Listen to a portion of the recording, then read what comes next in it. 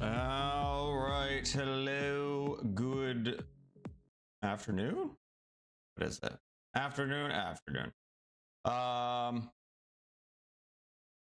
am I here?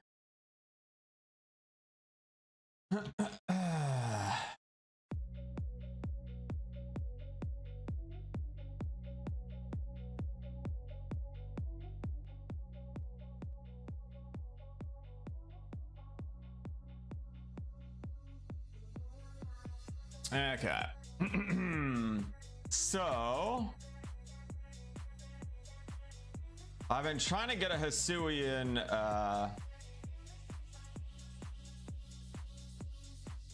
Samurott. They're kind of like, they seem to be pretty much restricted to was it Arceus, Arceus, Acreus, whatever the hell that game is called. What's it called? I don't know if it's R first or C first.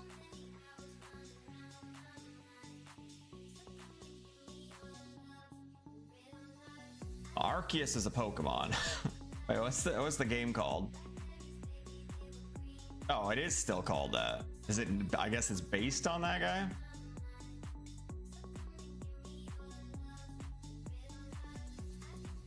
Yeah, Pokemon Legends Arceus.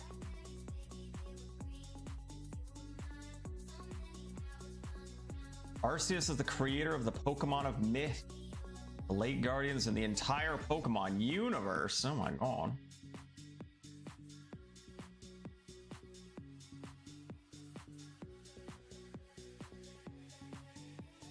Not Arceus, it's Arceus, I think. But yeah, it seems it's pretty much restricted to that. To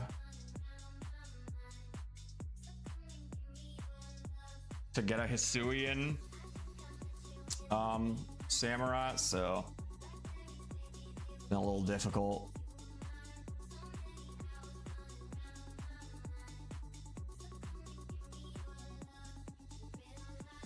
And then all the stuff people want for trades is like floettes and shit as usual.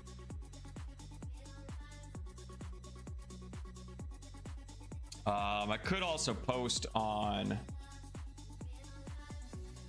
the Reddit.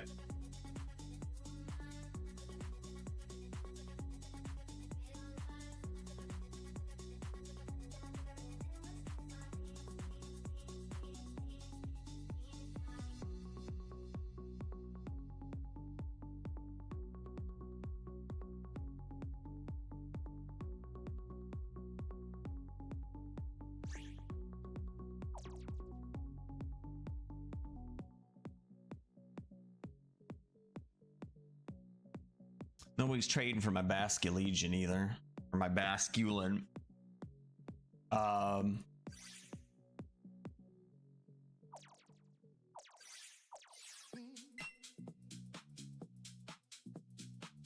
Old Dango, if I bought the DLC for ZA, I could get one, I think.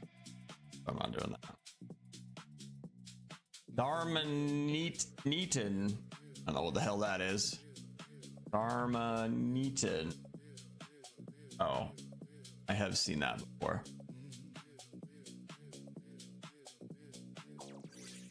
A French one.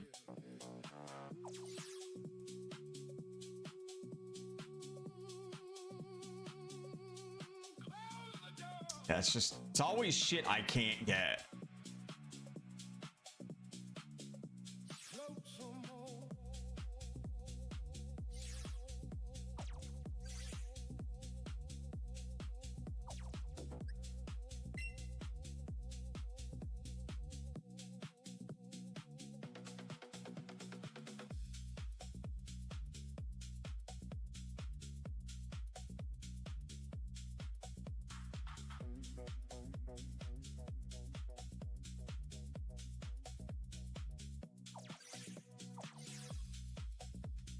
I assume most of these are either ridiculous trades or impossible trades. That seems to be what this dog shit app is flooded with. Because the shitty ass developers refuse to police it. Because they don't need to. Because fucking fanboys don't give a shit.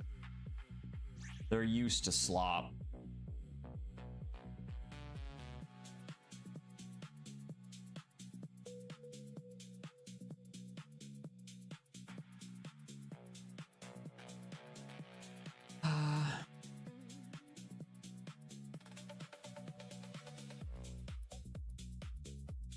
Wait, where do we see that Darmatan shit? Who is that for? Because I think that's exclusive to Sword.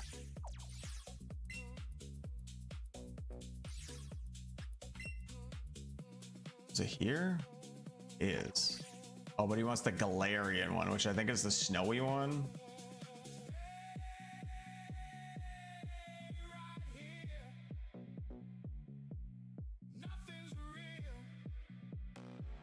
Oh wait.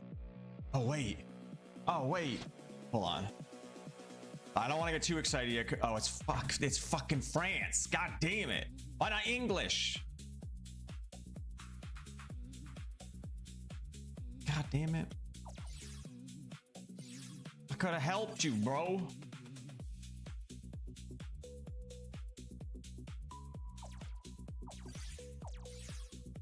Yeah, I want a specific language. That's not even in your own native language. Like, I want English ones, but there's Japanese but wants a French one. God damn, I probably have one sitting around too. Let me look. I'm almost 100% sure I have one sitting around.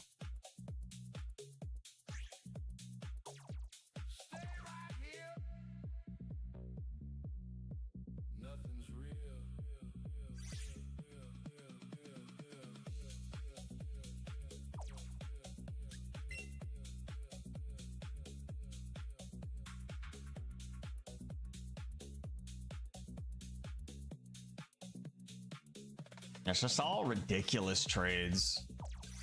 Even for shinies, like I'm not giving you a Floette.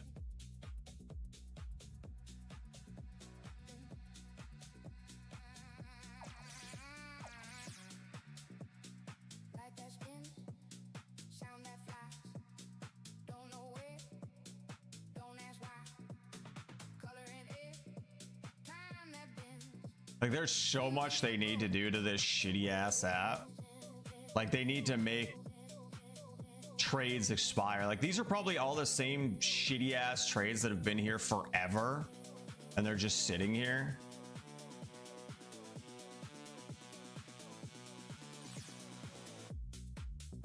But Nintendo's a dog shit company, so unfortunately that'll never change.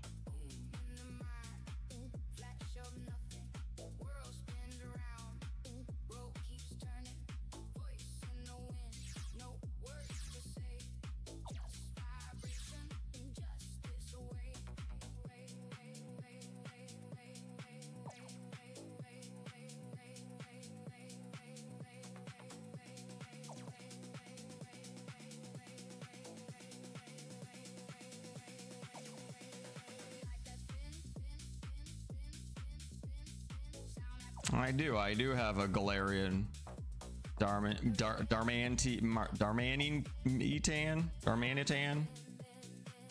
That one's sitting right there that this fucker could have had. No, you want your French one. What an idiot.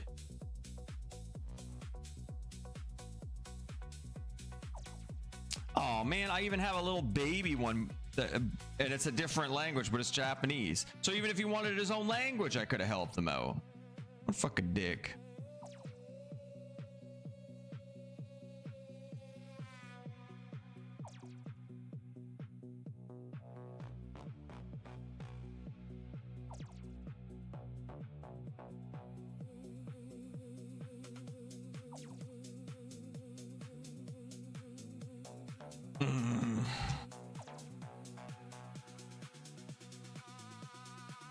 It's pretty fucked that your first person platform is so fucking ass that people have to go everywhere else to do their trades and shit. Kind of fucked up. Goblin Boy, hello.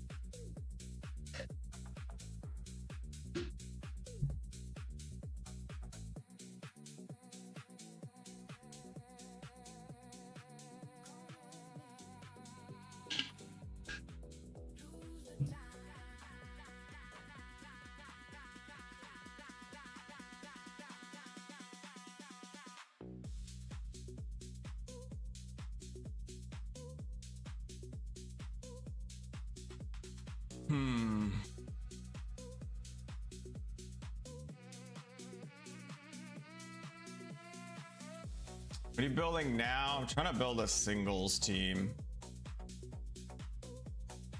but I need a Hisuian Samurott.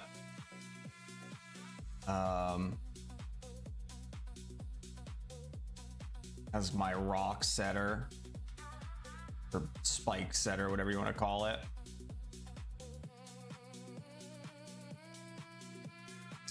It's a pain in the ass to get. They just want to have singles for an eternity. I mean, I don't want to play it, but it does give me the rewards at the end of the season, so I'm gonna at least play it until Master Ball.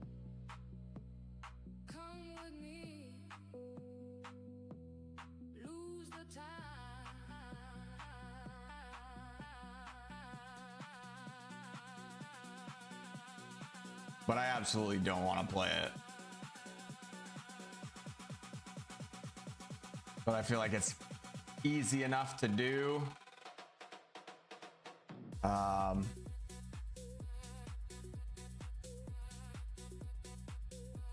It's easy enough to do that I might as well for the rewards.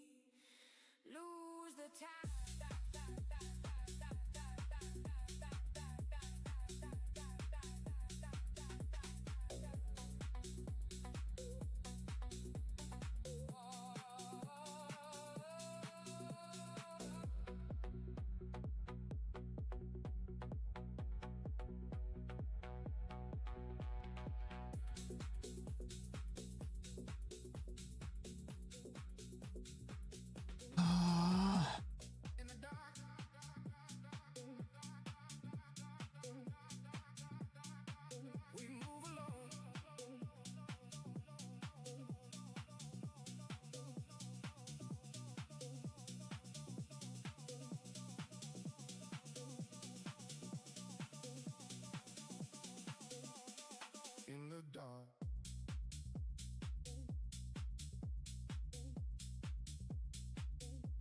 we move along.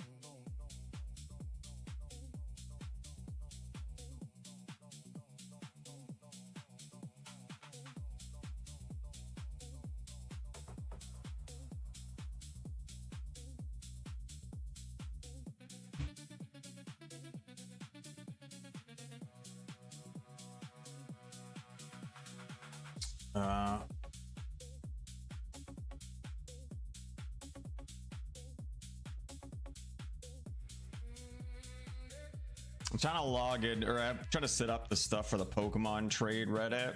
I gotta set my like flair, and I gotta get my in-game name and shit.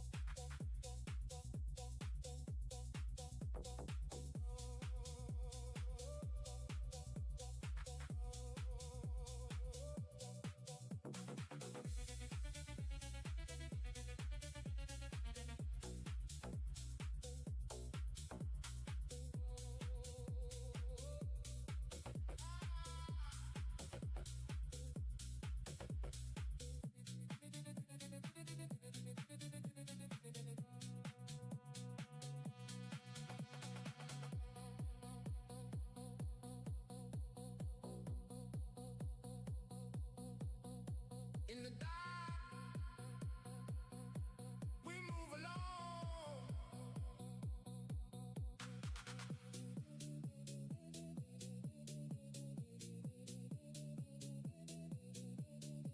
In the dark,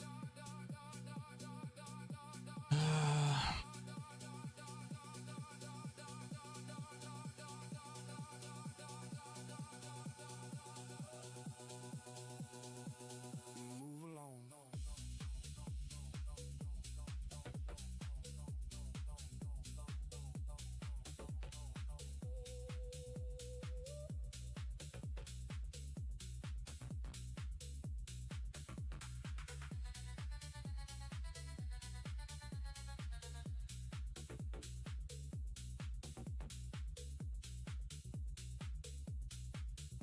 In the dark.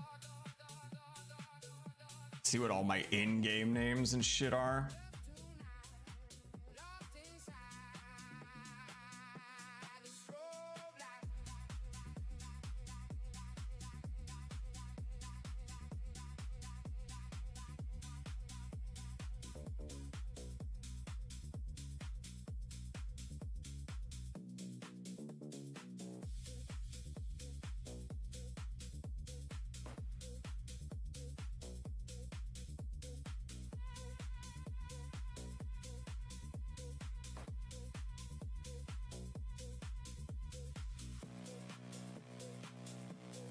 Where's my name? Drift away, no need to think. Float along, let your mind sing. Time is gone, just move and sway. Caught up in this.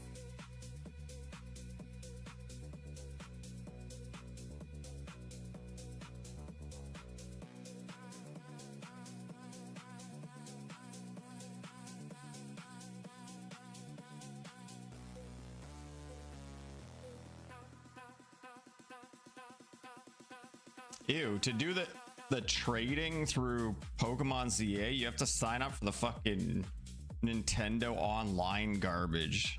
You can fucking suck my nuts.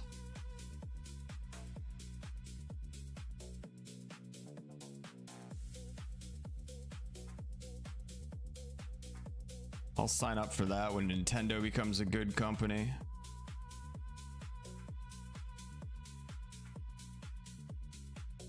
How the fuck do I even see my in-game name?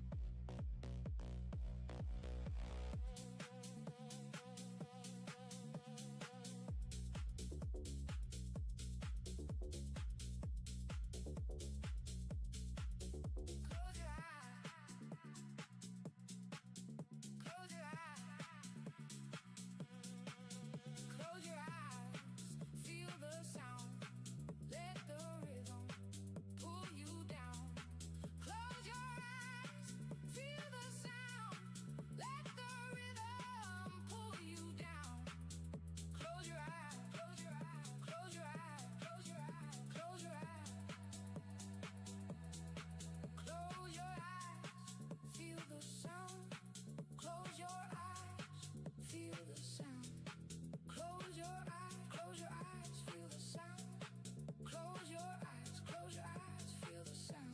Open a menu. The ZR button. What the fuck? That's this button? That doesn't do shit.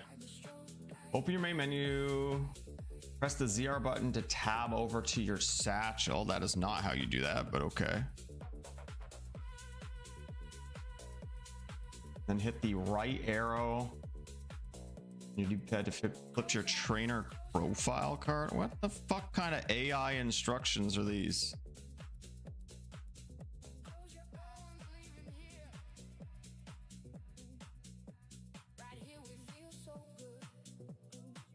None of that is even remotely accurate.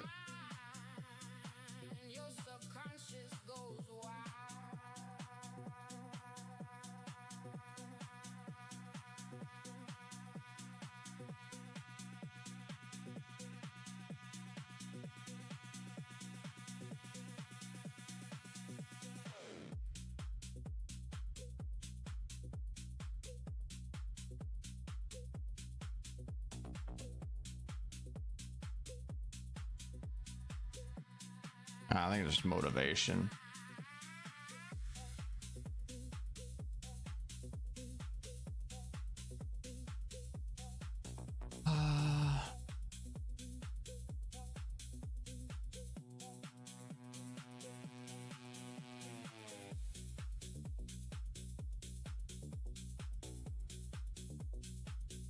Feel the groove, tune in, let it go, just relax.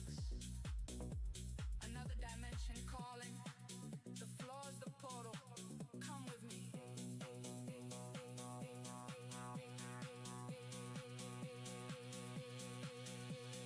No one's leaving here, the beat takes full control.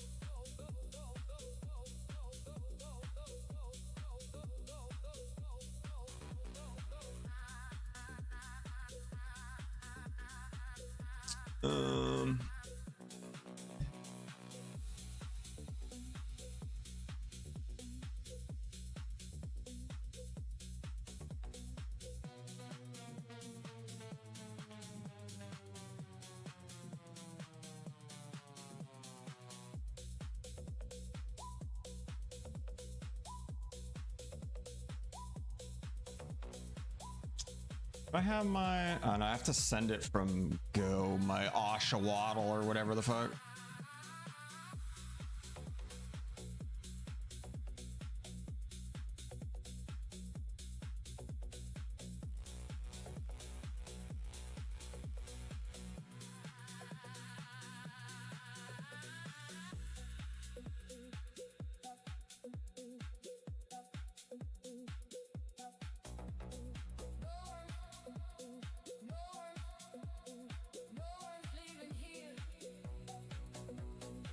Oh my god, I became lucky friends with my mom.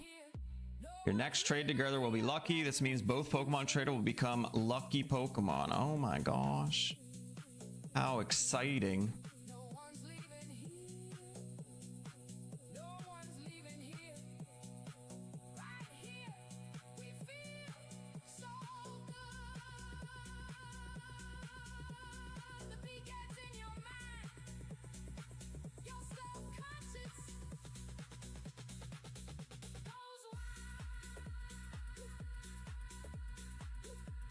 Imagine the this thing's gonna be pretty low level in here though.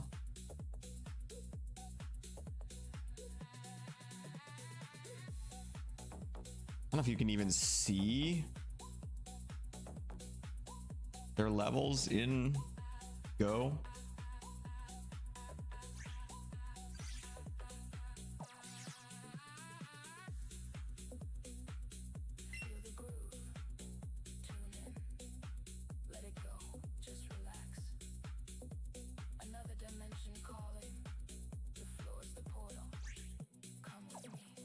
Maybe I'll get one right here. We're gonna just get a Hisuian Samurott right here, and then I don't need to worry about trading. Wait, is that a shiny? Is that a shiny? What's his name? Absol? Oh, this is just a normal. Why does it look so blue? Is it supposed to be that blue? I thought it was black.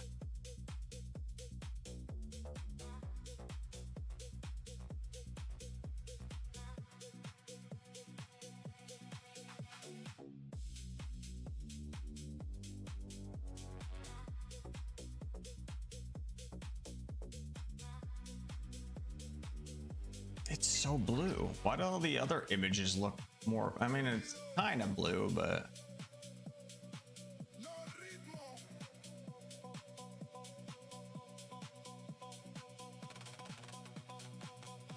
where's my Oshawott?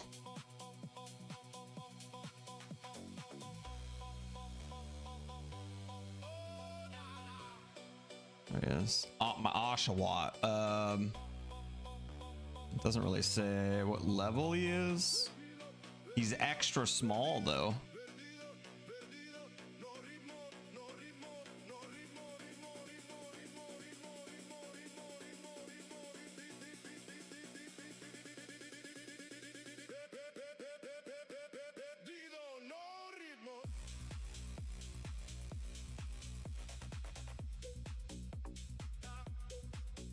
Yeah, this shit's great if you have all the games. It just ends up being a huge pain in the ass if you don't, though.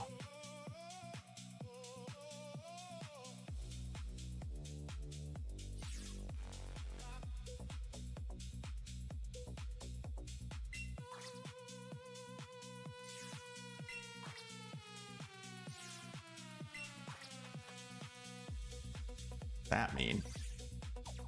I don't know. What's that mean?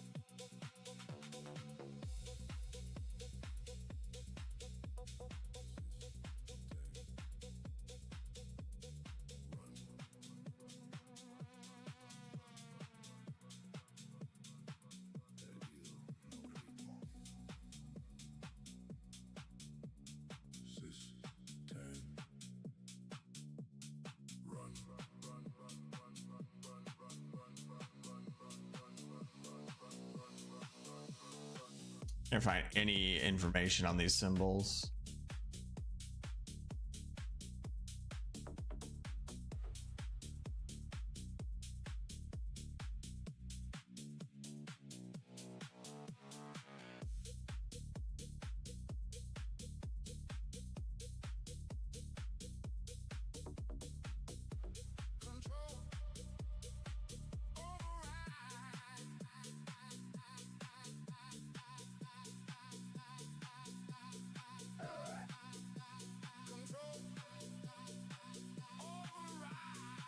A good company would you let you click that and see what the fuck that meant and not just have the symbol there. Why am I clicking the button to then just see the same button again? What does that do for me?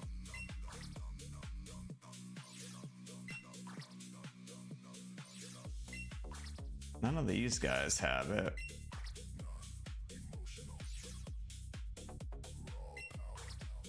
That symbol's kind of like it.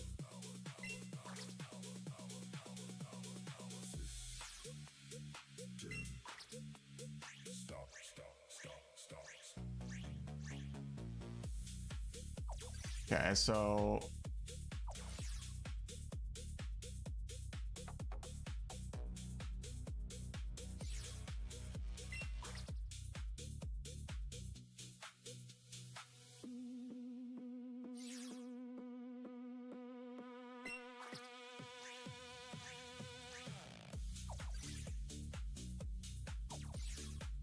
I don't know if that's supposed to be like their origin mark, but like not everybody has it. Like, he doesn't have his sword one.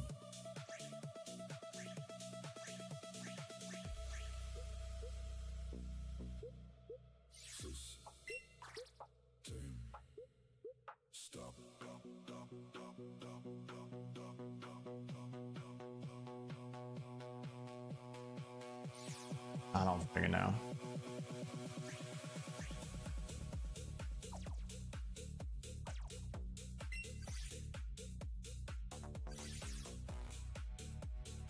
The only trade anybody wants for that? Okay, it's going back in the wonder box.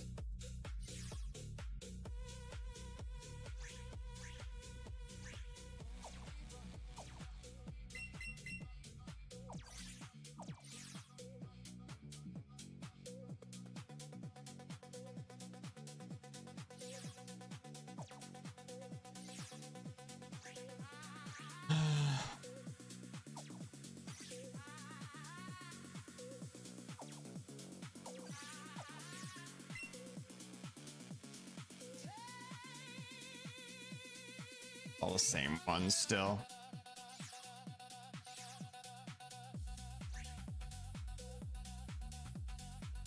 Ay, ay, ay.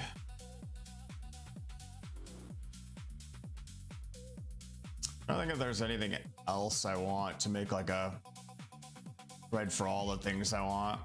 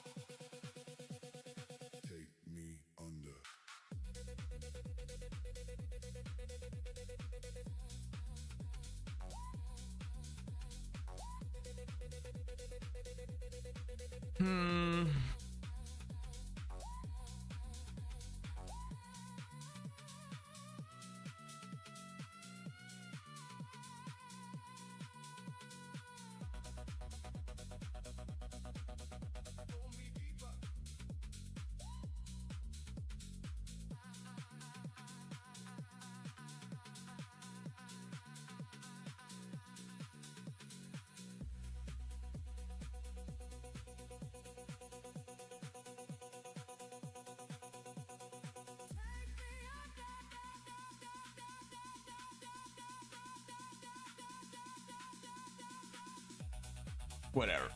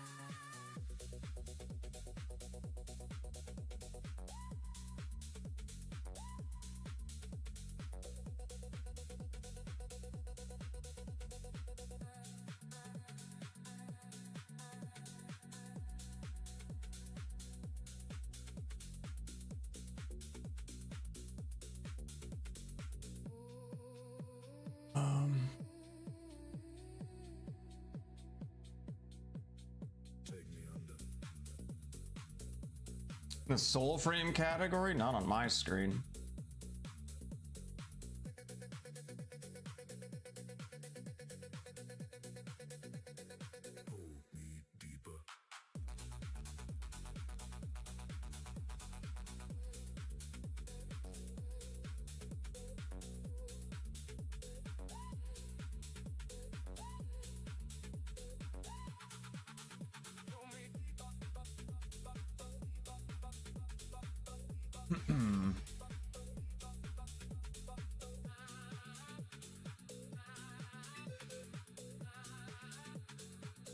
The Pokemon Champions this category. Yeah, that's what I see too.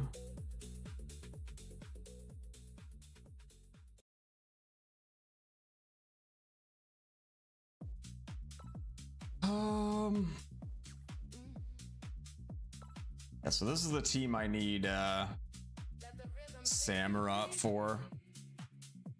beneath the surface.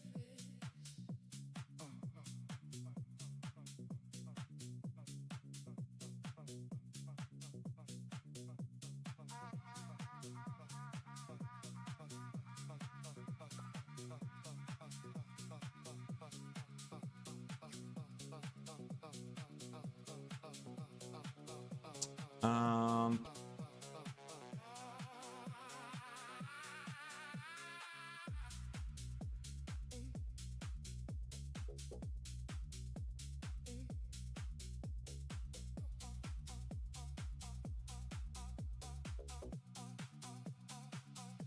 Close your eyes and breathe it in. There is nothing. I don't want to do a sand team again, but I don't think they're that great. In the weather category, I don't think they're that great.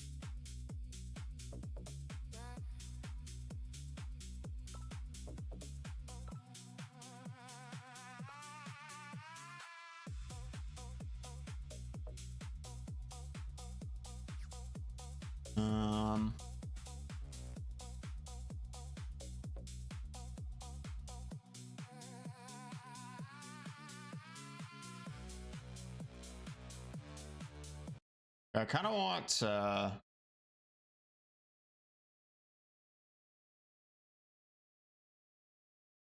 want a different team to play as well. Because like the Charizard teams are really good, and I do like this team. I love having Farig on there. But it's like just everybody plays that. I don't want something different to play as well, and I don't really want to play Rain. I guess there's a tournament going on right now too. Kind of tournament.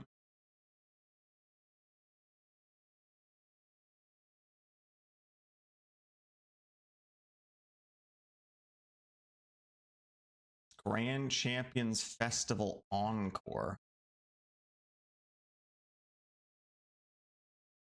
A large screen foldable. Additionally, You will I'm unable to accomplish play on that two goal, Android but even devices. still, it shows the difference. I played on my phone, then later tried on my tablet. When I go on my tablet phone again, it won't let me play. That's actually real.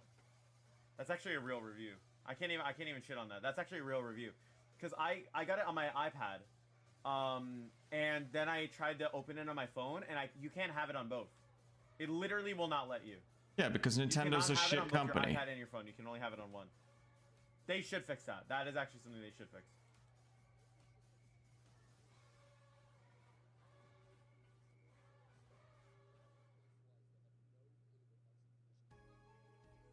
Because Nintendo's a dog shit company.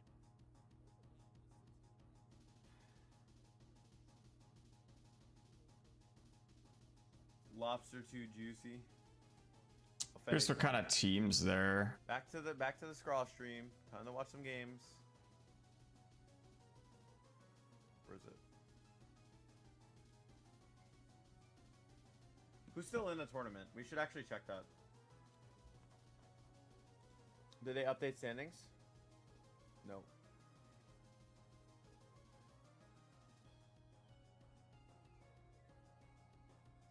He's 12-2 right now. Surely he's still in, right?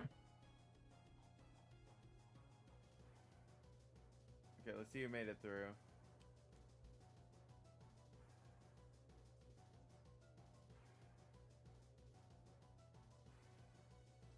Guy's name is Whimsicott.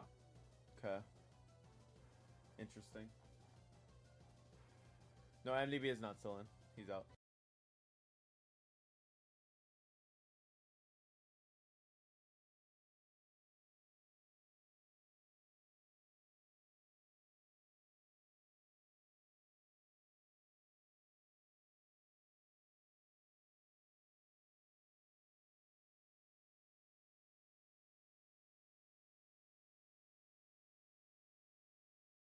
Oh, so he's playing the all your eggs in one basket team. He's already lost to Sinestia too. Oh, they're both playing the all your eggs in one basket team.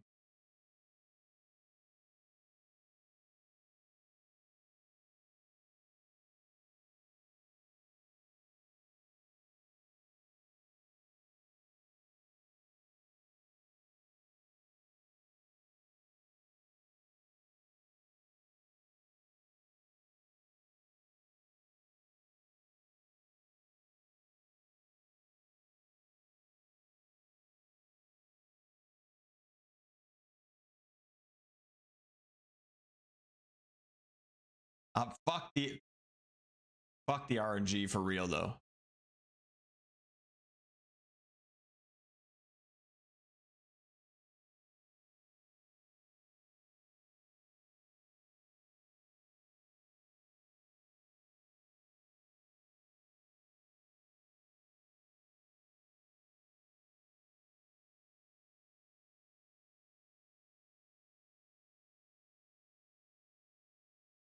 Yeah, I mean, I do agree it doesn't have all that shit, but it's not supposed to.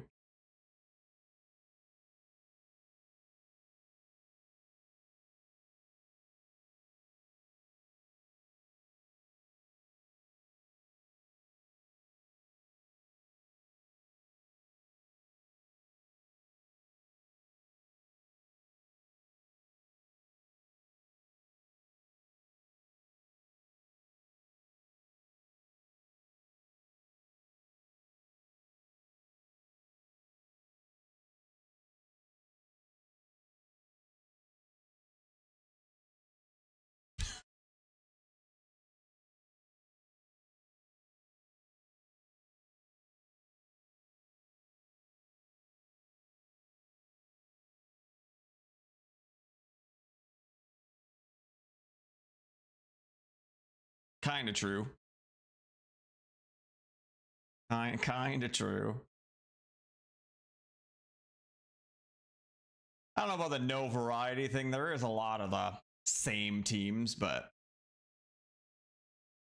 I think the no variety whatsoever is a little exaggerated.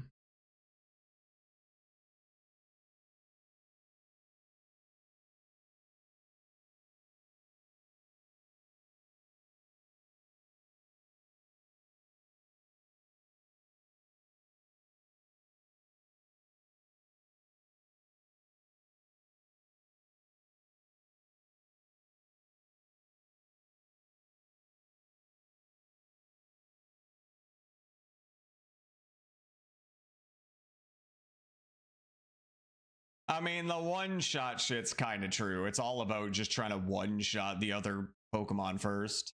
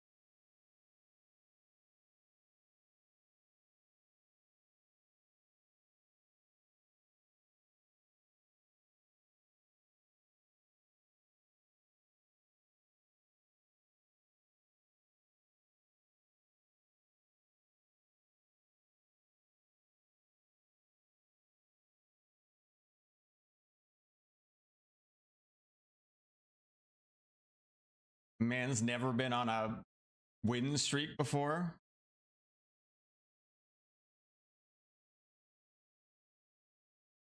Never been on a win streak in beginner tier.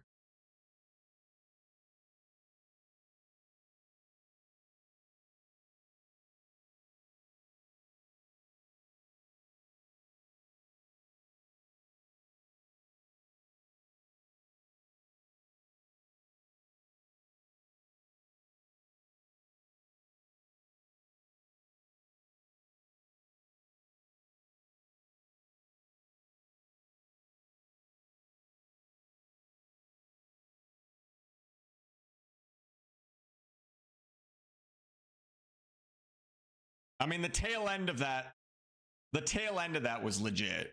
One arena, barely any music. Like, it kind of true.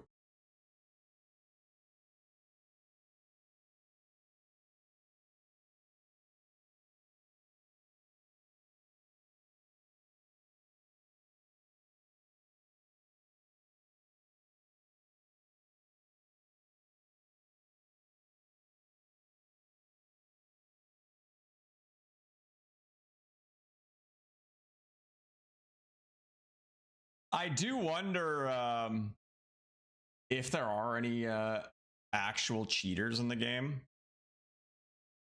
Like, obviously you'd cheat in a different way, I guess, in this, but I do wonder if there's actually cheating.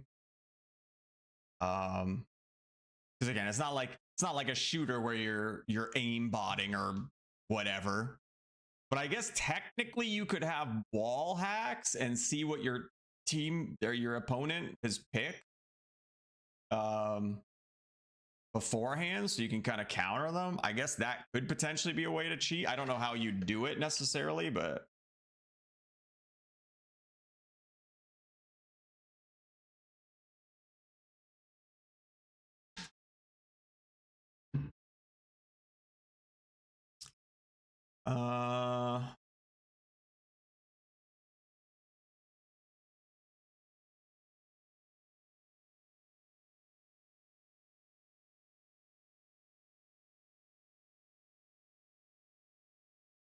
oh, is this guy?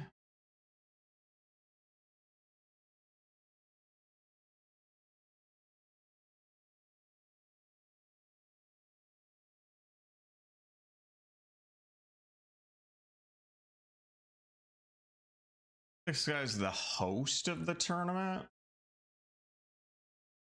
I think so. Trying to find like other ideas for teams here too.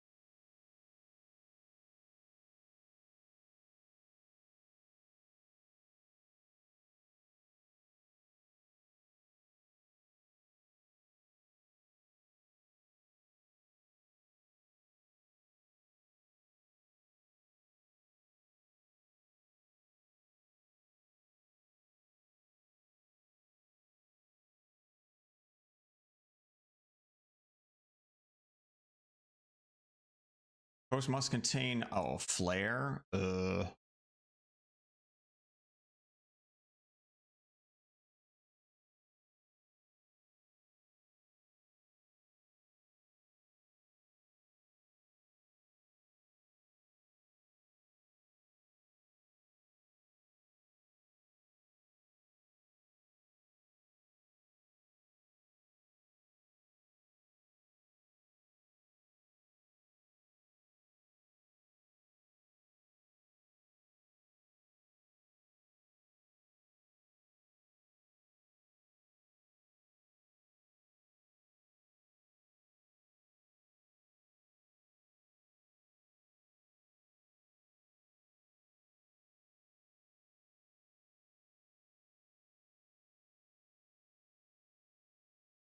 All right, I posted something in the trades Reddit, so we'll see if we get something there.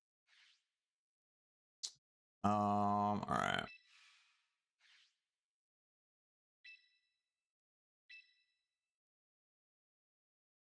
Yeah, I don't know if I want to run that singles team until we get that, just to make sure we have everything for it.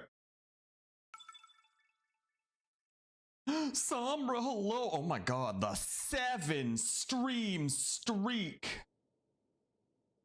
There's so many S's. Sombra's 7 stream streak. Yes, this guy's going hard trick room. I would very much imagine. So what am I doing to answer that? Am I earthquaking?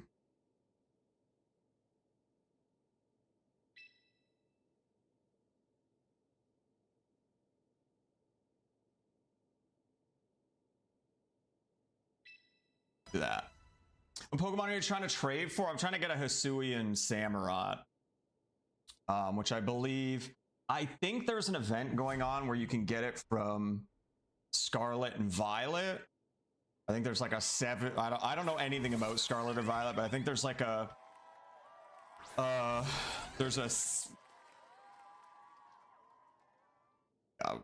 sec. I have to focus all my brain power here for a sec. There's like a just bring in Charizard.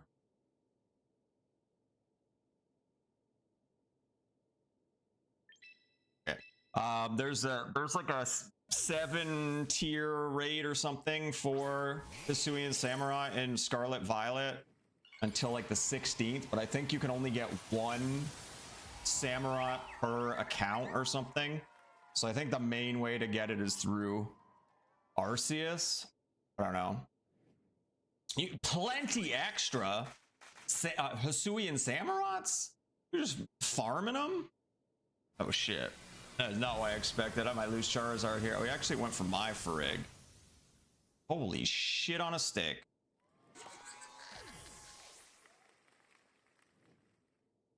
Okay, so he just helping handed there. I think we gotta bring in Incineroar for the fake out here. Caught a lot of them in Arceus. Oh my god.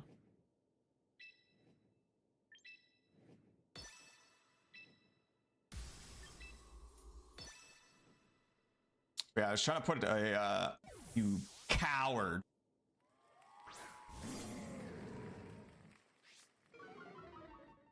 You absolute coward. Trying to put together a singles team, and that's kind of the last thing I need. As like the spike setter. God, I friggin' faked out against a Farig like an idiot. Oh god. That wasn't too bad. That's bad. It wasn't bad, and then it was bad.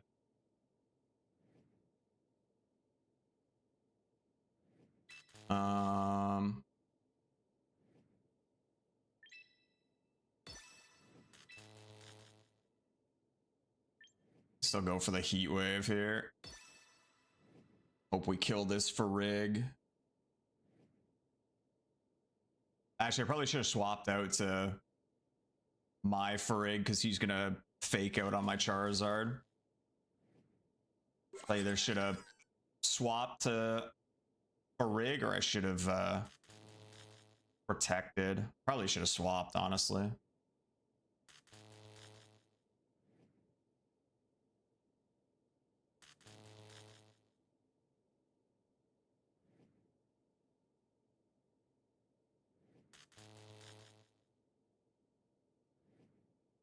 Hello, Jimmy?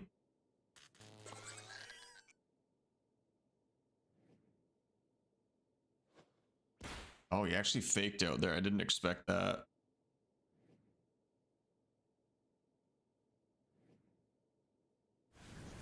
Well, he kind of fucked up too.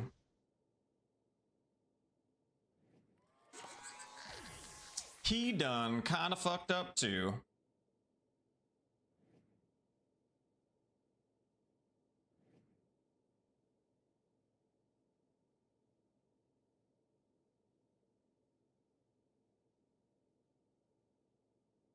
We still have to worry about that Floette.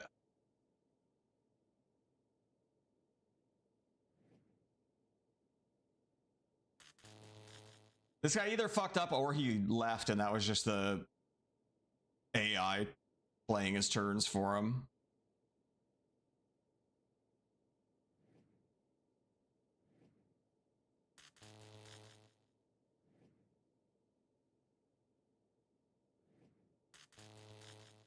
I don't know why he would have quit though.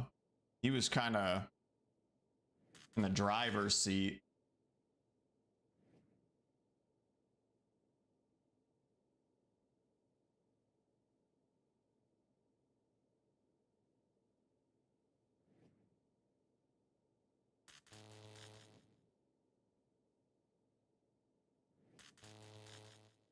Yeah, if you've got a Hisuian Samurott that you're willing to part with, let me know what you want and we can trade.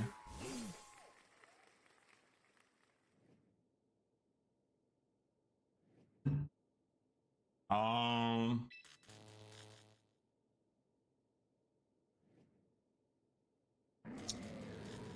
didn't have trick room at all.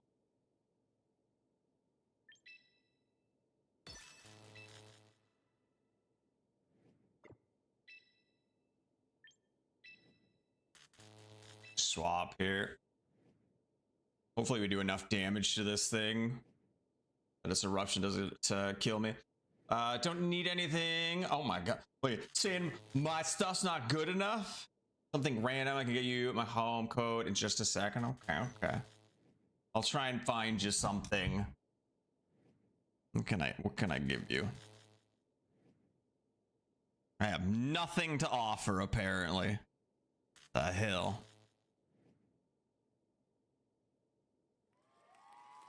I don't know why this guy DC'd. Like he was messing me up. Saying I'm a Pokemon hoarder. That's fair, that's fair.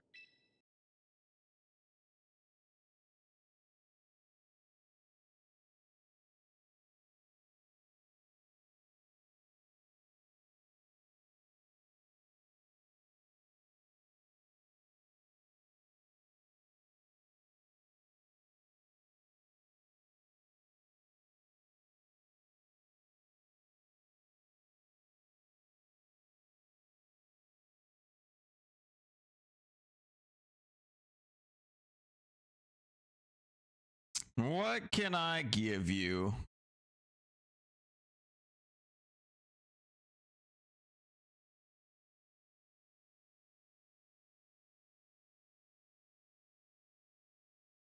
The hell is that thing? Oh.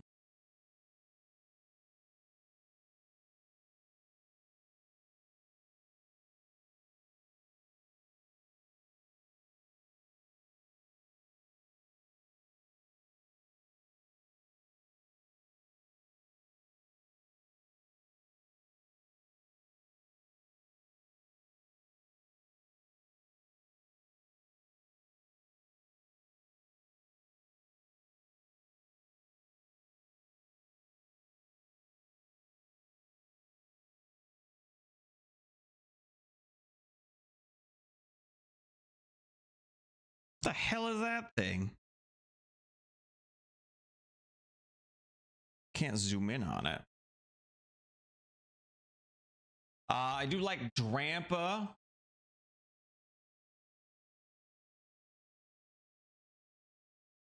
You're into the old dragons, eh? The geriatric dragons.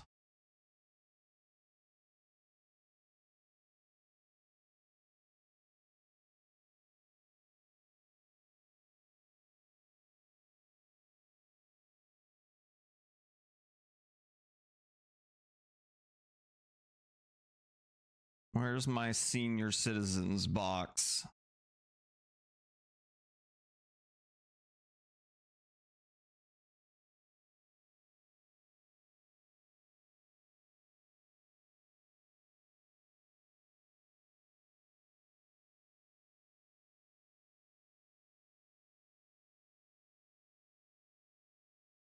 The hell is he? I swear I had one.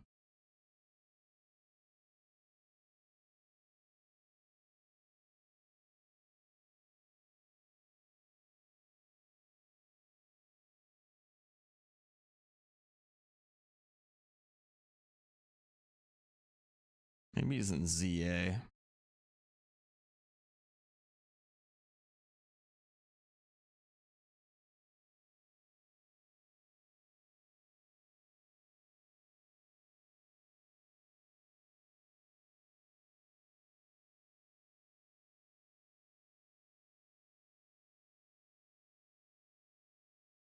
Where's my grandpa dragon? Better an old dragon than a bad one? Depends on what you're into, I guess. Some people like bad dragons. Not me. Not me. I'm not speaking personally here, but I don't yuck anybody's yum, you know?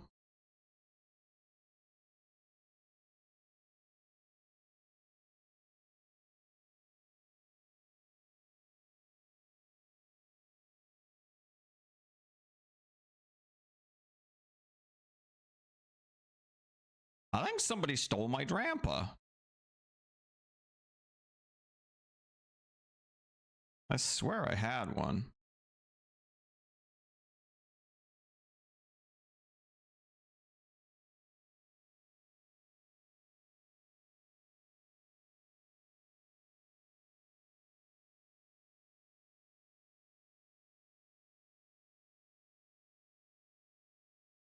What the f?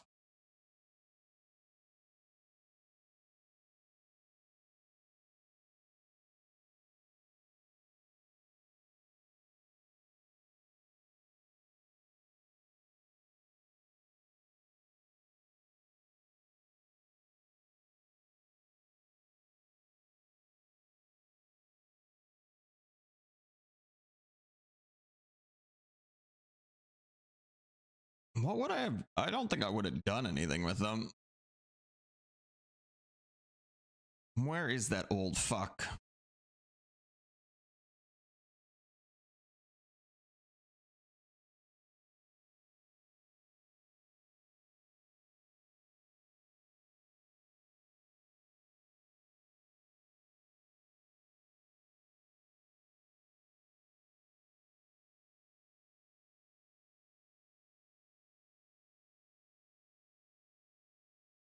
I think somebody actually stole my grandpa. Drampa. What is that thing?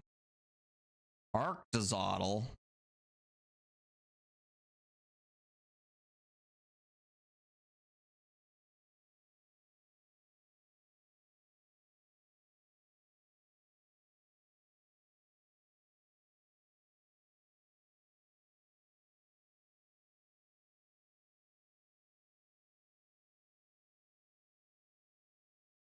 Hmm.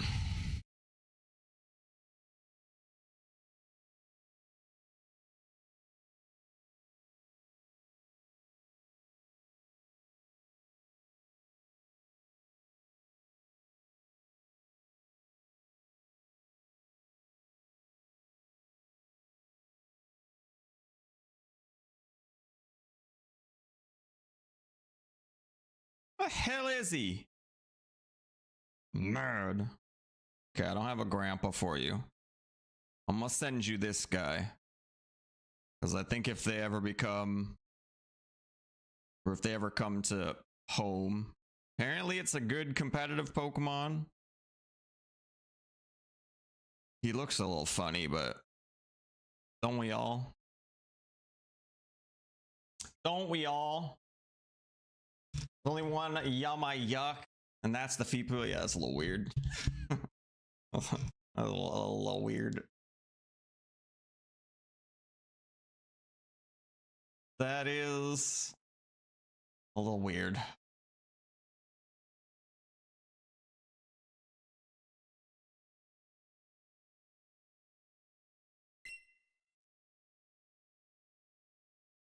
Okay, how do I do this?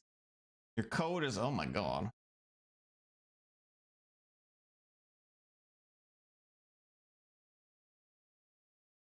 Is that a room thing or is that a friend thing? Click on friends. Friends. Friends. Add. Enter friend code. Boom. Done.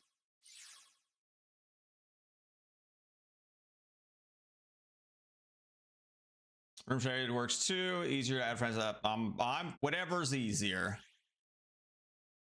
I am fine with easier. You want one of these things? I kept it because what is it? The evolved form is a thing. That's obviously Arceus as well. Arceus.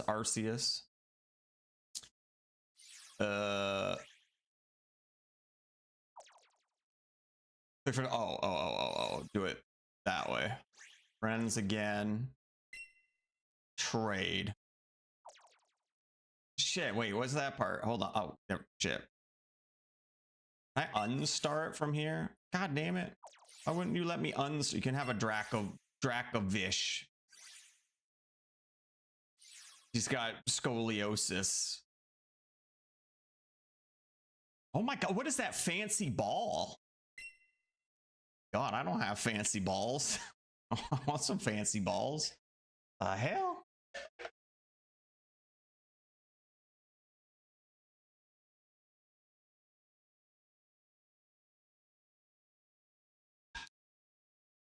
That is a sound what? Wanting fancy balls? Wouldn't you?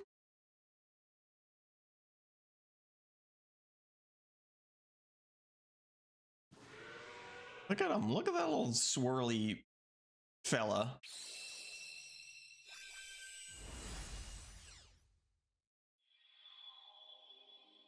Dude, that ball is sick. It's got wings. Can you imagine if your balls had wings? Look at that shit. My god. I have nothing. I'm mature to add to this conversation. This is the story of my life. Thank you. Thank you. Where'd he go? There he is. Look at, what is that? Oh my god, it's an alpha too? Alpha with fancy balls? God. Wait, and he's sassy? My god, I love a sassy Samurott. Sassy, fancy balls, just all the things. Oh, I got a challenge for that too? Register an alpha. Oh my god, look at that. I don't know what that is. Is that a sticker? What do I do with this? God, that's an Ursa Luna. No. Is that just a Ursa? I don't know what the unevolved form is. Ursa ring? How creative. Because it's got a ring on its belly. A creative name. All right, we gotta send this boy over. So I just want you to know now that you are fully responsible for all raging out I do in singles format since you finished my team for me. So if I crash out and rage quit the game, you're fully responsible. Just so you're aware. Not the first time I've made singles rage. Fair. Hold on, I gotta go close that thread now. How do I close it? Delete. Delete.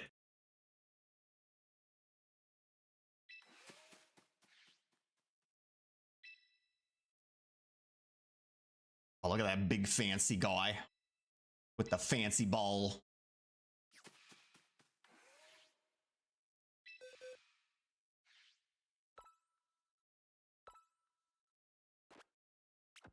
You sent me an illegal one?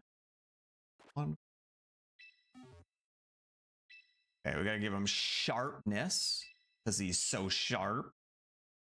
I forget what else I need here. Did I save it? This it? This is it. Wait, is that it? Yeah.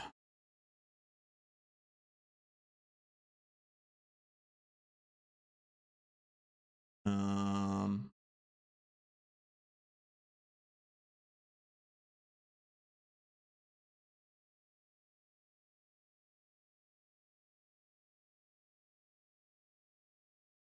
Hmm.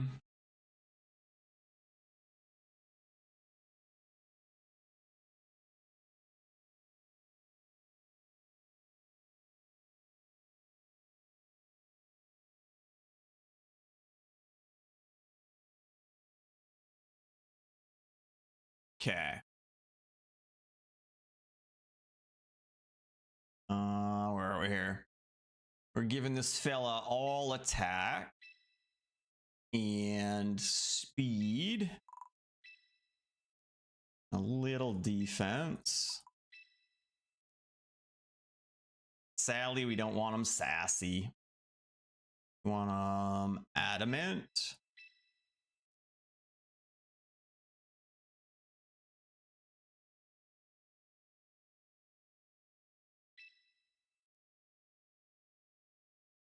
Ceaseless. Where are you? Ceaseless edge.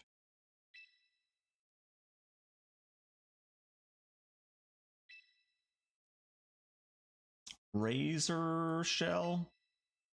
50% chance of lowering the defense by 1. Oh shit. That's a pretty good chance.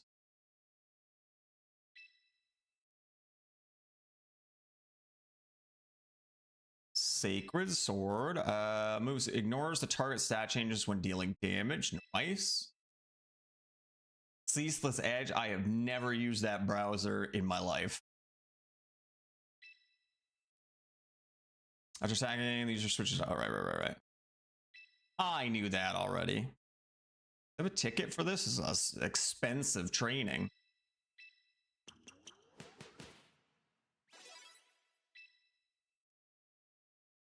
And then I'm giving him a choice scarf. All right, that's our singles team.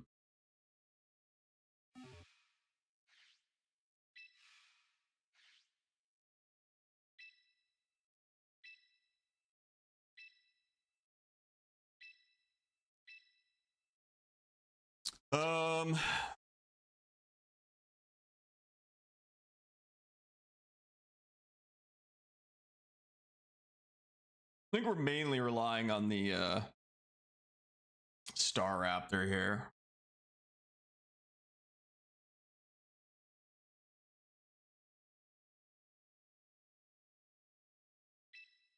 I gotta look at all my stuff again.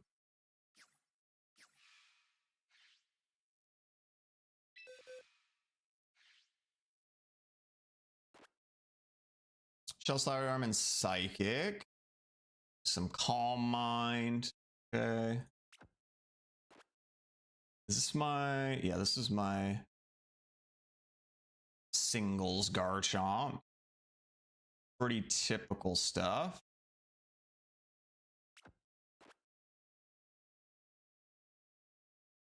Similar to how I was using Rotom Wash in singles.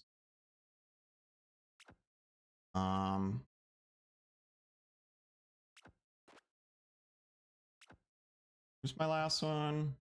All right, Staraptor.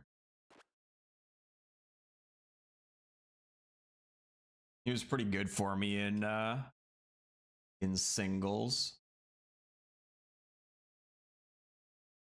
Okay.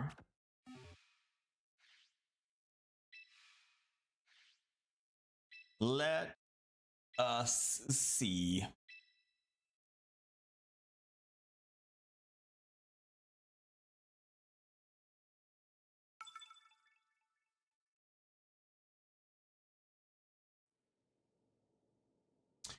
Okay, so we got a Skarmory over there. That's going to be a little annoying. We probably want our boy Rotom for that.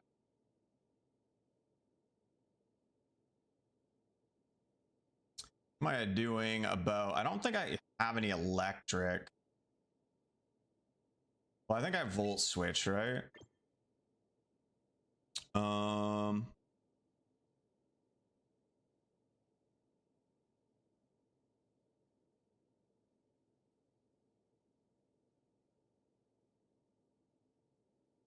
I might actually lead Samurott here.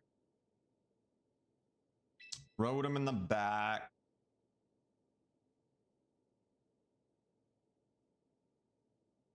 Probably Staraptor.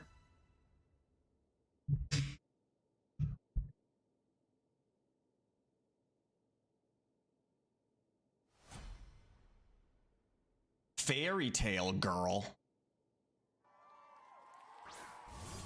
It goes with Orthworm. I forget his shit. It's something like he reflects things back or whatever. Might actually just flip turn off him here. Maybe bring out our Rotom.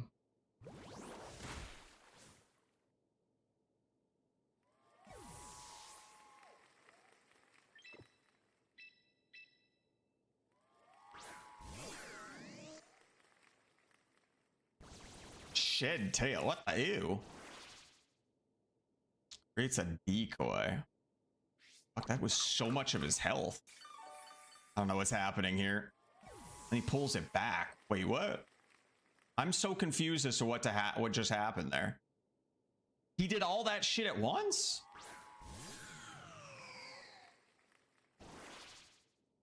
I don't know what's happening. I don't know what is happening. No, not the Shadow Ball.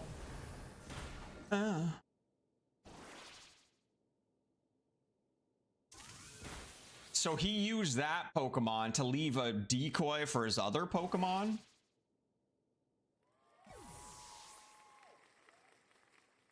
Is what I think happened.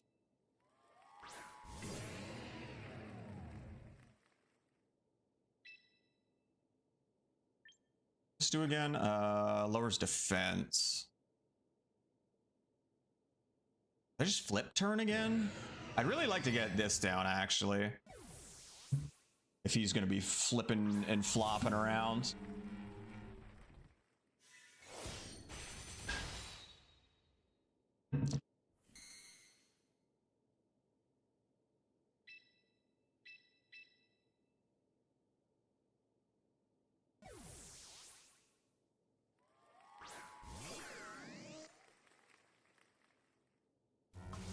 He's gonna Stealth Rock, okay.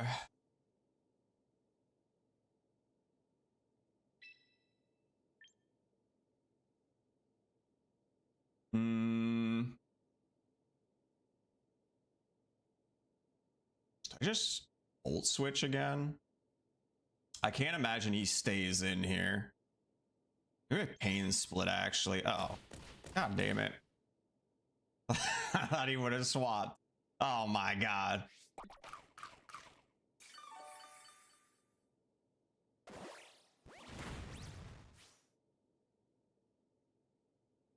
did you keep him in against me? You weirdo. Oh, we missed, of course. Should have just overheated. Okay, he's keeping him in, so fuck it. Watch, he's now gonna switch. Okay. Never mind, he stayed in.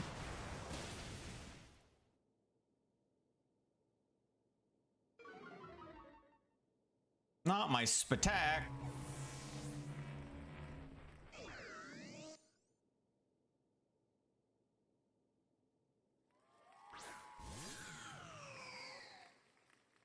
Yeah, dig those spikes in.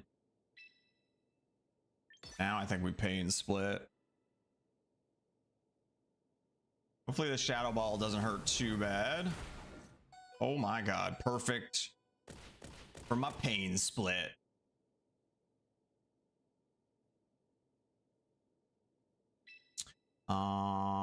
Did I just pain split again? I don't know if he kills me. I forget what I was at last time. Just volt switch. Oh, you tanky little boy.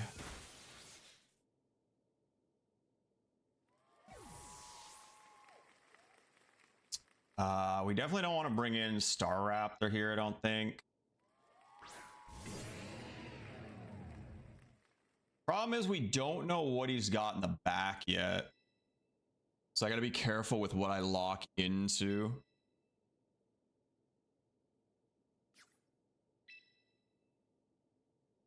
I just flip turn? I think I just flip turn.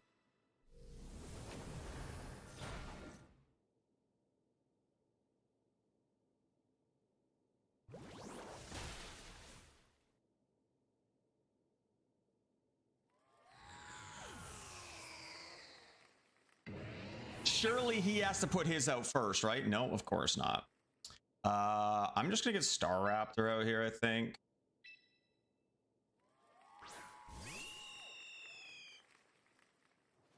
My god, there was so many damages.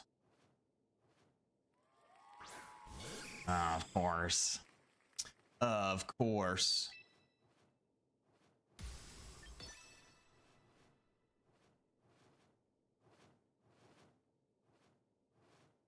We just go for the close combat and start building up our defenses here.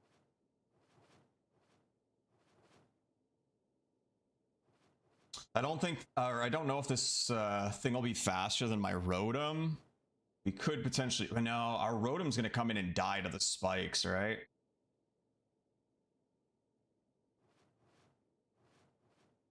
We have to just pretend our Rotom doesn't exist. So I don't know if his thing didn't get affected by the spikes because he's steel and my spikes were steel. I don't think it has anything to do with flying because I'm flying. I still got hit by the stones, but maybe they're different. Oh god. Oh Jesus. Okay. Fair enough. He's faster than me and did just way more damage. I guess I have to bring him in. We might be in trouble here. I don't really know how I get through this guy. What's my hardest hitting here?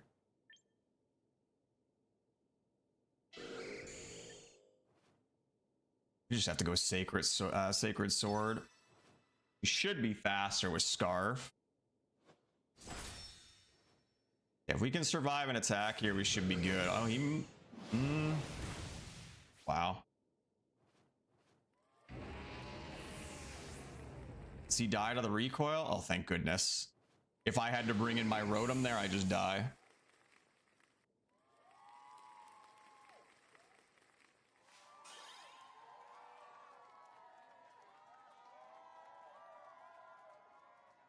God damn. That was closer than I'd have liked.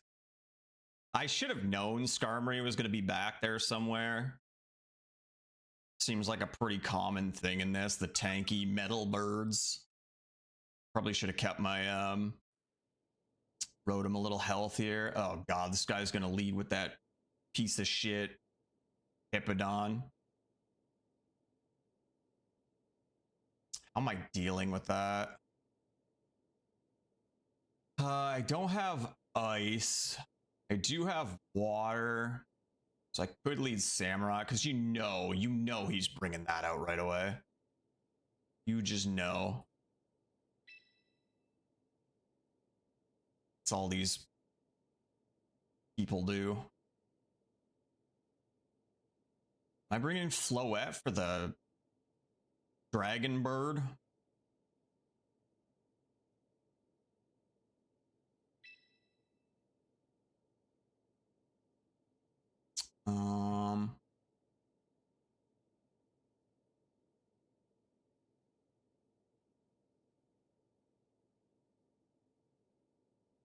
What else to bring here?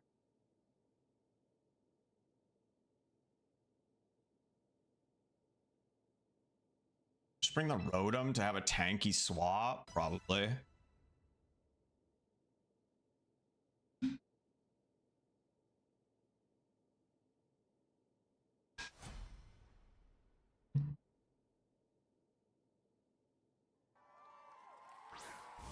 Two cannon, that is not what I expected.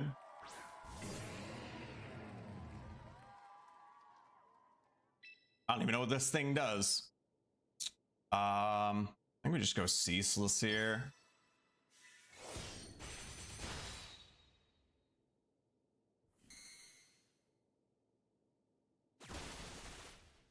Ow. My god, how many hits is he gonna get? Are you serious right now? God.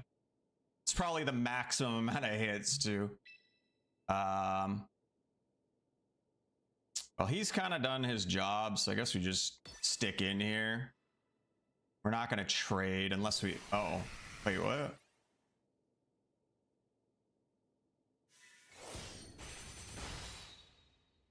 Oh, that did so much less damage that time.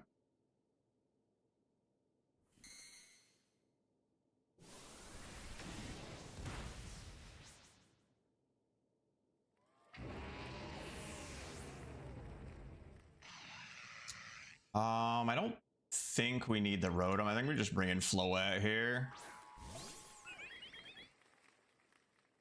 And we want something we can swap into for, I don't know if he's gonna stay in.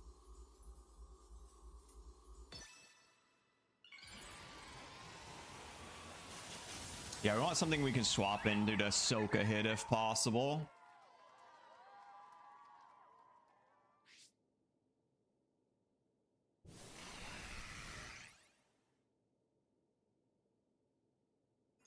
Surely this doesn't burn me because it's not a physical attack, right? I would have been pissed. I assume the fire thing was like, you hit him with a physical attack, you burn.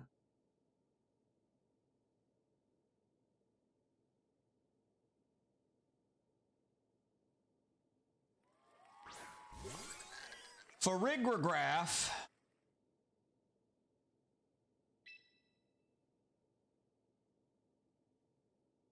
I really want... I don't know how you find time to calm mind and stuff. You gotta catch him on a swap, I guess.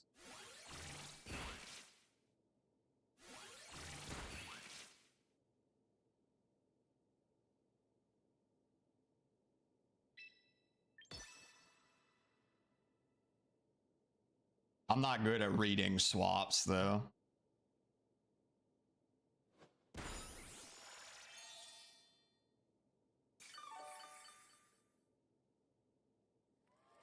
Send out something watery so I can Giga Drain it. Do it, you coward. That is not that. I'm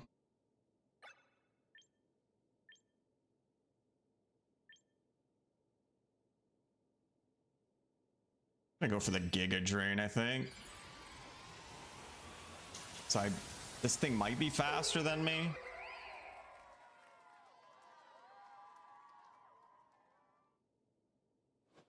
Fake out. That's rude.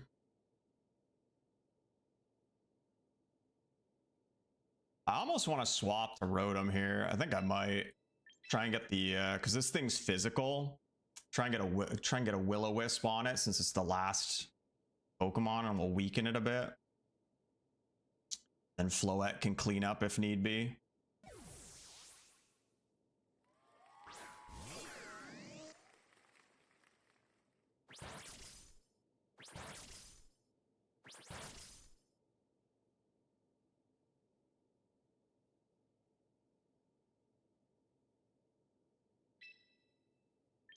It's better hit. Pissed.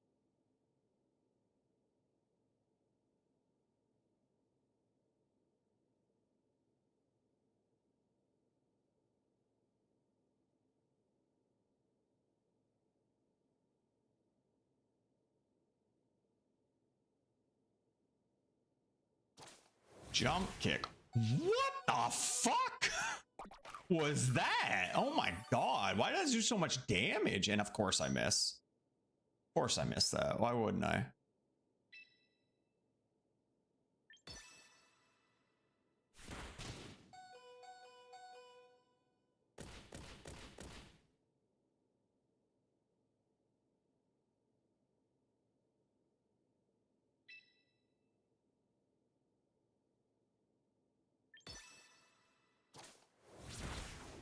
Dude, how does that shit do so much damage? It's insane. Yeah, of course I missed the will. That's super annoying.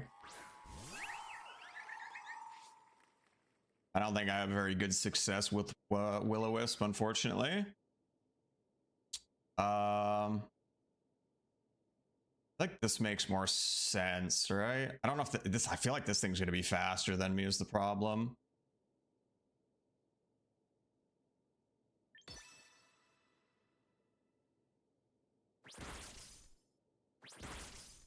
I should have gotten Draining Kiss, but this should just kill it. Dude, this guy's hit every triple axle so far. Must be nice. Hoping this just kills it.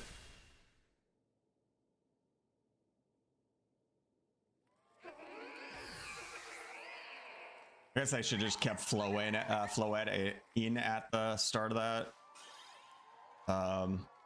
And not tried to get cute.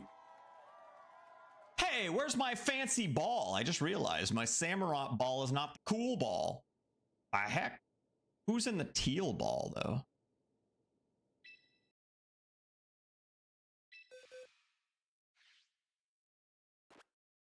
Oh, it's him.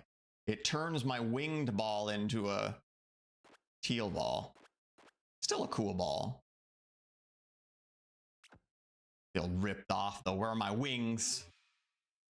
Nintendo couldn't, Game Freak couldn't design those in this game too.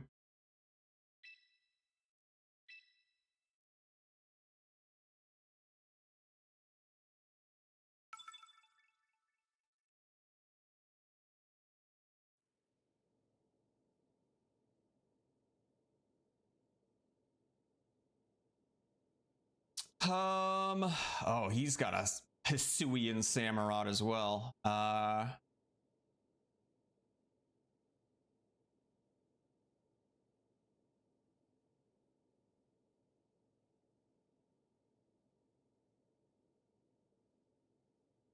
Is he leading Bug Boy here?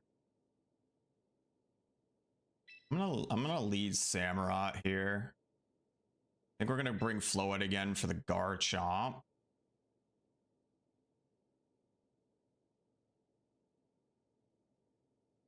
Honestly, probably just Totem again to miss our Will-O-Wisps.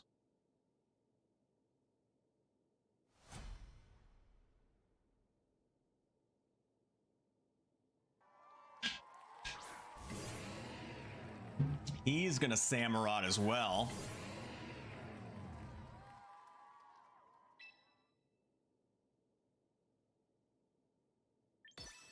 So he was faster. Does he go for the ceaseless? The not very effective ceaseless? Oh, he's actually going to withdraw. Okay. Oh, this might be perfect. I think this thing's weak to fighting. Not as weak as I was hoping, but...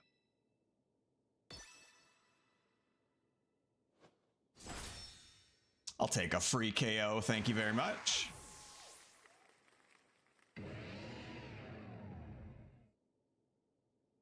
Send yours back out. Shit. I think I just stick to it. Oh my god.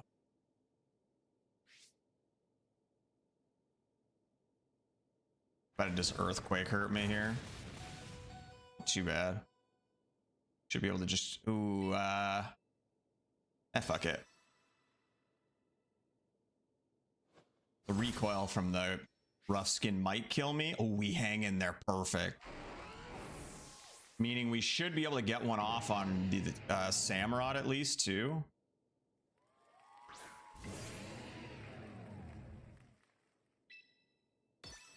Unless his is scarf too. Oh my god, Samurott! Just hard carries. Oh my god. Dude, just chopping him down. Fucking sacred Samurott over there. Holy moly.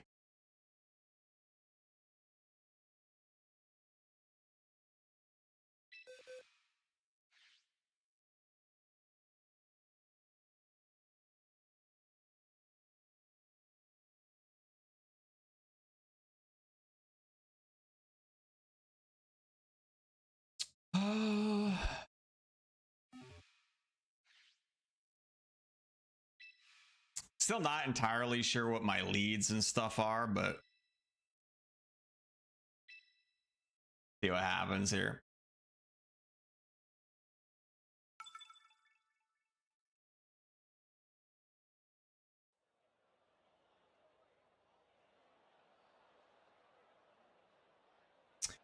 Okay, a whole bunch of shit in here.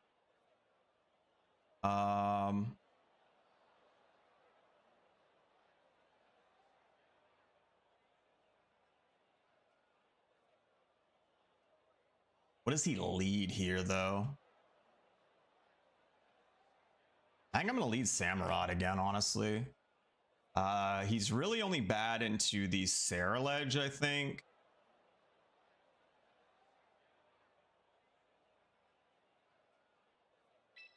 And then do I bring the Floette for the Archaludon or just go Star Raptor? How am I dealing with the Saraledge? Probably Garchomp.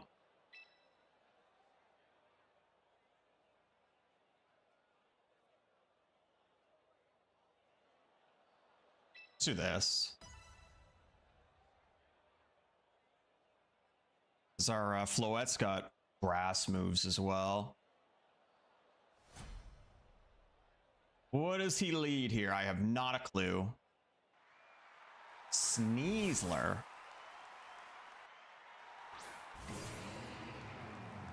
Sneasler. That's slightly unfortunate, I guess. I think we just flip turn here.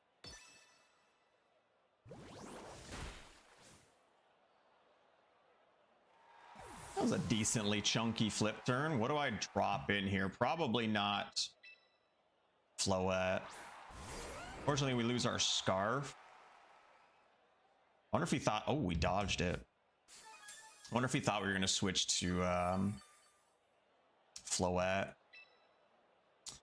I think I go Scale. Do I just Stealth Rocks?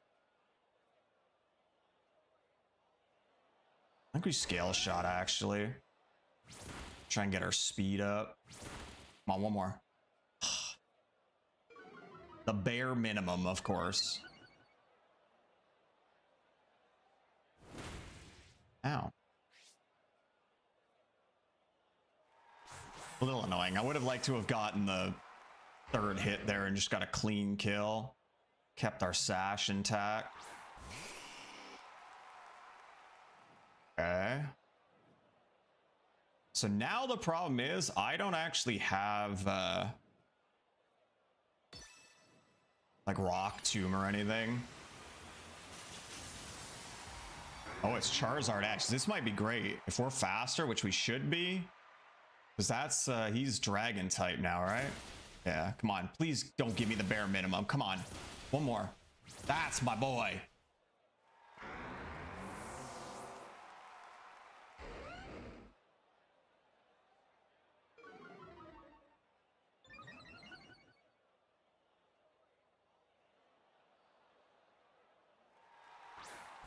The Arcaluda. Now this could be rough. I don't think we scale shot, because that's just going to keep pumping up his thingy. I think we earthquake here. Oh my god, sash.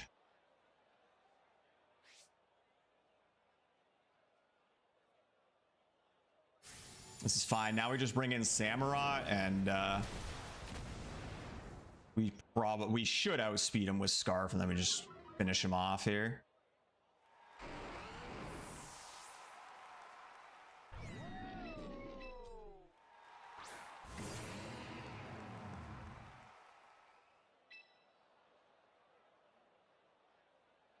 This oh, that's kind of sick against him, actually. Sacred Sword ignores all his defensive stuff.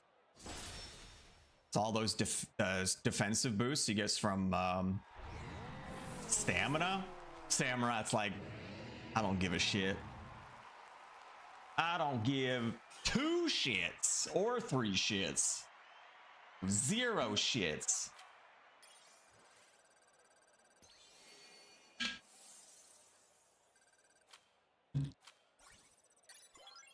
Okay. I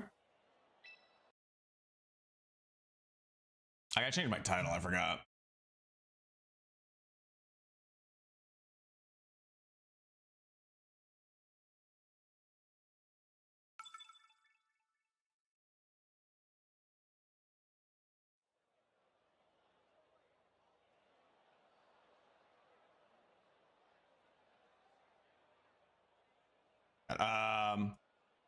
Rain team right out of the gate, eh? I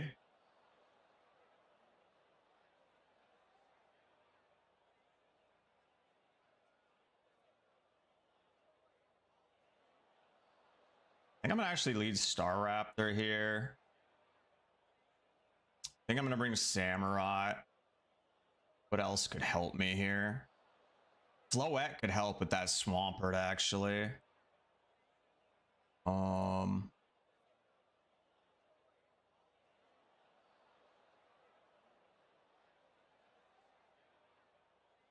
I Floette instead of Star Raptor? I think I might for their Star Raptor as well. And then Rotom, probably. Let's do that.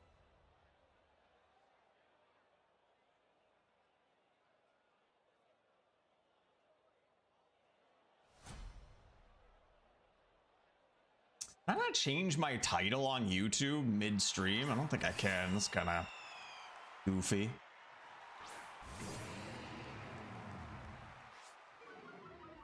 Not the Intimidate. That's rude. I think I have to flip turn here and bring out Floette.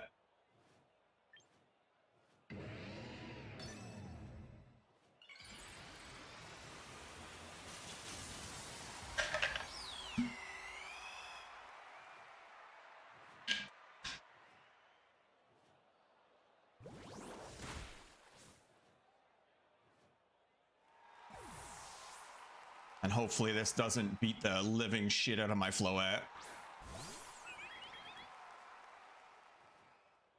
Problem is, I don't know. That didn't do too much.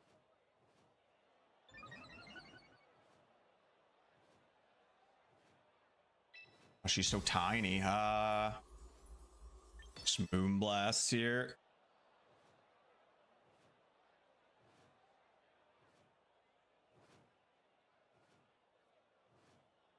Wanted to Draining Kiss to get some health back, but I don't know if we can afford to. We just need the damage. If this thing doesn't die, it's gonna actually pull it back. Okay.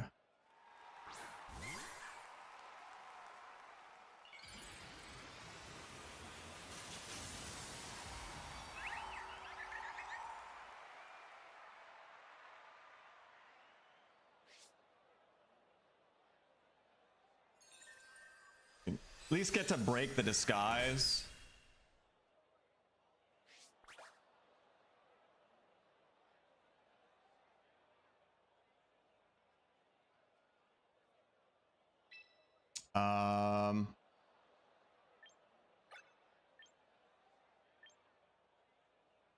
Half the damage shell, 3/4. I think we're Draining Kiss. Not too bad. Too bad at all.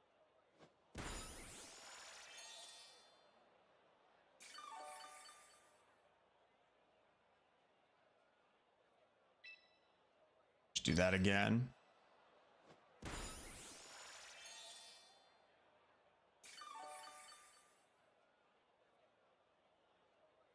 Shadow Claw. That hurt, but KOs himself.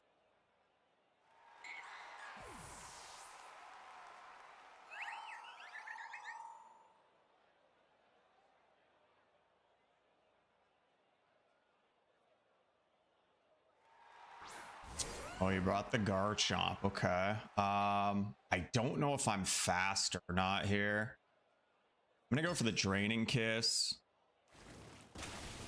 Okay, we survive. Maybe I should have gotten for the Moon Blast for the KO.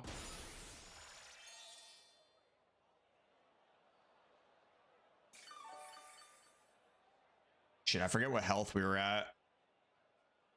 Not sure we survive another one.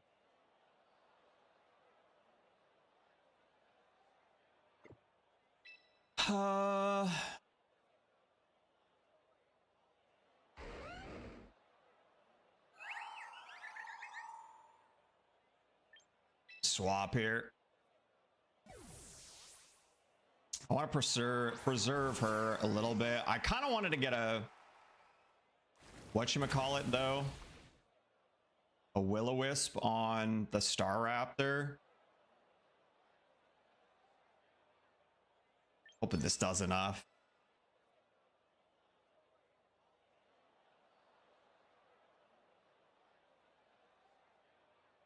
Yeah, now he might not be. I should have actually went Samurott here to get down spikes. And preserved our Rotom.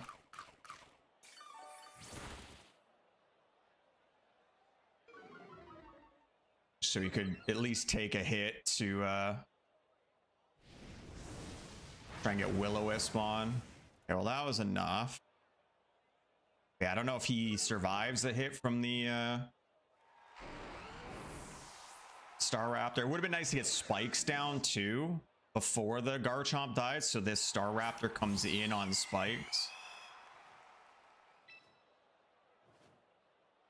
Just Volt Switch. So I think I'm gonna go second here. I really want to get a Will-O-Wisp on him though. Let's Volt Switch. God, never mind. We don't get anything. I didn't think that was going to hit that hard.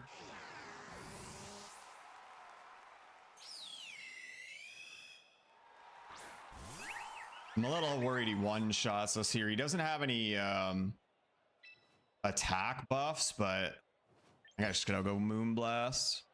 And he's probably just going to spam close combat or Brave Bird, I guess. Brave Bird probably does more damage for him.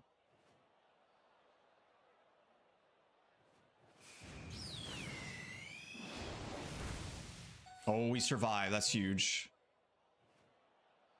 I think this was the right call. And then worst case, we finish him off with... That works. I was gonna say we have choice scarf to finish him off. Probably just sacred sword him to ignore all his buffs. Nice.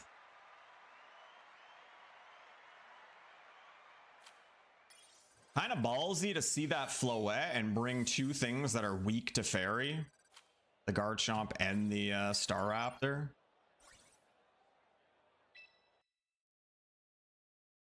Pretty ballsy.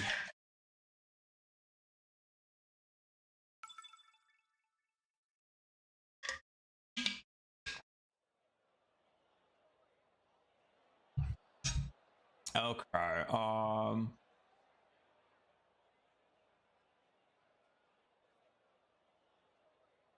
I think we bring Floette again for the Dragonite and for the Swampert.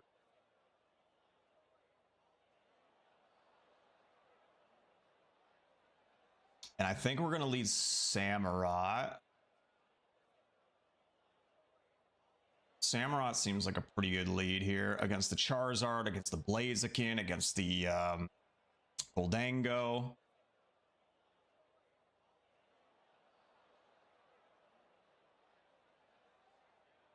He leads Samurott. Gonna bring the Floette. And then again, do I just bring Rotom as a swap in? I think so. Swap in against like a Charizard or a Blaziken to soak a hit.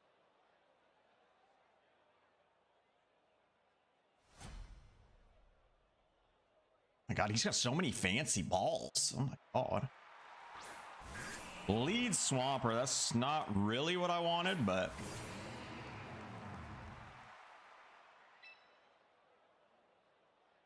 we just get Ceaseless Edge going here. I was gonna flip turn, but are you kidding me? How do I miss that? Odd. I think I just stick in here.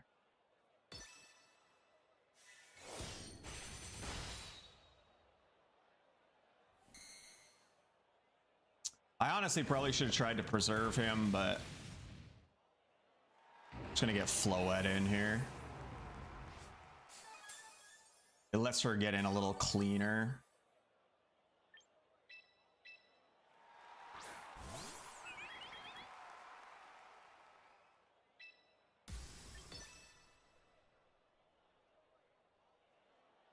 I don't know if he expects the Giga Drain. If he swaps out.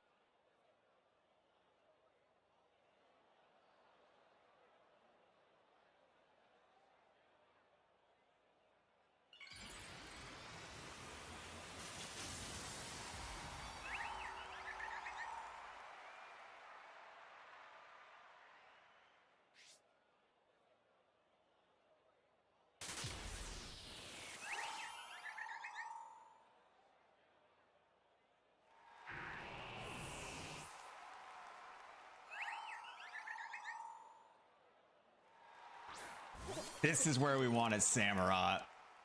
This is kind of rough for us, but I think we just swap into Rotom here. Yeah, you just picked the perfect lead to kind of screw me there. It's okay, Rotom can potentially handle this. Now he probably swaps out, right? I'm gonna go for the Will-O-Wisp.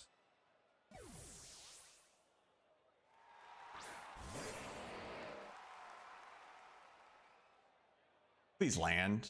Thank you.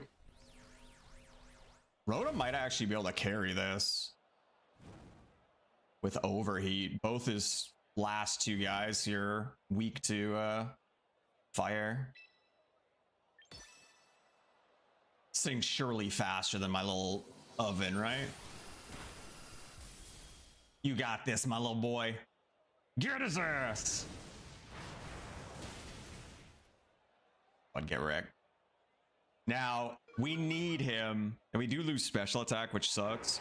We need him to kill Goldango, because Floette's gonna struggle massively against him.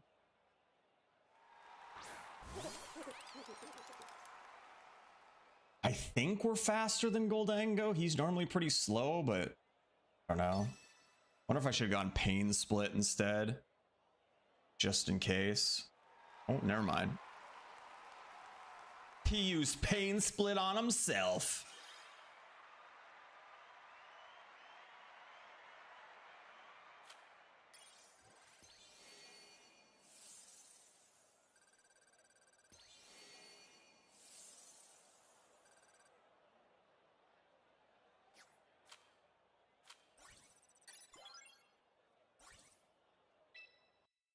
Okay, okay.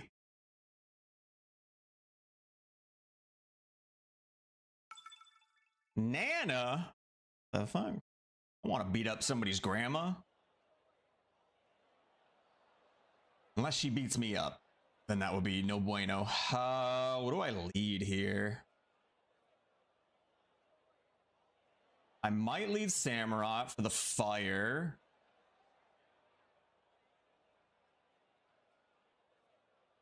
But then I'm worried about that Raichu. Then we probably just flip turn out. We definitely bring Floette for the 2 waters. And do I just bring Rotom again? Rotom's a little scary against the waters here, but we're hoping our other 2 can handle that, and then Rotom can kind of come in for the fire. I could also bring in Garchomp. But no, I think we go Rotom.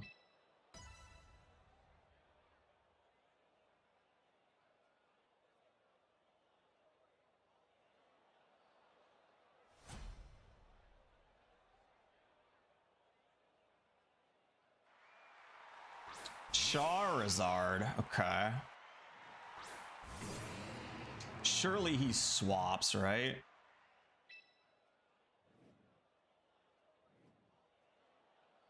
Do I flip turn just in case, though? I think I do.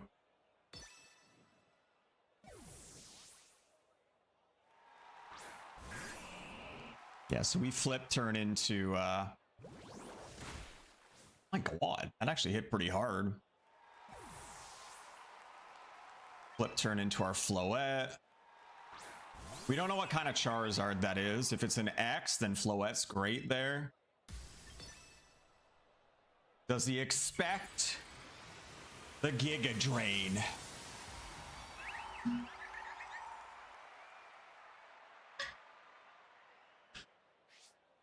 And are we faster?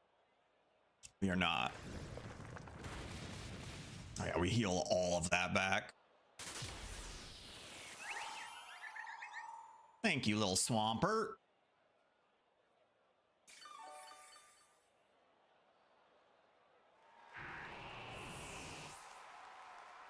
And do we see the Charizard again, or do we see his third Charizard again?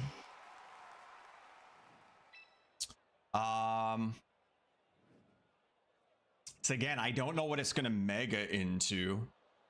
If it megas into X, we're happy.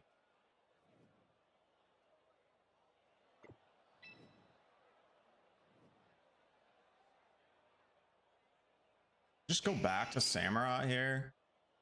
I do. Just in case. If he does go into X, gonna flamethrower. Okay. Oh my god, why did that hit so hard? What the fuck? It's a crit too. Oh. We just flip turn again.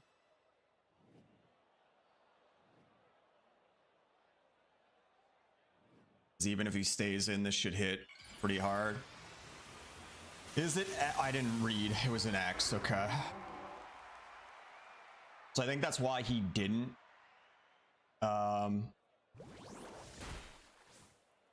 Mega before. So he didn't get the super effective. Now, I don't know if I'm faster is the problem.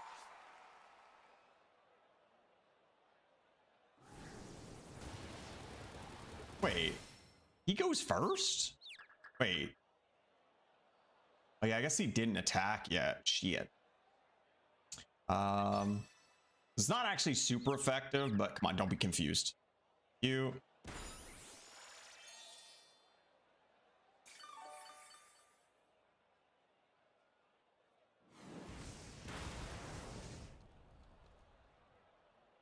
Need to not get hit by this confusion. I beg. I beg and I pray. Por favor. Please don't be confused. Yeah, it's my girl. And what's he got in the back?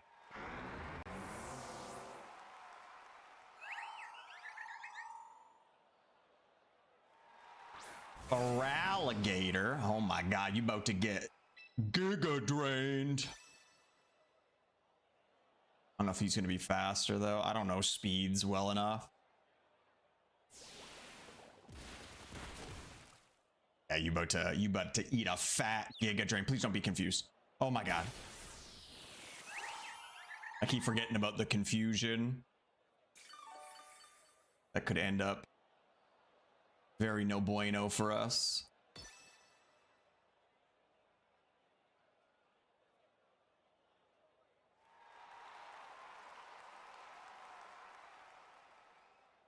They never expect the giga drain.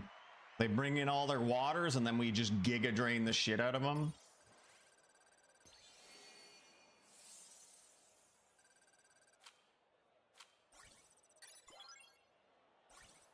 They're never ready. I want to pop in and check out this tournament a little bit.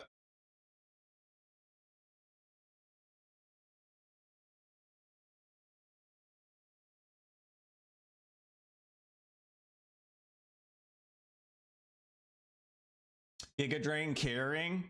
Sometimes. I just don't think anybody expects it. They see Floette and they just expect all fairy moves.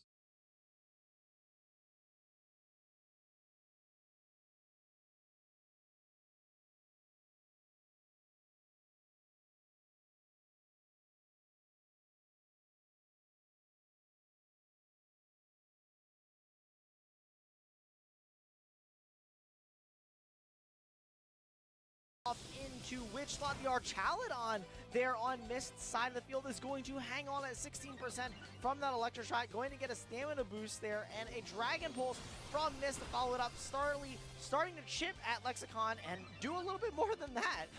48% to this Archaludon is going to heal up a little bit, but that Dragon Pulse hurt.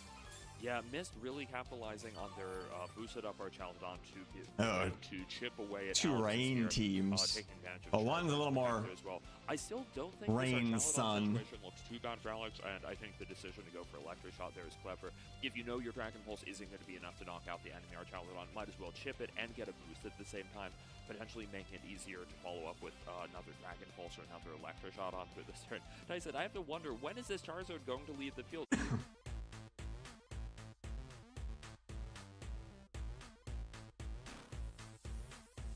Stay 3 meters away from overhead power lines, chat. Remember that.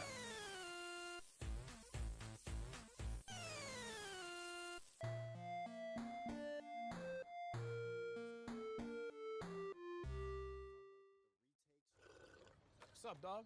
Sub dog. Sub dog. Sub dog. Sub dog. Sub dog. Sub dog. Subway's new Sub Dog. Loaded like you like it. All beef, a foot long. Dog.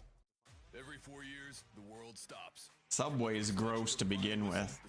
I'm gonna mute this because I don't know how YouTube responds to this shit.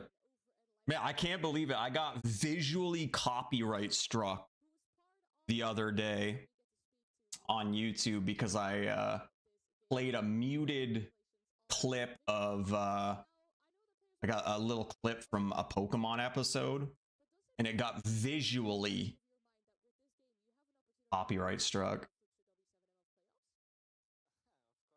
Or maybe not copyright struck, but demonetized. You know, with Reflect on Lexicon's side of the field, as well as the stamina boost that Archaludon has, is not as much of a threat, and Dragon Pulse is going to be able to do a lot of damage.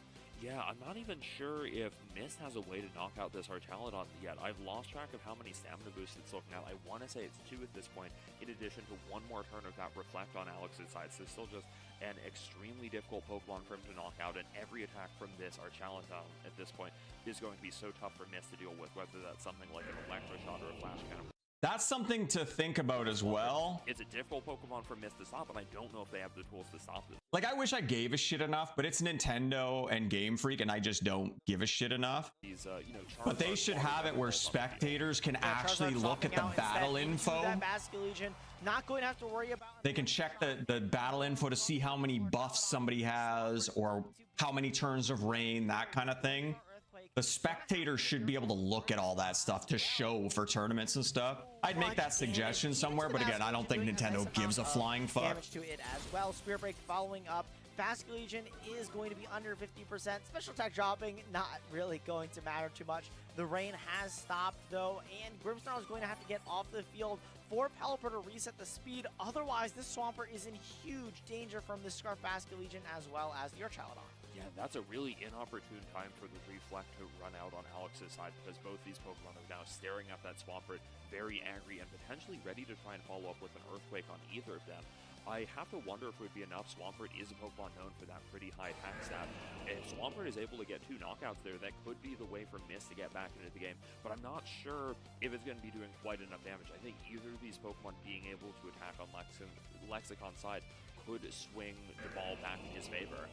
Yeah, Basculegion here really going to have to put in a lot of work, as well as Archaludon. That critical hit Spirit Break doing huge work.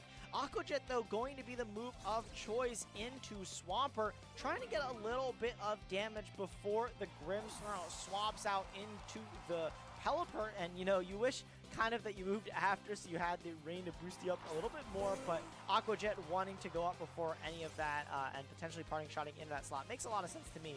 Earthquake, though, going to fire off here. Is Archaludon going to be able to hang on? That is the question. It is at 7%, and now, even more importantly, which slot is Lexicon going to target down with the Archaludon?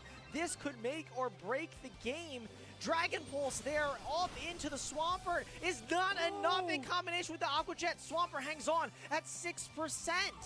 Yeah, Swampert barely... I assume that's why he Aqua Jetted. He knew the rain was going to come back and Swampert would be faster. No ifs, ands, or buts about it. So this is probably going to ensure that Charizard is the fastest Pokemon in the field right now, and threaten that Swampert with moves like Weather Ball or Solar Beam or really whatever it wants to. However, it's also going to make sure that the Archaludon on Alex's side isn't able to go for anything like an Electroshot of its own, at least not in one turn here, which could actually make it so that Pelipper has enough bulk to survive the turn. I have to be honest, I've lost track of how many special attack boosts this Archaludon is working with right now.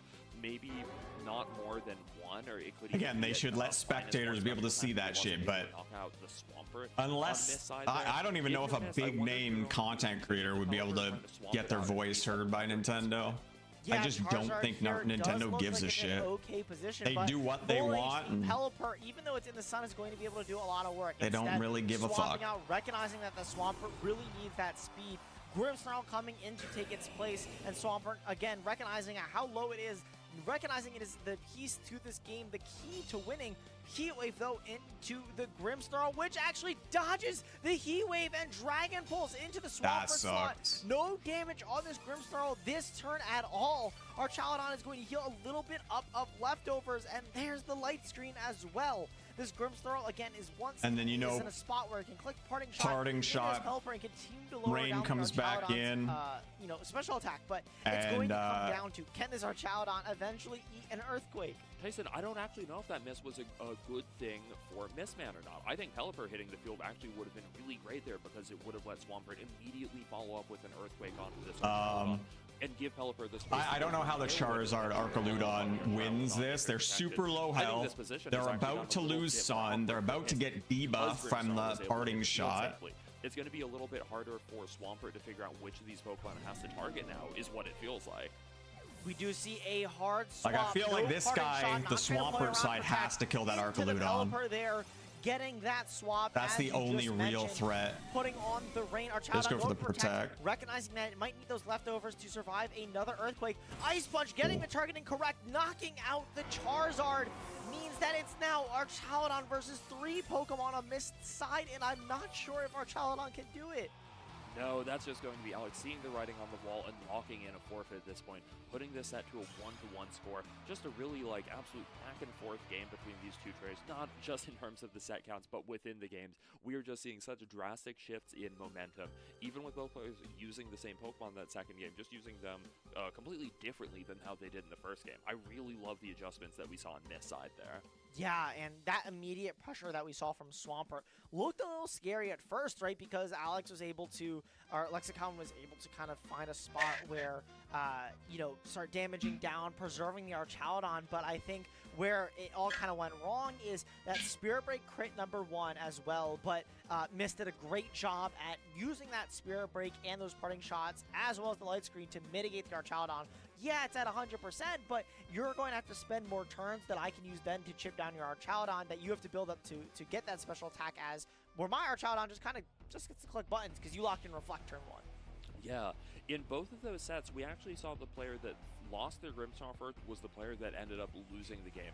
I wonder if that trend is going to carry forward into the third game. Maybe Grimmsnarl is a Pokemon that both players know that they kind of want to preserve at this point, just with that parting shot, that ability to send in other Pokemon is something that What we got in our important box. for it.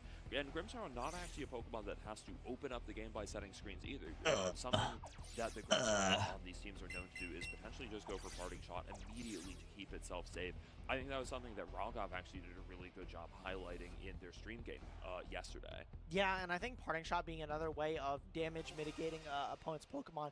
You know, not as permanent as Light Screen, unless of course you're facing something like Brick Break, but Parting Shot being able to also give you that benefit of swapping out at the cost of them being able to swap out and resetting the drop as well. Another switch out lead though from Mist, opting into that Swampert and Grimmsnarl this time, and Lexicon opting to keep the Grimmsnarl Archaludon that has worked for them so far. Yeah, and actually 2 physical attackers on Mist side as opposed to a physical and a special. Seems like it's potentially making it a little bit easier for the Grimmsnarl on Alex's side to go for a Reflect as opposed to having to worry about whether it will be Reflect or Light Screen.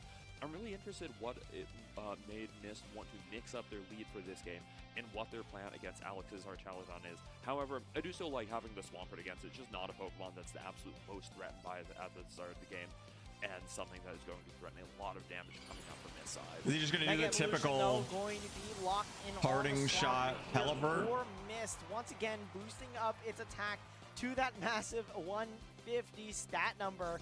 Parting shot, there it is. The play we were just talking about is going to go into the Swampert, choosing repositioning over the permanent or the 8 turns of Reflect. Opting to go into the Bascule Legion here is going to take a potential wave crash a lot better. Parting shot from Mist as well into the Archaludon, lowering both the attackers on both sides for these players. Going to be different forms of damage mitigation, trying to get a different... his own Archaludon. And the Archaludon going to go in for Mist. And yeah, this Bascule Legion is going to take this wave crash a lot better than a Grimmsnarl would have. Yeah, just a revolving door of Pokemon here. Let's see, it's a Dragon Pulse coming out into Swampert, so maybe Alex making slightly better targeting in awareness of that parting shot. Yeah, still a lot of Pokemon here that just aren't threatening the most damage on each other. I wonder what both players are going to do, because with both of those Grimmsnarls going for parting shot to open up the game, we haven't seen any of the real long-lasting damage mitigation come into play, just the attack drops from that parting shot. So it's a little bit hard to say what both players are going to prioritize here. However, I'm still looking at 2 Archaludons that seem very difficult for either side to knock out, and on the other hand are going to begin potentially really laying down a lot of damage themselves with that Dragon Pulse. Yeah, and I mean, we've seen it before as well in Game 1, where Lexicon was able to call out when the Pelipper came in and took advantage of that and used the Electro Shot of their own, just positioning it so well. We do see the Swampert swap. This is going to be key. What is it? It's the Pelipper. So this leads me to believe that maybe Mist wants to click Electro Shot into that Bascule Legion. Is not going to get the chance to, as it turns out against that Pelipper, though, into a different Pokemon that will maybe eat this potential Electro Shot a lot better. Back to Grimmsnarl. Is really your only option, or Venusaur if you switch up your game plan. But yeah, it's going to be that Grimmsnarl for Lexicon. There goes the Electro Shot first. on Alex's side, getting the turn correctly, calling that the Pelipper was Yeah, going to he be able to come in. expected the- If this is into the Swampert spot, Lexicon is going to be in a phenomenal position here, and it is calling the Pelipper swap, getting the knockout on it, and removing a huge key piece for Mist. That was a Alex, very like, nice one call. step ahead in this Electroshot war, potentially reading that Mist was going to make a really aggressive play with this Electroshot of their own and really managing to stay ahead of them. Yeah, being able to fire off this Electroshot now on Mist doesn't seem nearly as impactful, especially because it was in that Basket Legion slot, not able to remove the Grimmsnarl or the Basket Legion. A huge piece that Mist kind of needed to control this game is now gone. This Yeah, so he's Grimmsnarl got can no only get weather around setter so much, anymore. and this Swampert as So well. if that having already Charizard taken a comes chip in and then, takes over. you know, Alex's Archaladon is perfectly positioned now to just start to build up these Electroshots against the opposing side and just kind of start to steamroll. Yeah, Mist is really quickly going to have to find a way to kind of take back control of the game, being down a whole Pokemon, and presumably with Alex having that Charizard in the back, weather control. I think he's going to have to live off parting shotting that I Archaludon. wonder, maybe some of the things that Mist could be doing here are starting keep by getting it knockout on Grimmsnarl could be one thing, but I think it's just going to take a little while less for threatening Mist to be able to knock out this Archaludon on Alex's side. Light screen though coming out from Alex's Grimmsnarl, going to help against those special moves, as well as light screen from Mist's side as well. Recognizing that these Archaladons are truly beasts and are going to continue to set up with their special attack, going to +2 now with the, or excuse me, +1 because of the parting shot earlier, going to go target into one of these slots there on this side. It's going to be the Grimmsnarl, not doing nearly as much behind that light screen. And again, on this side as well, what else? What other better move to click than Electroshot when you're in the rain? I think on Mist side, it's especially important to be stacking a lot of these Electroshot boosts because I think Mist, we already know that they're really going to be relying on this Archaludon to knock Damn, that out one hit hard. Charizard on Alex's side of the back. I don't think Swampert is going to be the Pokemon to do it, with it then very possibly being stared down by a Solar Beam. So I think this Archaludon absolutely has to get those boosts going while it still can. And actually, here's a parting shot coming out from the Grimmsnarl on Mist side. Yeah, parting shot going to lower that electro shot that Alex has been working so hard to get up. Going to go back to neutral attack. Is he gonna do that on the other side too? So the Swampert is going to be very well protected behind these light screens. Grimmsnarl not wanting to hard swap into something like the Basket Legion or even parting shot into it, instead opting for a reflect, which is still good against Swampert. Alex probably loses his Grimmsnarl here though. The parting shot can only come out once from that Grimmsnarl before it has to swap in and do it again. Able to get off the special attack, but not actual damage into the Swampert on the opposing side. And for Mist, now there are Archaladon going to go for the Electro Shot here, going to fire off into assumably that Grimmsnarl and just knock it out. I think the choice to target down Grimmsnarl there is actually a little bit deeper than it would look like. You know, knock out this low HP Grimmsnarl seems really good. However, as soon as you knock out Grimmsnarl, it is like throwing down the gauntlet. You know you're probably going to have to fight Charizard the moment that happens. That is going to lock in your. So now I think he's got. I think Charizard is going to make. He's got a better special attack boost because the other side didn't parting shot. Running a Solar Beam. Something that could knock out Swampert really easily is in addition to moves like Weather Ball to go after the enemy Archaludon. So I think Charizard is absolutely tipping the scale in Alex's favor. However, they are going to have to figure out the right move to go for. If Charizard hit into 1 or 2 protects at the wrong time, it is a Pokemon that could find itself very vulnerable to Mist's Archaludon. Yeah, Swampert here having the option to protect against a potential Mega Charizard and Solar Beam there would give Archaludon, even in the sun, a turn to charge up that Electro Shot and then force the Charizard to protect next turn. Alex he wants to get one more here, not going for a Mega Evolution just special yet. buff. Swampert going for a Wave special Crash attack buff. instead. Archaludon on Alex's side trying to get one more special attack. Now the question is, does he call the bluff over there? Going to be able to do. Does this guy expect the sun and not go for the Electro Shot? Through the light screen there, knowing not to target into the Swampert, being a ground type, actually does more than I would have thought, to be honest, there, even behind the light screen.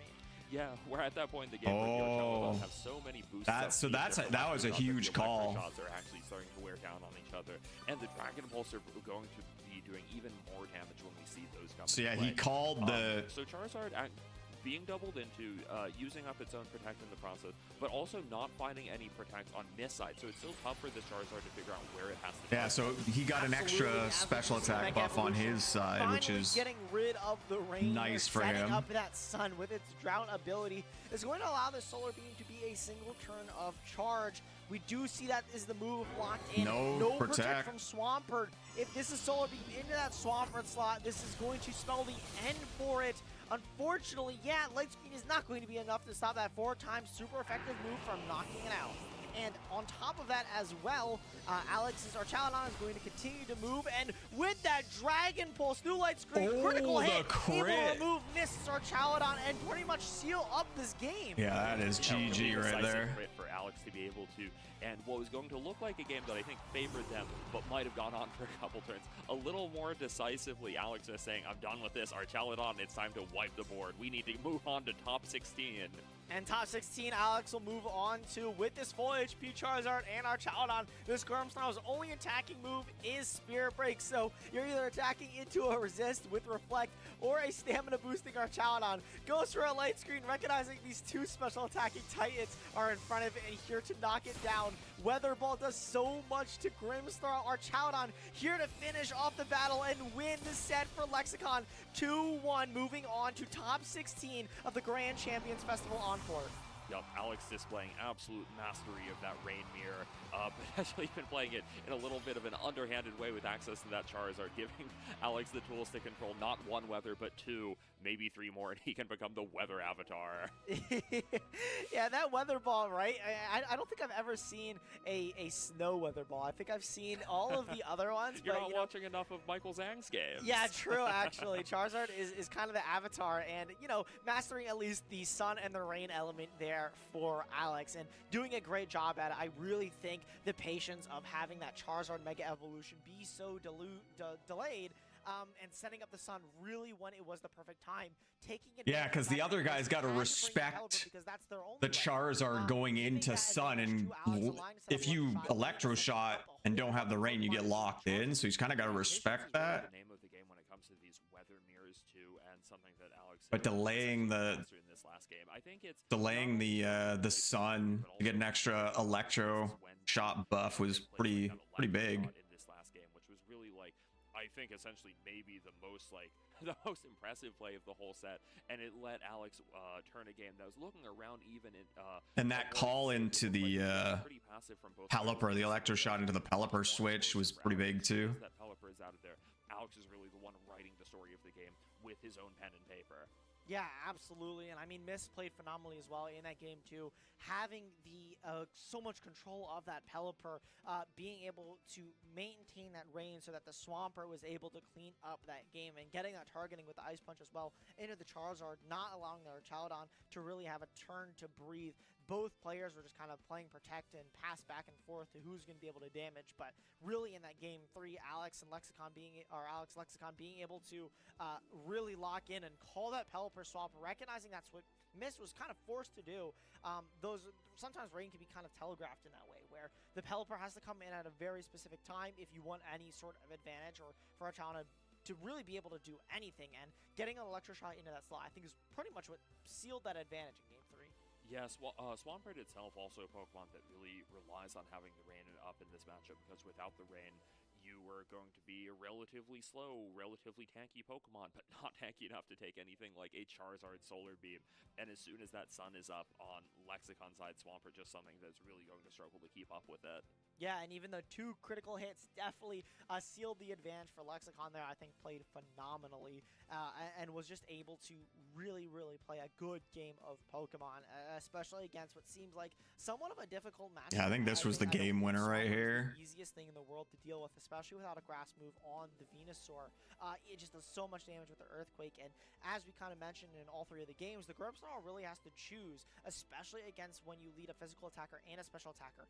It kind of has to pick a screen or what it's going to do. This team seems great into that rain team, right? Because you can kind of just, you can leave your Pelipper behind, still bring your Archaludon, who's a really good Pokemon, and then just rely on them setting the rain, and you take advantage of the rain while it's out there, and then you come in with your Charizard and you're like, okay, the rain's done now.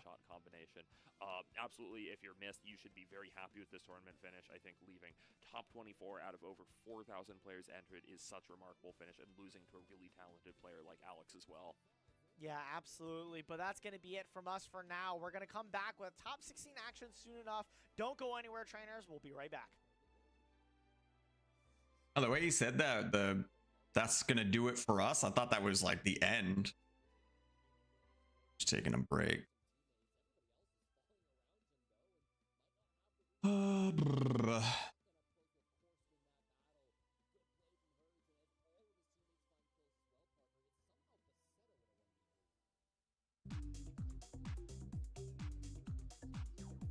Yeah, I think I like that team better than the normal rain team.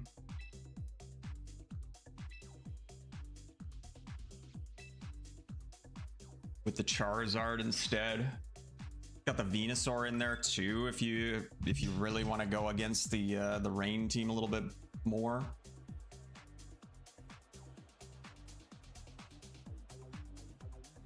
Okay, so we're probably getting... Oh, I'm always thinking doubles battles. Okay, how is he gonna do this?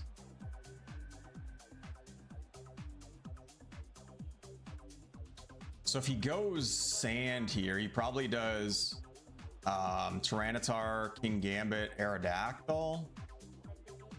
How am I dealing with that? That's if he goes that. I think I'm gonna lead Samurott here still.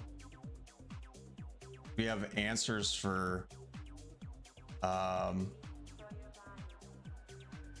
a few of his leads actually. Yeah, we 100% lead here. I'm a little afraid to bring the Floette because, oh, maybe we Star Raptor lead. There's a lot of fighting weaknesses here. That might be a better lead, honestly. I'm still gonna bring this and then probably the bulky swap. I'm gonna do that. Rotom gives us an answer to that Venusaur. I'm hoping he leads with one of his fighting weeks, fellas. It'll be amazing. Aerodactyl. That makes me kind of wish I led whatchamacallit instead.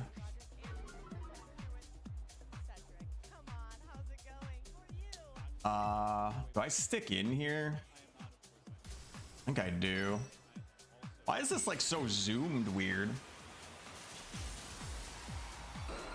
I do kind of wish I led Samurott now for this one specific lead in. Does that mean he's faster than me? I think so. Is he Mega'd first? Rock Slide. That's not too bad. I don't know if he's got Ice Fang or anything. Oh, of course he gets the Finch. Of course he does. Of course he does. Of course he does.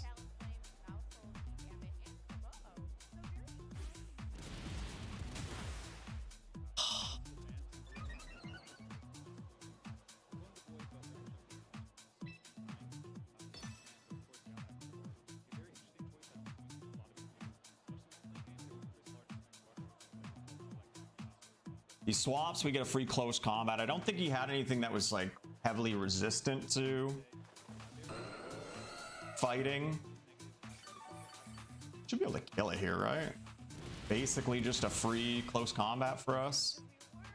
I'm into it.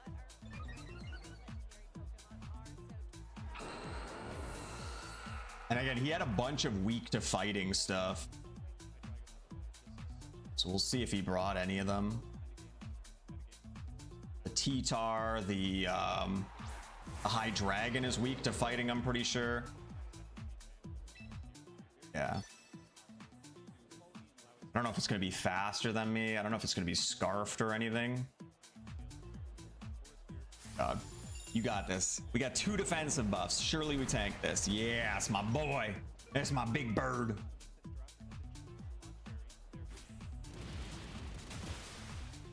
Oh, he's sashed.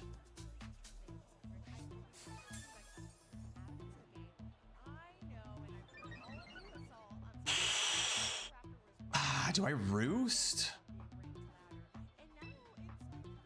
Problem is he's faster, right? So he does have special attack reduction, but I'm gonna go for it. If we die, we die. Oh, yeah, I think roost was the call then. Don't give me a burn.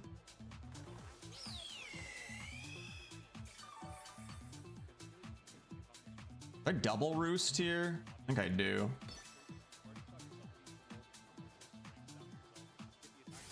Oh, yeah, he's gonna do pitiful damage now.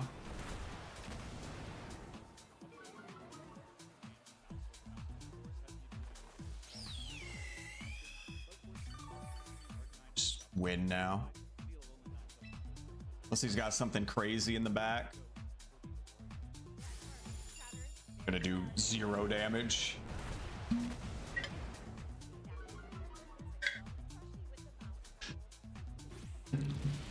Get one more free buff here.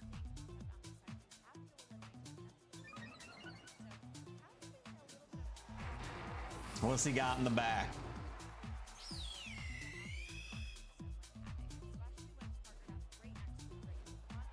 King Gambit, another weak to fighting. Oh my god. That lead ended up being perfect for us. He could sucker punch, it's gonna do nothing.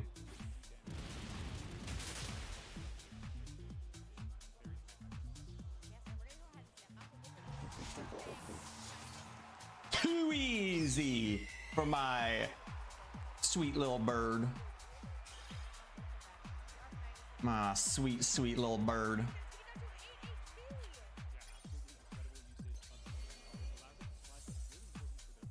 Yeah, I saw all those fighting weak things over there, and my eyes were just like, oh shit. Then we got the Samurott, and we got the Birdie Boy. Get it all.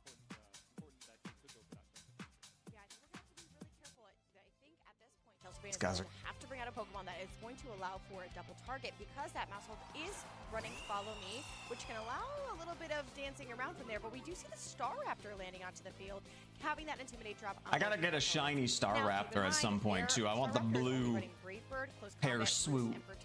So if that Mousehold does opt for a Follow Me, it doesn't go down to a single type or a single attack move. The Gardevoir can probably land another attack really comfortably here.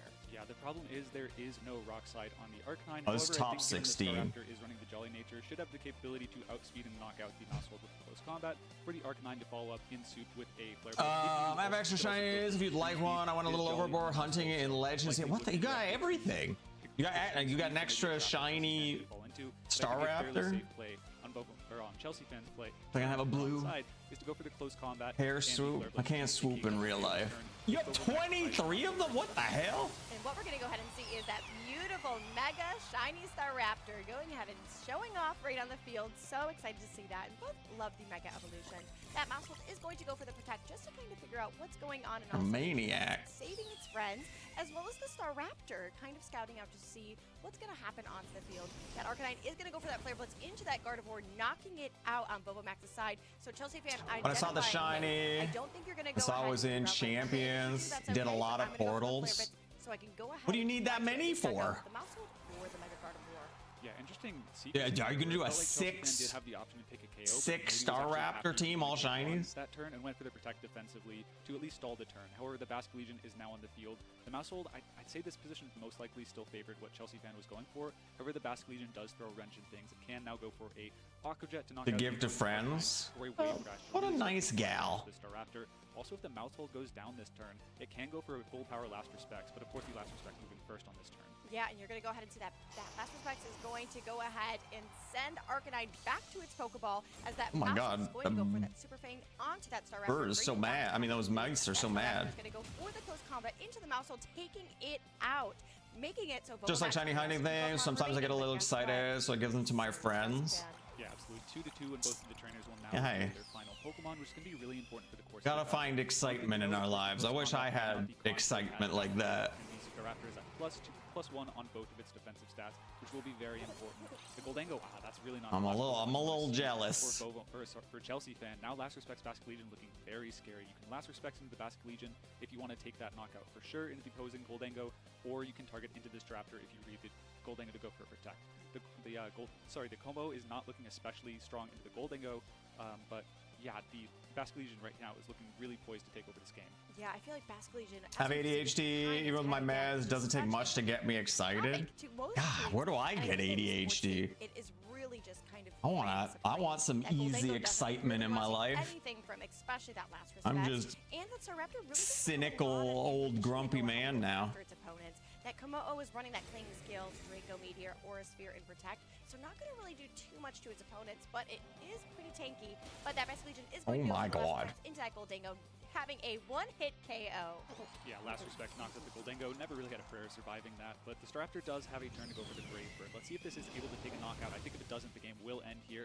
The Basque Legion is able to tank that. And with all that HP loss on the Staraptor at this point, with only single target moves, it has to target into one, and yeah, no way to even outspeed the Basque Legion, so last respects will come out and KO that Staraptor 100%. So looking like a convincing game one for Vovomax, the hero of Twitch chat. Although the Gardevoir didn't do a whole lot, looks like this Basque Legion was able to carry the weight of this match. Yeah, wait, who's the hero of Twitch chat? Game one. Really excited. Basque Legion? I thought everybody hates him. How world-class these trainers are. Now, Cedric, talking about Chelsea fan, I know it seemed like they really couldn't get that momentum. If you were them, I personally would not bring my Goldango into this matchup. I think that is something I'm going to keep away as much as possible. But what do you think you would bring? Yeah, I think the challenge is that Basque Legion does fare so well into the rest of the team. Really the only thing that could easily tank those last respects are actually the Incineroar. But if you do that, you could be susceptible to if the Basque Legion had set up the Wave Crash. And I think, honestly, Tiago, Vovomax actually had that covered pretty well, because if the Basque Legion was locked in the last respects into the Incineroar, you had the Como in the back with the Aura Sphere to cover that really well. So I think just an expertly game-planned game by Tiago, but there is something we do need to note, is that there was some missed opportunities for a KO in the first turn. Of course, there was no knockout into the Gardevoir, when there was the potential for head smash in combination with the Blizzard to take the KO. And then also on Chelsea fan side, if you know there's no KO and you're actually happy to slow the pace of the game down and augment your bulk, you can go for an Aurora Veil uncontested on that same lead.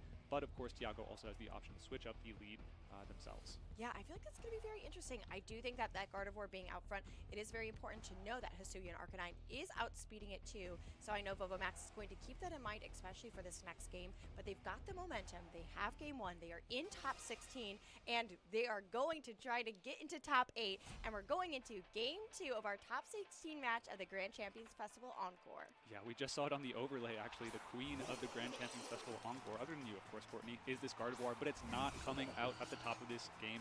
Vovomax switching it up to the Talonflame and the King Gambit, and it's meeting the Goldango head on. This is a fantastic lead matchup for Tiago. Of course, the Talonflame on Vovomax's team is going to be running the Flare Blitz move option, so it potentially can knock out the Goldango. And then the King Gambit has the Iron Head. It is an expert. God, these guys all have like 3 names. Very unconventional item choice. This Vovomax bin I imagine even with the is also Tiago and Trainer, Ninetales, which I think is like the I feel like I had to clean my non-existent glasses looking at that and streamer saw the expert belt as mode well, Cedric. name. I am so shocked to see that, but really excited. I do think Vovomax really just has an incredible lead into this. That Alolan Ninetales definitely doesn't want to take any type of steel-type moves, and obviously that Goldango doesn't want to take anything as they go for that Protect. Yeah, Goldango not going to be able to attack, but no bite actually from Tiago at all. Just going for the Tailwind, which is going to boost the speed of this Jolly King Gambit. Yeah, and then we're going to go ahead and see that King Gambit go for the Iron Head into Alolan Ninetales, Oh my getting a God. one-hit knockout on turn 1 once again.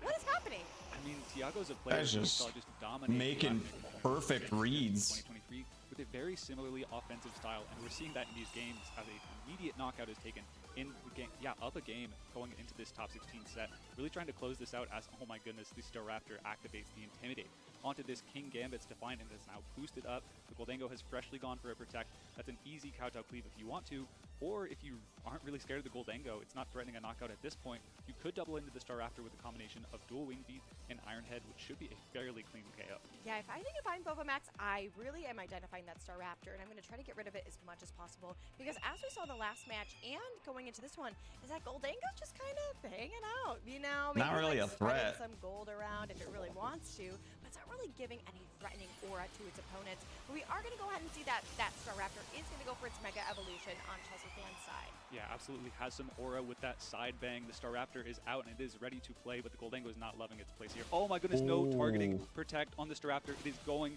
to be taken down to 50% with the dual wing beat. Is it going to be an Iron Head follow-up from the King Gambit? It'll all come down to that if it can survive this turn. And we're going to go see that King Gambit go for the Iron Head into the Staraptor, and it's going to take it down. That double up is going to KO that Mega Staraptor, and Chelsea Fan is just down to its 2 last Pokemon. A Shadow Ball from the Goldango going into the Talonflame, but only bringing it down to 13 HP. A pretty big hit, but credit, it did a lot of damage with the Shadow Ball, and if it ever goes for a Flare Blitz, it feels like the Talonflame will go down, but damage feels done. Bye-bye, Murray. You got knocked the hell out. Oh my goodness. Even if, yeah, it could survive any attacks against the King Gambit, either of these Pokemon. At this point, a Kowtow Cleave will easily KO either. It's just a matter of time until the King Gambit is able to secure the 2-0 victory for Vovomax Ben 10, and the time is now progressing into the top 8 of the Grand Champions Festival Encore. Cedric, what just happened? I feel like I've never spoken that fast in my entire life, going and watching those trainers. Those matches were incredible. Now let's break it down on that. So Vovomax, really just an incredible presence. That was crazy. Onto the pressure, and it seemed like Chelsea Fan just couldn't get into the right board state to really start to actually amplify. That second game was just.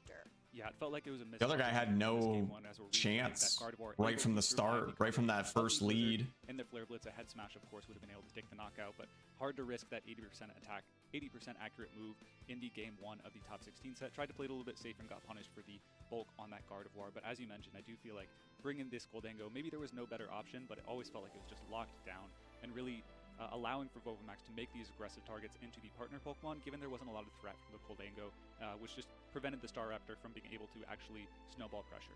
Yeah, and I think this turn especially, where that Talonflame did that dual wing beat into the Mega Staraptor, and then the King Gambit going for the Iron Head and making sure it just knocked it out, really just sealed the deal. That King Gambit must be built for speed. Really, Vovomax. I'm so used to seeing King Gambit being slow. Goldango's not a threat to me, and whatever's in the back, I can take care of it now with my Defiant boosted King Gambit, because that King Gambit's in there like, let me have him. Yeah, I think you hit the nail on the head essentially with the Goldango just being stuck on the field, and even if it just makes these targeting so much safer for Vovomax. In a way, it is a 50-50.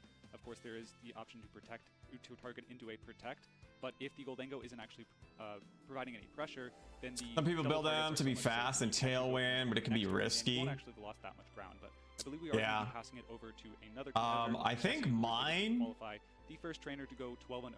Mine is built versus another player who we're gonna fast to be able to outspeed opposing King Gambits.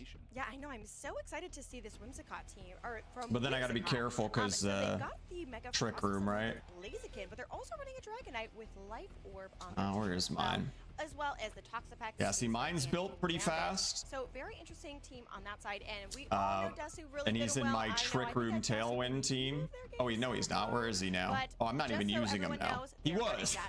He was at some point. Venusaur, Incineroar, the Mega Charizard. At one point he was. Yeah, interesting team from Whimsicott, who I forgot I swapped him out for Incineroar. So an incredible pair of trainers here, truly have both dominated at the international level. You're seeing that tried and true Charizard with the less common but rapidly picking up in usage stuff in this tournament. Oh, the Toxapex mirror, ew. Between these two trainers as we see the Dragonite. Ew. It's actually the Life Orb Inner Focus, so can't be intimidated, can't be flinched, which can be important against that Garchomp, but it's also offering a lot of damage against this Charizard. I think things are getting a little toxic around here, or maybe it's going to happen soon. Now, one thing I'm excited to see is a little bit of a difference with Dragonite. I think Dragonite has been such a present Pokemon throughout all of VGC, and so seeing it here without that Mega Evolution is really cool. However, we're going to go ahead and see that Desu is going to protect their Charizard and opt not to Mega Evolve just yet, while that Dragon Claw is going to go into that Toxapex, taking it down to 59%. Yeah, a lot of HP done on that Toxapex. Just to note for the viewers, of course, Desu is up 1-0, and yeah, Zachary Reed is trying to take the advantage back in this game 1 with an aggressive read off the bat. Doesn't target it into that teeny tiny Charizard to protect, and just gets a lot of damage onto that. Yo, don't Charizard size shame. What the hell? Damage on the Dragonite, but the longer it sits on that field going for Life Orb attacks and the Toxic, the lower on HP it's going to get. Even though there's no immediate super effective damage being threatened against it, the lower it gets, the less that's going to matter. Yeah, no, for sure. And I think like having that Toxic is really interesting on that side of things too, because when you have that Dragonite, it's going to continue to take that chip on that side, but it's not going to be able to really do like too much. Like the Dragonite's still in a really comfortable position at this point. Yeah, at this point it can safely target with the Dragon Claw into the Charizard. This guy on the left's got some pretty good. It's going to try and intimidate it, but of course, as we pointed out, the inner. Some pretty good board state now. Dragonite says, "Trying to intimidate me? No, no, no, I don't think so. I think I'm going to Dragon Claw you and take you down to 56% HP, which is really exciting to see from there. Now we're going to see that Toxapex. Ooh, the double infestation. We're making sure that no one's leaving around here. Yeah, I think we're actually going to see a bit of a slowdown in the pace of play just for a moment to all the Toxapex haters in the chat. Of course, both the Toxapexes have infested each other. Now he's going to be able to switch, which is, you know, annoying for some of you in the short term. However, it means the Toxapex can't switch out easily. And Bet that really bugs them. HP for the improvement of the future. But I really like the position for Desu. Getting the infestation on the Incineroar is important because you now you are actually immune to the fake out in addition to the intimidate. So you can go for a Dragon Claw and actually potentially chip this Incineroar out of into a potential knockout. It also has low kick actually. God, we gotta sit through all these animations. The Dragon Claw, I believe, and potentially will be a knockout. It's gonna be very close, but if the Incineroar wants to stay on the field, it'll have to take an additional infestation. Yeah, and one thing that's really interesting there, Cedric, is that Desu's Incineroar did have that proc of its Citrus Yeah, Berry, and get that Dragonite, Toxapex out of here. 4 HP with that Toxapex, which pretty much means that infestation is really going to do a lot. Now that Parting Shot is going to go into that Dragonite, lowering its attack and special attack, while it goes back to its trainer, just to say, hey, I'm going to go back home. Yeah, I think the decision's actually really critical for Desu here. If you go into the Charizard, it's likely you'll take either an Infestation or the Toxic. Of course, no real reason that Infestation is already Infestation opposing Toxapex. Let's see what what's the choice is. Infestation, Charizard will be locked in the field for the foreseeable future. Although Dragonite is taking a little bit of HP over time, the Charizard still won't love taking a Dragon Claw or an Extreme Speed if it gets low on HP and doesn't want to take an attack. So at this point, the Toxapex is very low on HP and should be susceptible to fainting this turn, I believe. The leftovers will activate first, but I think it's going to be very close if he. I think this guy on the left is, Yeah, Cedric, in a pretty good spot. I'm getting beaten up by all of these bugs that are going around on this game right now, but I'm really fascinated to kind of see what happens. This Dragonite's not going to be able to stay on this field for very much longer, especially with the infestation and the poison chip on their side. But let's go ahead and see if this shiny Toxapex is going to be able to survive, and it is not going to be able to. So we're going to see that Desu's Toxapex is going to faint. Yeah, getting a knockout on the Toxapex, very important for Whimsicott to kind of accelerate the pace of the game. Of course, having your own Toxapex, no longer going to be taking any infestation chip. Hey, sweet girl. You know, you're the only Pokemon in this game that's going to have the capacity to heal up, which is really nice. Also, I do like their presence. We haven't really seen such an offensive game yet, but I think when what you doing? A little bit later on, I think when Zachary is in a little bit better of a position, given it's most likely a Blaziken in the back with the ability to go for those rock slides. And although that's usually not an immediate knockdown, Garchomp. the station is slowly chipping it down. But yeah, the Garchomp is going to hit the field. Desu knows it's time to hit the gas. Yes, and I know one thing that Dragonite is not loving to see right now is that Garchomp, and I think we all know Garchomp good and well in this position. So I feel like Whimsicott is really gonna have to be careful about what Pokemon that they I don't know how have fast this Dragonite is. I don't know if he's just got to go for an attack here, because I think he's infested and poison, so I don't think he can really protect. You really have to be mindful of the earthquake that can come from Garchomp. Yeah, But if he's slow, doesn't really matter. It should be a safe full bunker, and then you can do what you will with the Dragonite, most likely going for an extreme speed on either of these targets to take some HP. Actually gonna pull back again. Out the Garchomp, yielding that offensive pressure for intimidate or fake out pressure on the next turn potentially. Yeah, very interesting swap out in my opinion. You know that Dragonite's not going to take any Intimidate on their side, while that target is going to go for the Protect on Desu's side, just to make sure that it sticks around a little bit longer and not take anything from their opposing Pokemon. That Extreme Speed from Dragonite is going to be targeted into the Charizard, but it's not going to do too much, while the Infestation from the Toxapex is going to land into the Incineroar. Quite the aggressive call actually from the Toxapex, not going for Baneful Bunker, and just reads the Garchomp will either target into maybe the either the Dragonite, or it's just not likely to go for a Stomping Tantrum or Earthquake this turn for whatever reason. Just wants to get some immediate damage into that Garchomp to potentially chip it in range for the Pokemon in the back. What are you doing? Able to tag the Incineroar for it. That's kind of important depending on what the back Pokemon are for Zachary, which we'll see in a moment. Yeah, I'm really excited to see what Pokemon that they're going to bring. As you said, Cedric, is that Sora now has that takeout pressure. So depending on what Pokemon come in, it is going to be Blaziken, which Let me see what she needs. I will be right back. These matches, you know, I've been yapping. I've not seen Blaziken yet. Yeah, I think Blaziken's really impressive against these Charizard teams. This one in particular, at this point in the battle, it has the speed boost ability before and after going for the Mega Evolution. That means after one speed boost, it's going to be close. It depends on the bulk train for the training of both these Pokemon. But after 2 speed boosts, we'll definitely be able to outspeed the Garchomp. It's more or less guaranteed to get with the ability to go protect whenever the Garchomp hits the field. But at this present moment, has a fairly safe Rock Slide into the Charizard. Maybe won't take a knockout, but with the combination of the Infestation, going to be a clean KO there. And yeah, the Incineroar isn't going to love taking those hits either.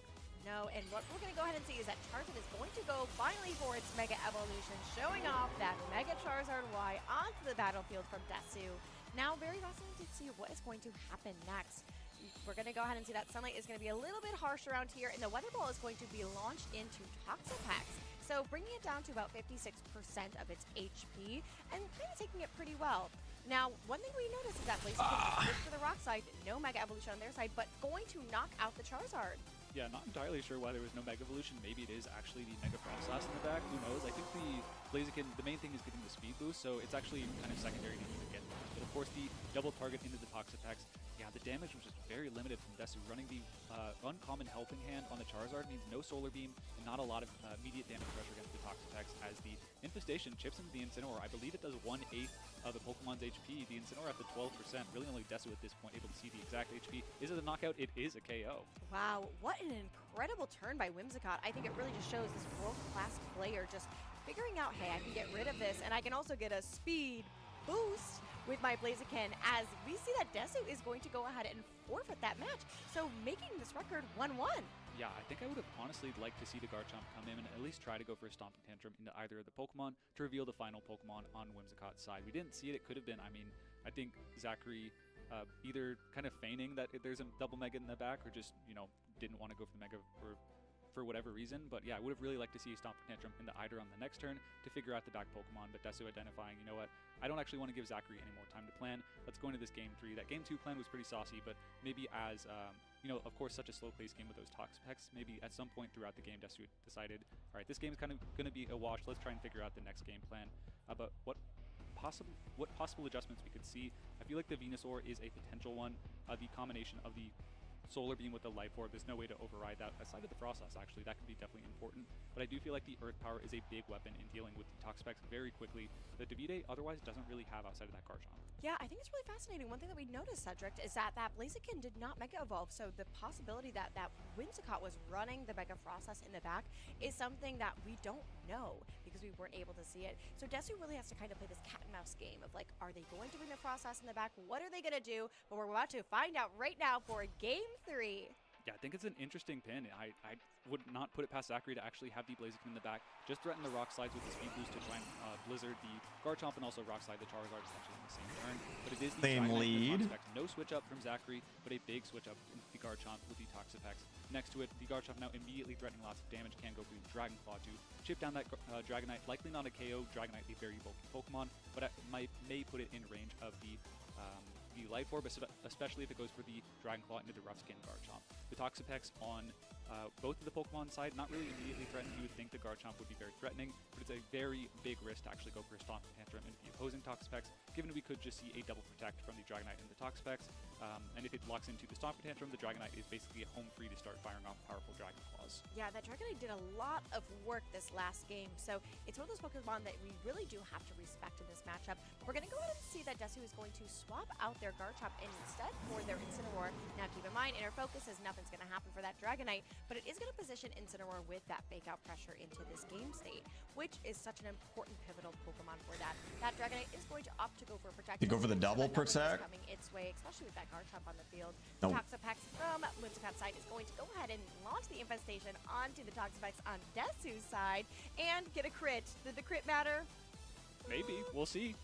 It's hard to project so far down the line with these Infestation Toxapex wars, but you know, every little bit of damage is appreciated. But the Incineroar is now on the field, has the fake out pressure on the opposing Toxapex. Of course, maybe not so high value given you are giving the Dragonite a free turn to go for the Life Orb. Dragon Claw, Wait, so how does the crit work with any damage you can get Infestation? Does it, Rock Slide like, do the Infestation hits do more damage now? Can take the KO later. So I really do like the position. That's kind of crazy. Yeah, what we're going to go ahead and see is that Dragonite go for that Dragon Claw onto that Toxapex again, bringing it down to just over half HP, which is really pivotal in this situation. The Incineroar are going for the parting shot into the Toxapex on Whimsicott's side. Now, one thing I think we have to call out, Cedric, is that we've seen 3 other Pokemon, which the last one is probably going to be Charizard on Desu's side. So Whimsicott kind of taking in those notes, and because we don't know what they have in the back, but we do know that the Garchomp is going to re-enter the battlefield, get infested. by Only the initial Toxapex, damage does more and with the crit. Oh, okay.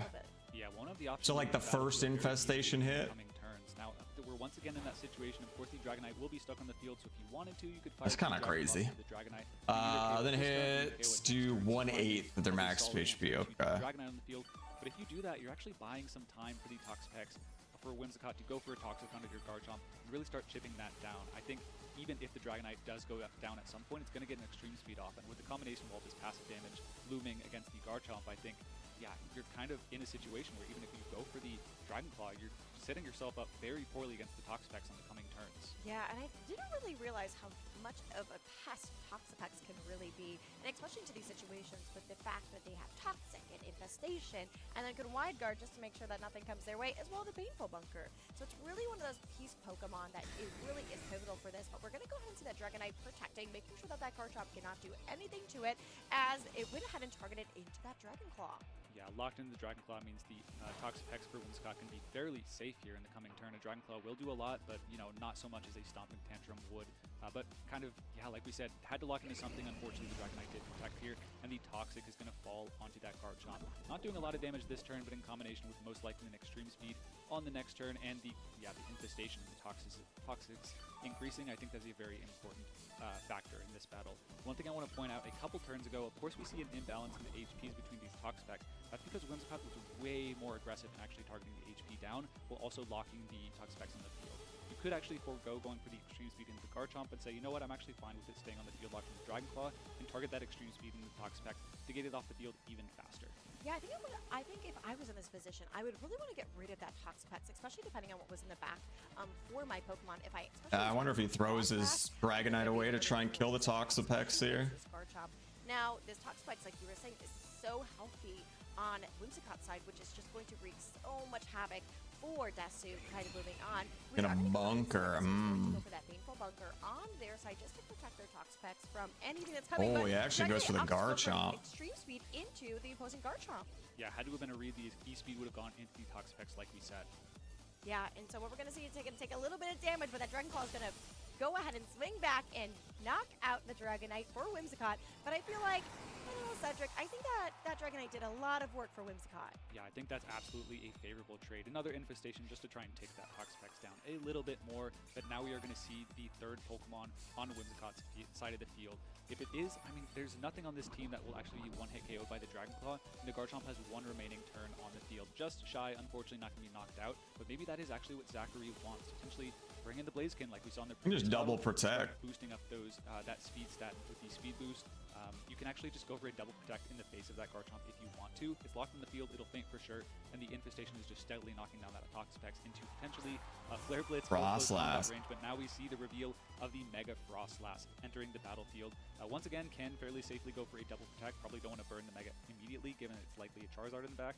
But yeah, now things look a little more suspect against the Incineroar, but we're going to start the turn off here. Yeah, and we're going to go ahead and see that Toxapex is going to try to go for that protect, but it didn't work. But that Dragon Claw is going to be locked into the actual Toxapex on Whimsicott's side. Now that Shadow Ball is going from that Frostlass into the Toxapex, bringing it down to 6%, and the Infestation going ahead and bringing it down to 5, which shows that Whimsicott just really wants to get rid of this Toxapex. Yeah, I think maybe the only pretty aggressive there. Not go for the Mega Evolution and not go for a protect. Just went for the Shadow Ball, which would have knocked out had you gone for the Mega Evolution, but I think definitely a trade that you're happy to make to actually get this Toxapex down to HP. It's now at 10, should go down to the Infestation. So we're going to see a double knockout from passive Chip after we get through this immediate Infestation to take the knockout. Oh, it was freed from this Infestation this turn. I was not keeping a count on that. Oh, that is so enormous, actually. Not taking the knockout with the Shadow Ball proves to be really effective, as the Charizard is now going to hit the field. And the Toxapex for Zachary is getting pretty low. Normally, you would be able to 1v1 this Fire Move only Charizard, but without... Now you wonder, do you protect Regenerator at some point? However, you are... and not Mega Evolve, hoping that Charizard Mega Evolves so you can kind of win the Weather War? Like that on our side of things. So, and keep in mind, I don't know that what you neither of these do. Pokemon have Mega Evolved yet, and both of them have Mega Evolution abilities that can really change. I feel like the Charizard can hold off longer because he's going to threaten damage on this Frostlass more than the Frostlass threatens damage on it. Now, I will have to say, we don't really see Mega Frostlass too often, and against Charizard, it's actually kind of in a comfortable position. We are going to see that Charizard is going to go for the Protect on Desu's side, as well as that Toxapex. Yeah, trying to stall the turnout, both of the Pokemon on the field going for a double protect. Of course, the Frostlass did not go for a protect. The Baneful Bunker outspeeding it, didn't go for that. Went for the Shadow Ball into the Charizard, and an Infestation with the Toxapex. So, But now you definitely just I'm more favoring Frostlass protect, right? You're having knock on for a protect. Well, Desu has gone for the protect. You can safely go for that protect. Or this maybe turn, but honestly, not. Maybe you try and kill that Toxapex. Unless you just want to try and weather ball this Toxapex. But I think what's most important is who is in the back for Zachary at this point. If it's still the Rock Slide Blaziken at the end of the game, there's not a lot of damage threatening into it, but we don't know, neither of these players know. I think on Desu's side, you have to play and hope that there is no Blaziken, or later in the game it just misses a Rock Slide. Otherwise, it's looking very difficult if Zachary planned that game this way. Yeah, that's really fascinating to talk about, because that Frostlass, since we haven't had that Mega Evolution, that Blaziken could be swapped in and go for that Mega Evolution from its side, and it's running that close combat and the Rock side, so it could wreak a Interesting. here. But we're going to see that Toxapex from Desu's side go in the exchange for the Incineroar. Yeah, an interesting opportunity here to go for the Mega Evolution and a Heat Wave, even if it is a... I mean, you could go see the Wide Guard would be such a read from Whimsicott, just given the options the Charizard has. But let's see if it's going to be the Heat Wave. Is the Frostlass even going to Mega Evolve? It looks like it didn't, given that it is the faster of the two. Shadow Oh wow, Ball it just went for it. Yeah, and we're going to go ahead and see that the Shadow Ball is not going to do too much damage on the opposing Incineroar, but it is going to get the special defense drop.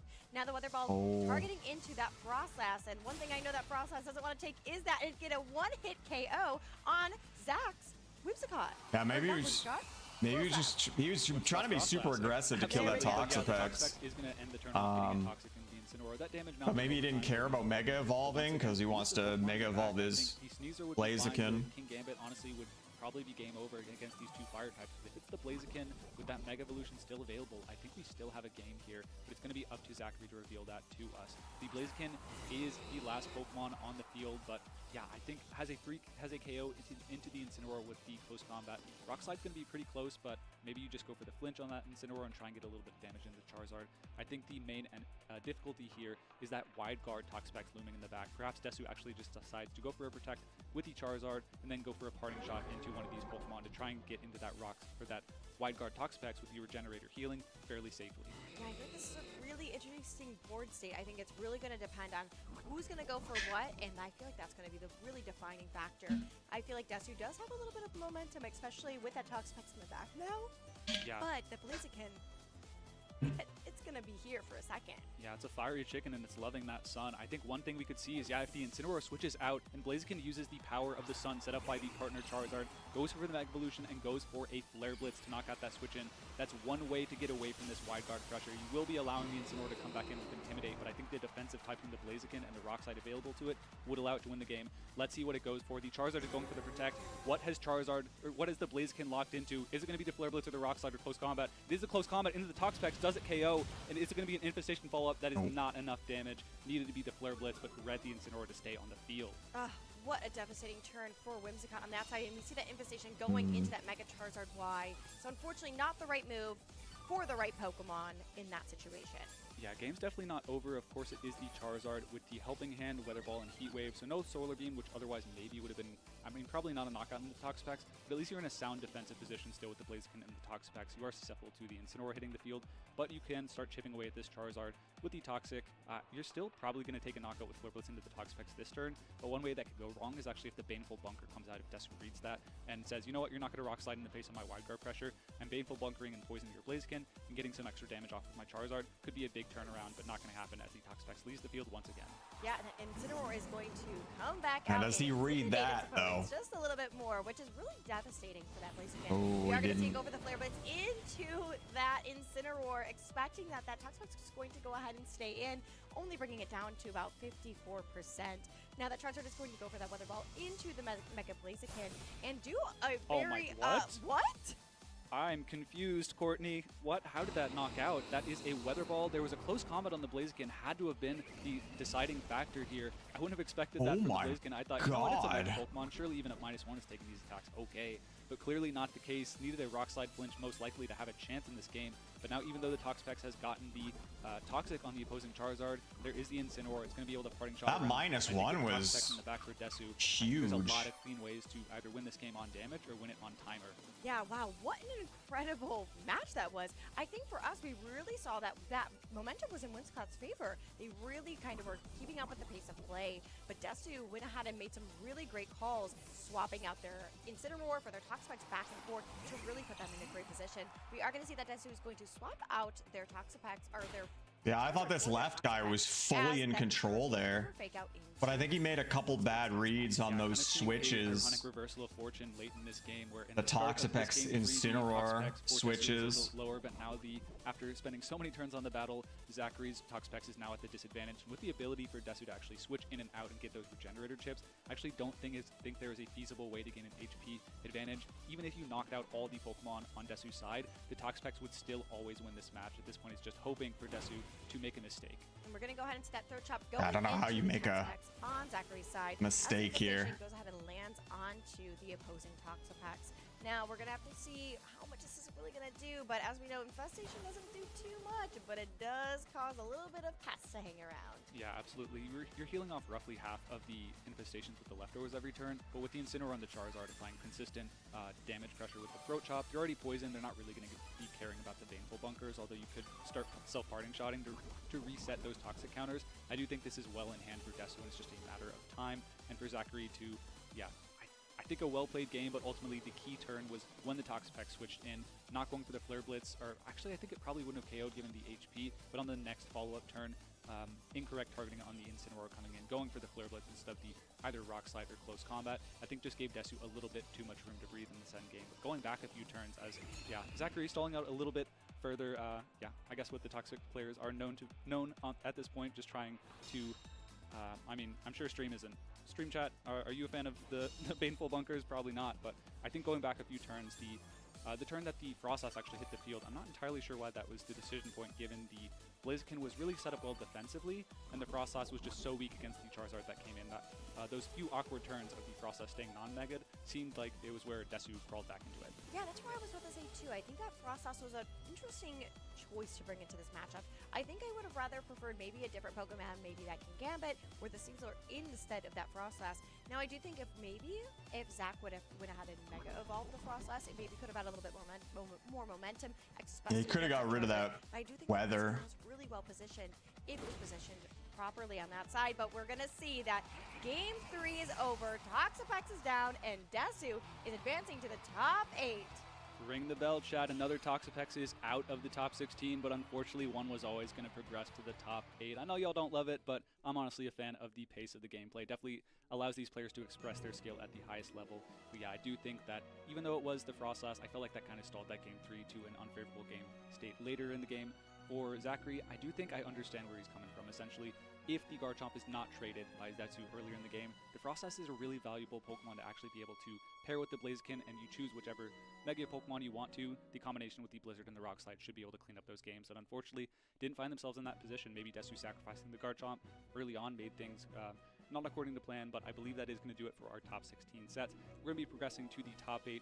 Courtney, I believe, will be staying on the mic, but I think I'll be jumping off and then coming on a little bit later, but or maybe some reverse of that, I'm not entirely sure. But of course, we will be jumping on into the top 8 sets with a lot of action-packed Pokemon coming back soon. Stay tuned.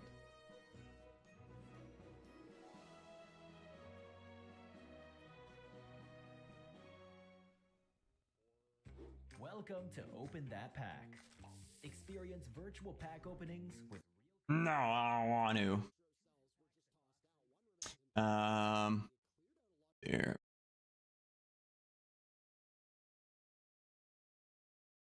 Okay, I'll go back. We go back.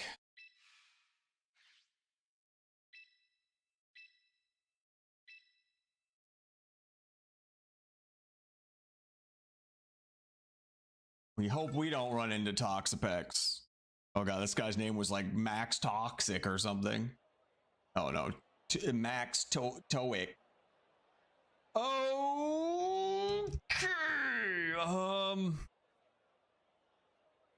What do we like here? What do we like as a lead here?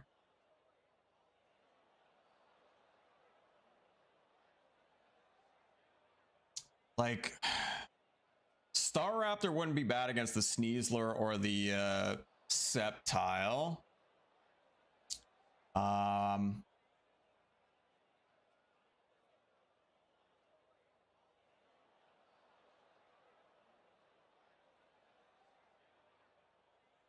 Garchomp to get down rocks would be okay.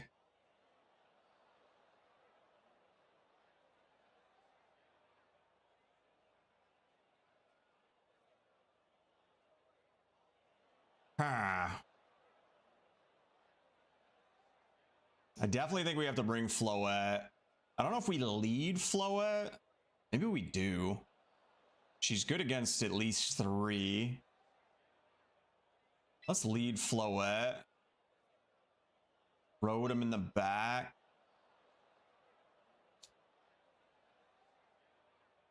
Honestly, maybe just Samurott. Nice to have a scarfed fast hitter to kind of switch in. Scene change was very awkward, right? We'll see you soon.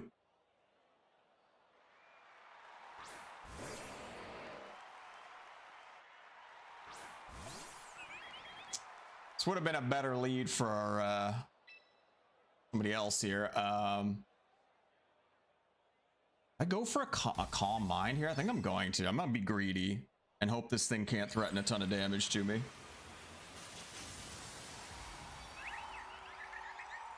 Although it might be scary if it's faster than me, and I think these things are normally pretty fast, so let's see what happens. Okay, it is faster. Okay, perfect. Did like no damage. That gives me a free Calm Mind here.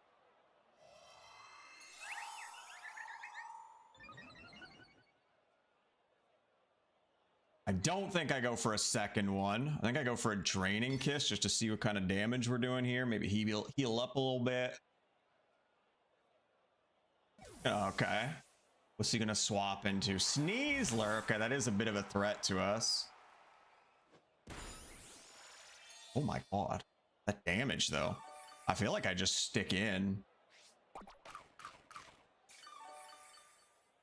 She might be faster than us, but I think we soak the hit and we just Draining Kiss again.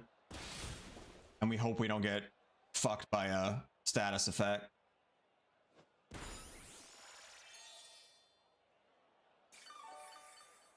I'm okay with that.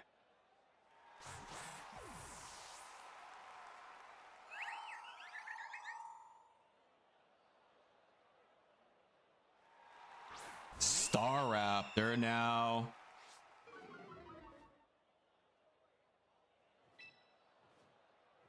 I want to go for the Moonblast to just kill it. I think I should. Like, Draining Kiss might be enough, but it also might not. We have to hope we can soak a hit here, though.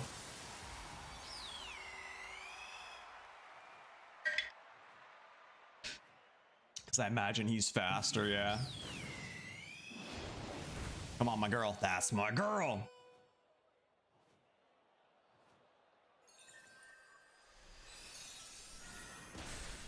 Nice.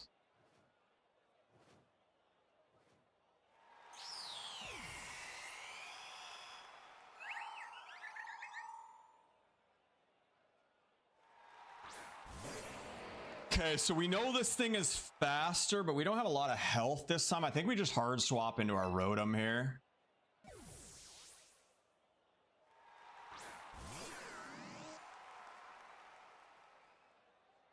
Perfect. Perfect. I was just gonna go for the Overheat. I was gonna go for the Will-O-Wisp, but Dragon Pulse.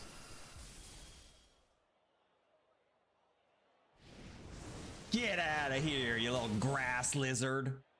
My God, get wrecked.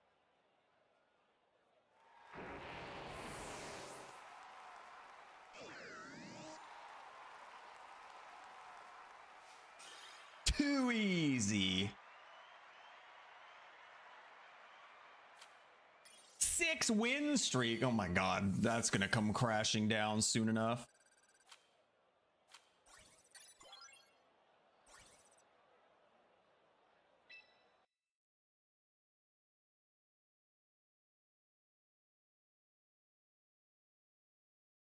That's all gonna come crashing down.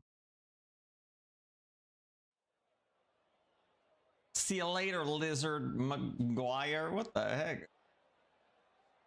Oh god. Okay, what does he lead here? There's a lot of fairies over there. I do have my slow bro for, oh my god, he's like all fairies. What the heck?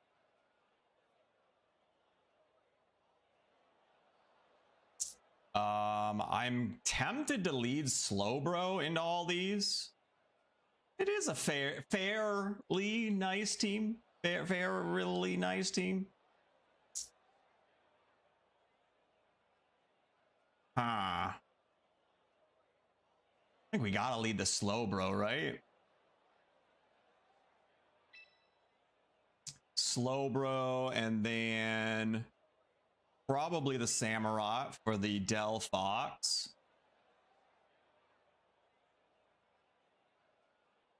Maybe just Rotom for the steel and the ice. I like that. No Mega. No Mega.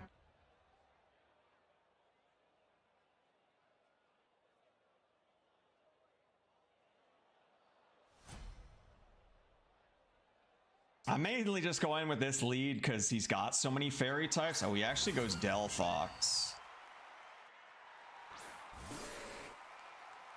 Does my boy do anything into that?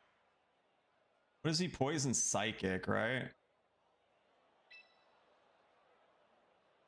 We just Calm Mind? We both?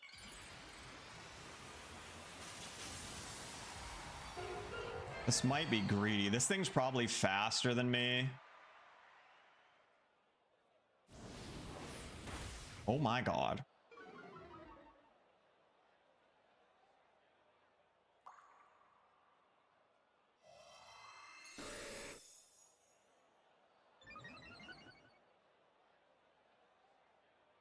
I don't know what we do here. I don't know if we can get an attack in. I wonder if I'm better off swapping here. I think I'm going to. Sucks we waste that Calm Mind, but I think I have to preserve him for all the fairy types.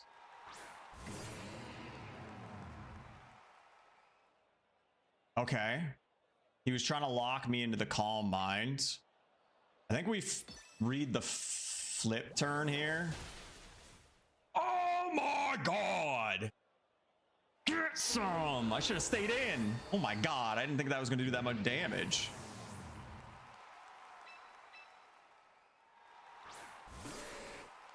Surprise!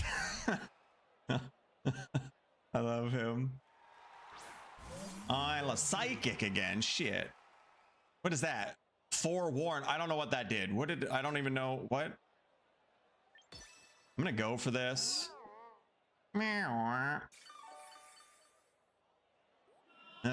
You're a yawner. You're a friggin' yawner. I'm kind of okay with that though, I think. I'm actually I'm gonna Rotom here. So I can just like flip turn or volt switch. Flip turn and just get away from that bullshit. What does he got? I don't know what those words are. Mimikyu. We just do one of these. Swords Dance.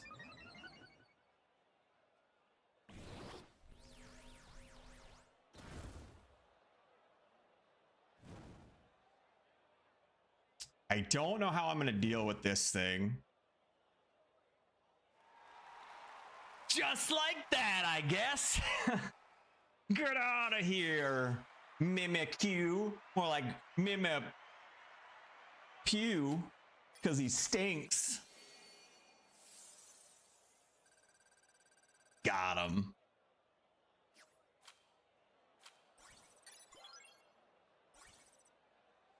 I don't really know why he forfeit there.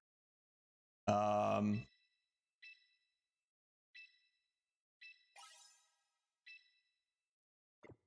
was definitely scared of the Mimikyu. And I only like reduced his attack a little bit with the hot fire.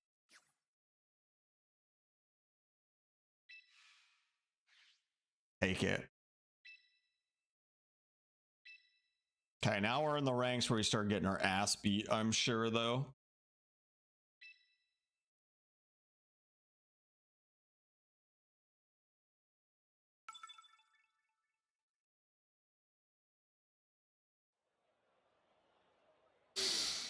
Oh my god, he's got a Samurott as well. Does he lead with that stupid hippo, though?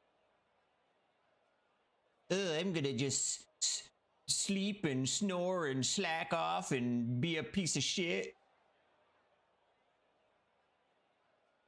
I think I actually lead my own Samurott here. I feel like I want to bring Floette.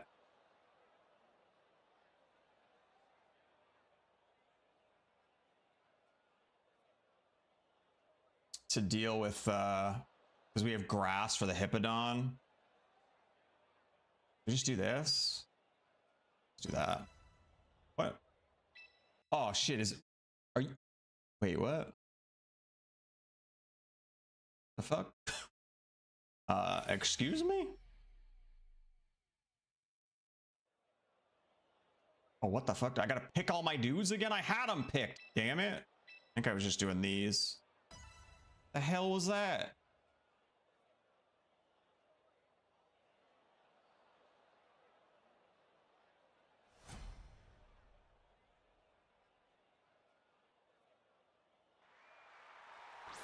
He leads with Samurott as well. The question is, does he... I'm just gonna go for it.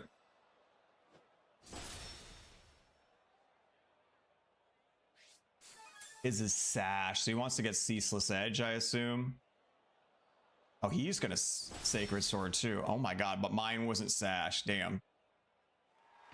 Well, that kind of sucks. Okay. I think we just rode him here. I got out-sashed. Sucker Punch. Okay.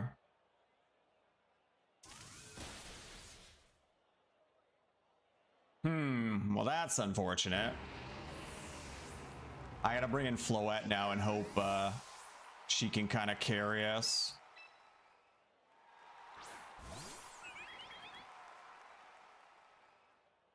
Bring out something weak to grass. One of your Rocky boys. Tyranitar.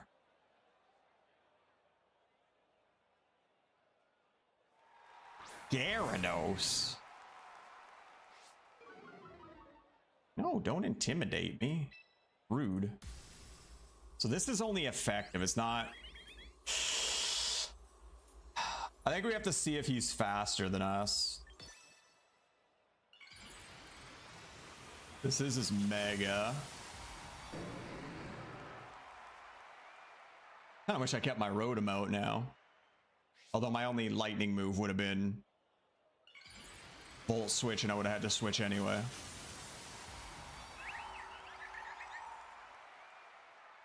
See how our girl does here. Our little girl against this big fat dragon.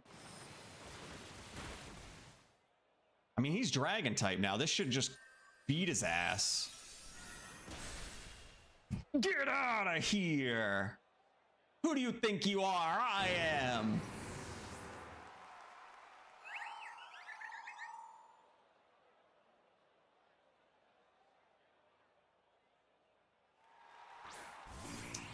Corona. Kind of wish I had my... Oh god, all this stuff sucks against this thing. I think I gotta switch. I don't know what I'm doing here now. This really sucks not having Samurott for him. Oh god, and he's just gonna get a free fiery dance.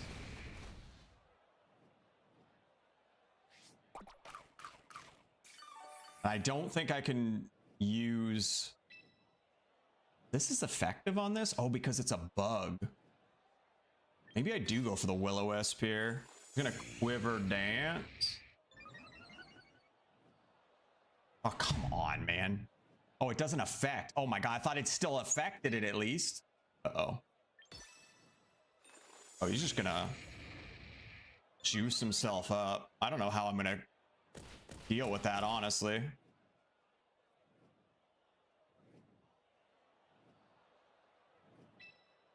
Do you go for another one? I'm just gonna go for the... Might...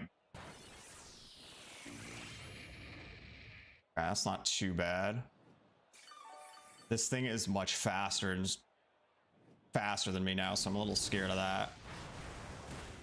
I thought because he was bug type, I'd still be able to hit him there.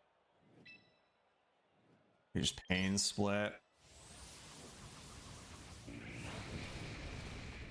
I don't know what we're gonna do here because this thing's gonna be faster than my Floette. And that doesn't exactly wear off.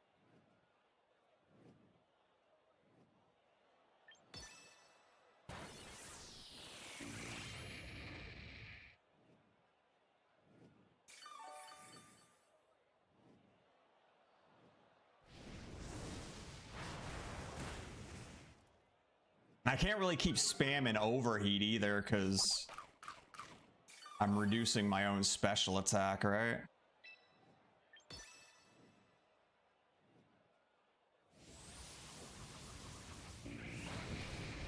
Ow.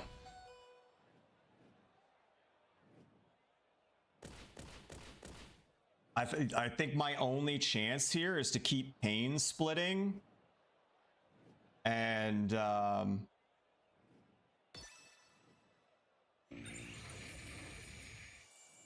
then I need to soak a hit with Floette.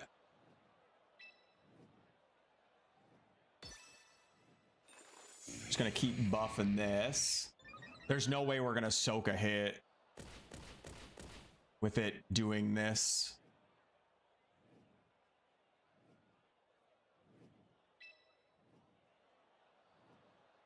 Honestly, maybe I have to Volt Switch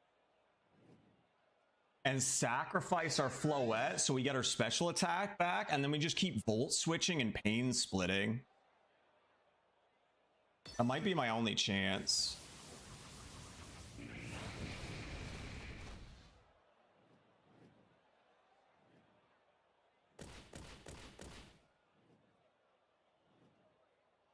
I don't know.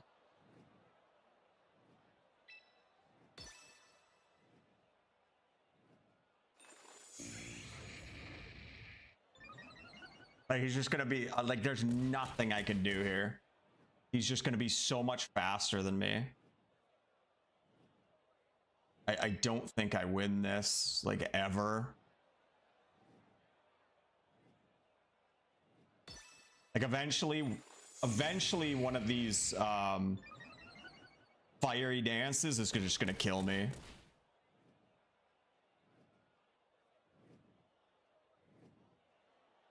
I'm gonna go for it, fuck it.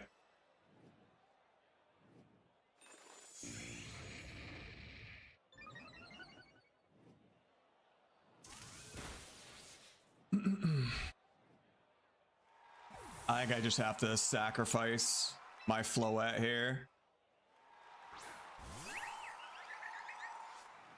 But I just don't think there's a way to win this.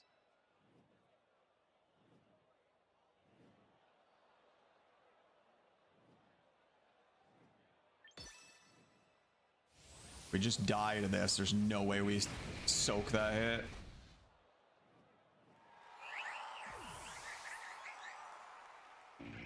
Yeah, it was mainly just to reset our special attack. And then I don't know if we survive a fiery dance. He's gonna morning sun. That's okay. That heals us a bit.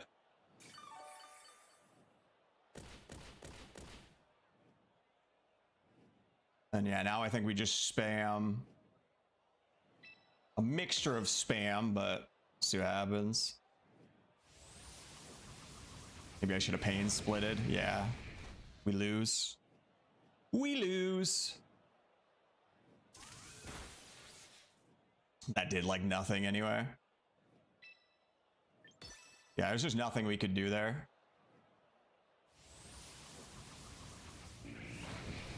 Losing our Samurott that early screwed us.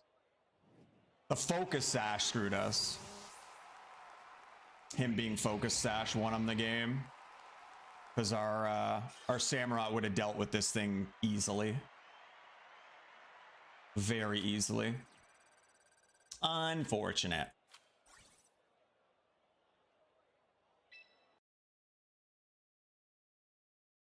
I think we picked the right things to bring. But yeah, losing our Samurott just screwed us. That is a wholly different game.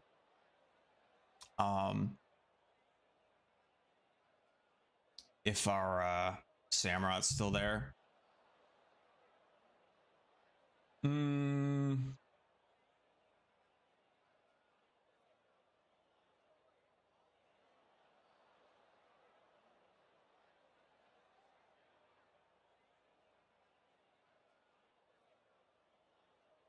What am I doing against that stupid hippo again? Yeah, I guess water works against it. I think we lead Samurott, Floette for the hippo, for the Primarina, for the Garchomp.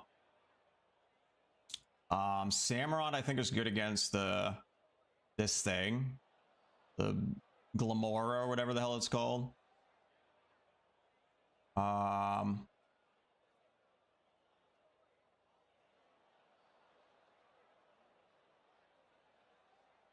Samurott against the Meowscarada is nice as well. I think we just bring Rotom for the swaps. A bulky swap. Although he's not great into a lot of stuff here. He's not great into the Primarina or the what else? Some other stuff.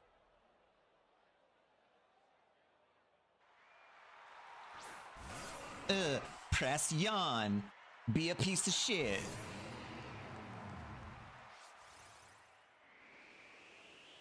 Yawn, yawn, slack off, yawn. I think we flip turn here. Or do I go for the Razor Shell? Well, let's flip turn. I don't know if he swaps here. But just in case. Didn't do as much as I was hoping as a super effective move, but...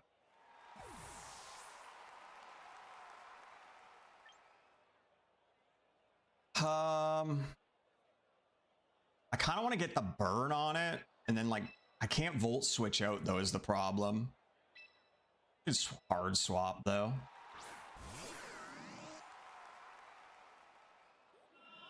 Look at me, I'm yawning.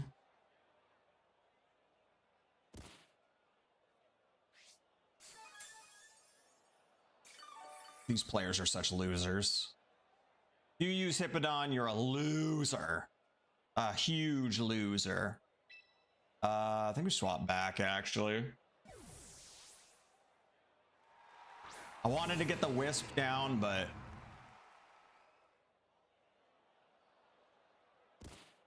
He's protecting. What a fucking loser. What an absolute loser. I'm gonna go for the Razor Shell this time.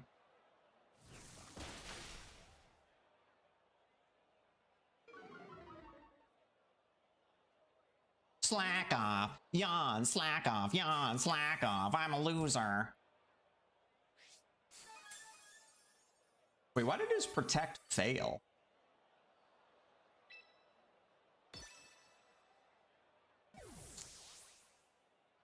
Should've went for the swap. You know, Scarada eats the hit. Well, it still did a lot. So he's gonna grass move me here. I think we just swap back now.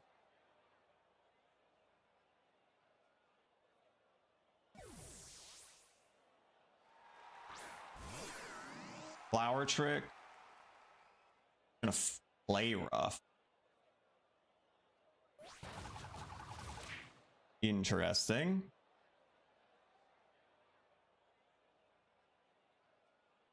More sandstorm. I'm gonna go for the will-o-wisp here.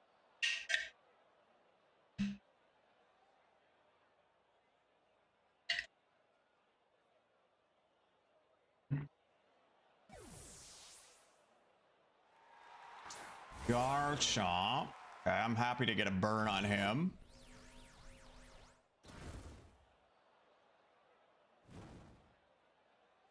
Like that, like that. Now we can't volt switch, and our overheat kind of sucks against him. I think we pain split here though.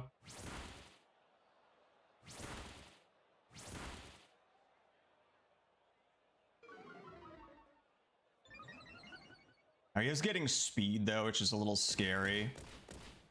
I think we swap back into Floette now. I think that's the play.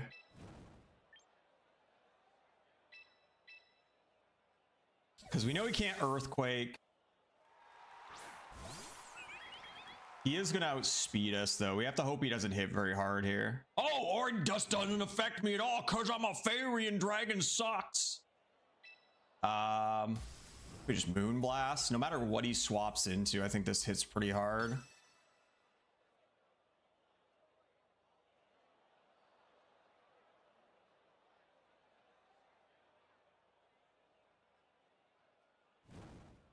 If he swaps into Hippo, we just kill it. If he swaps into Meowscarada, it should hit her pretty decently. Okay, so he's just going to set up the weather again.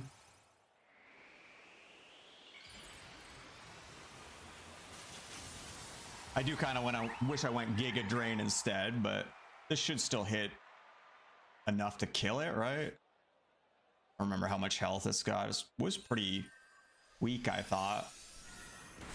Oh my god, it was actually pretty healthy. What the fuck? Does it have like Regenerator or some bullshit? It had so much health. Oh, it did slack off, I guess. Should be faster, right? Let's just go Draining Kiss. Oh.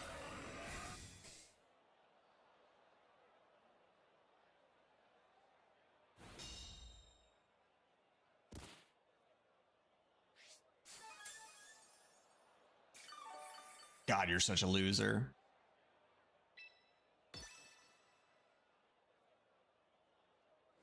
Get your stupid Hippo out of here.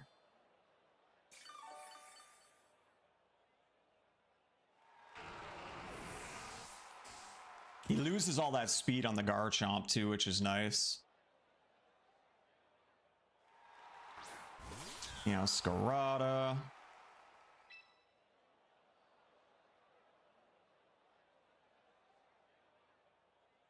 What move does he swap to here?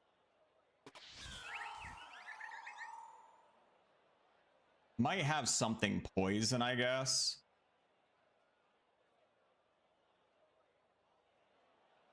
I could just swap. I could just play it safe. Maybe swap into the Samurott here.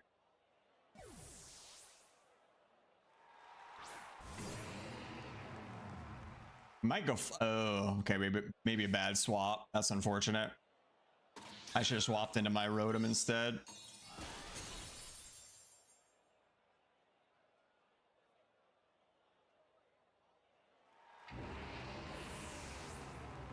I figured Rotom was a little greedy, but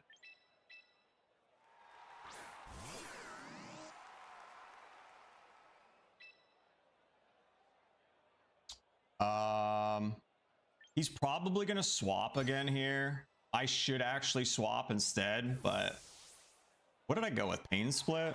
I pain splitted, which might not be great. Oh wait, did I Will-O-Wisp? Oh yeah, I guess I did. Yeah, pain split probably wouldn't have been great.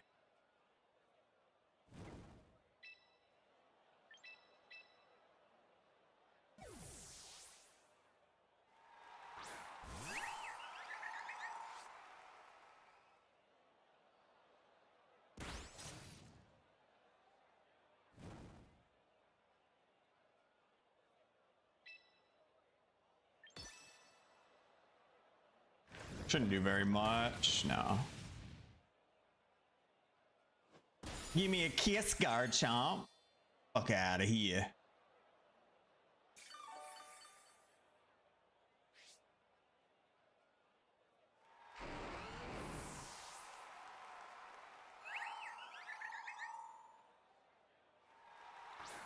So if he goes Flower Chick here, then we have Rotom in the back to just burn the shit out of it. I assume it's Scarfed.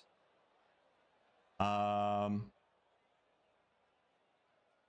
gonna go Moonblast here.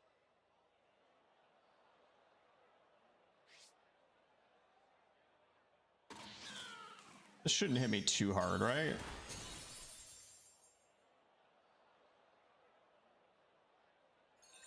I probably should have gone Draining Kiss just to keep myself. Well, never mind, it's dead. Get your ass out of here. Fucking Hippodon loser.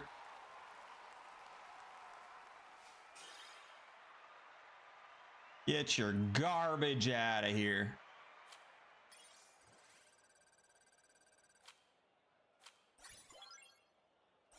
Yawn, slack off. Yawn, slack off. You get fuck off.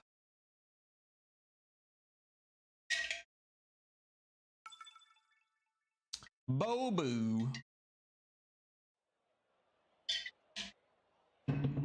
Yawn, slack off. Corviknight, roost. God, these people are such losers.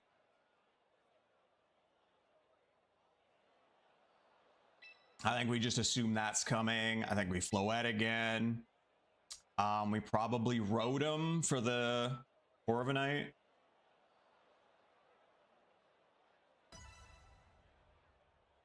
Yawn, slack off, roost, yawn.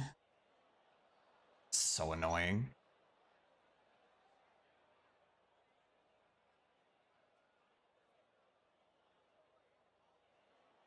Kind of wanted to bring the Slowbro for the Primarina. I don't know how well our Rotom can handle it. We probably have to Volt Switch off of it, hope it's slower. Volt Switch just to get chip damage. Well, let's see if they lead Hippodon. Oh, Glamora, okay. I think that's still fine.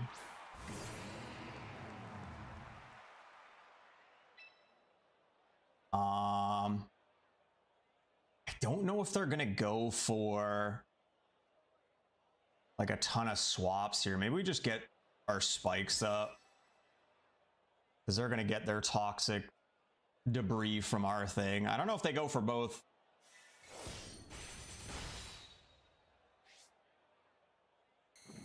But we were gonna get that no matter what. They got the rocks and the poison shit.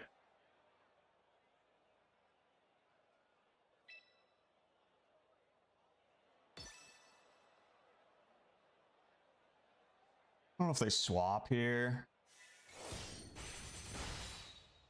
No real reason for us to swap. We don't need to show that we're scarfed yet.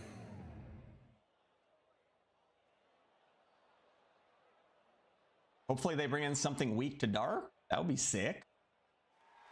Radiant. Oh, Primarina. Prima loser. Not very effective though. What did I bring for her? Again, I don't know how he's gonna do. We have to just try it. Hope they don't do a water move here into my Samurott. Surely they wouldn't, right? Moon Blast, okay.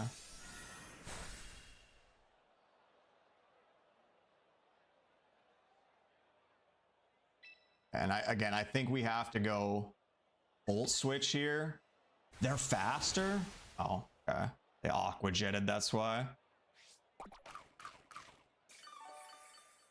Hopefully get a big hit in there. Rock their berry.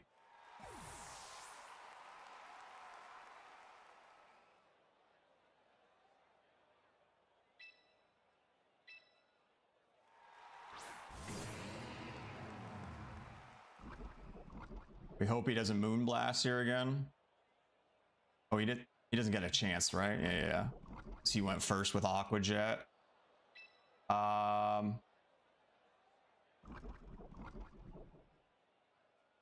think we're just going for some chip again.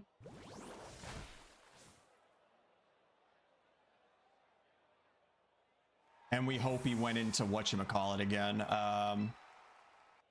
Moonblast. God. Now the problem is Aqua Jet might actually kill us. Unfortunately.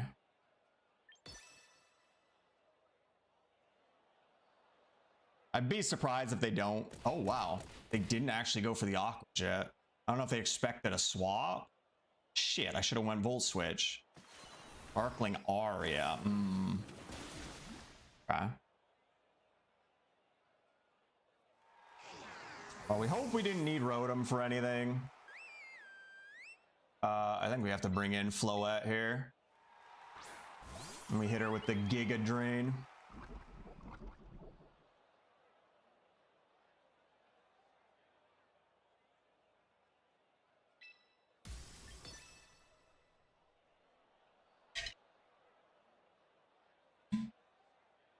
I really want to go for a Calm Mind too, but I think that's greedy.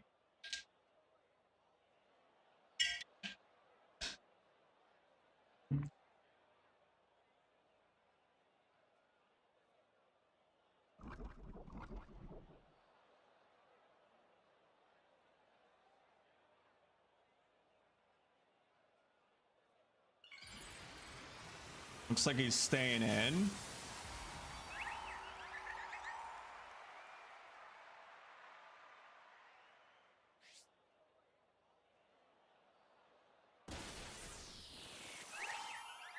I'm worried he's got Corviknight in the back. But then we probably just spam Calm Minds.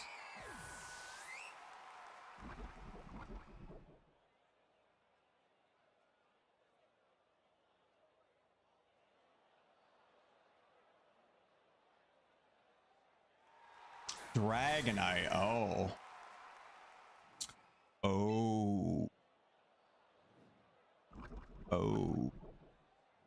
I just go Moonblast here. Find out if we're faster. Maybe I should have gone Draining Kiss just like to see who's faster, and if he's faster, we get a little healing off it. Probably would have been better. Because I don't think this is going to KO regardless because of his multi-scale. And it is his Mega. I think I should have gone Draining Kiss instead. See what happens here though. Air Slash, so he's faster. Oh, we have dodged. We got lucky there.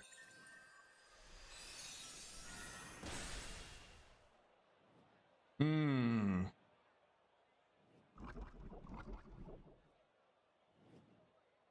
gonna just go for the Moonblast again. We hope we take this well. We hope we kill him. I assume that was multi-scale, so this should do even more. Yeah. Get out of here.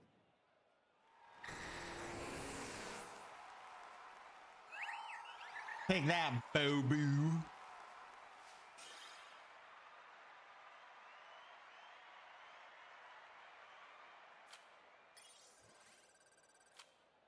Take that.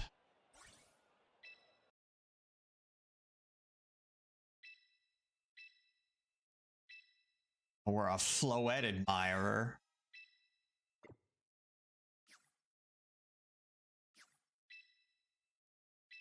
Oh boy, a ticket.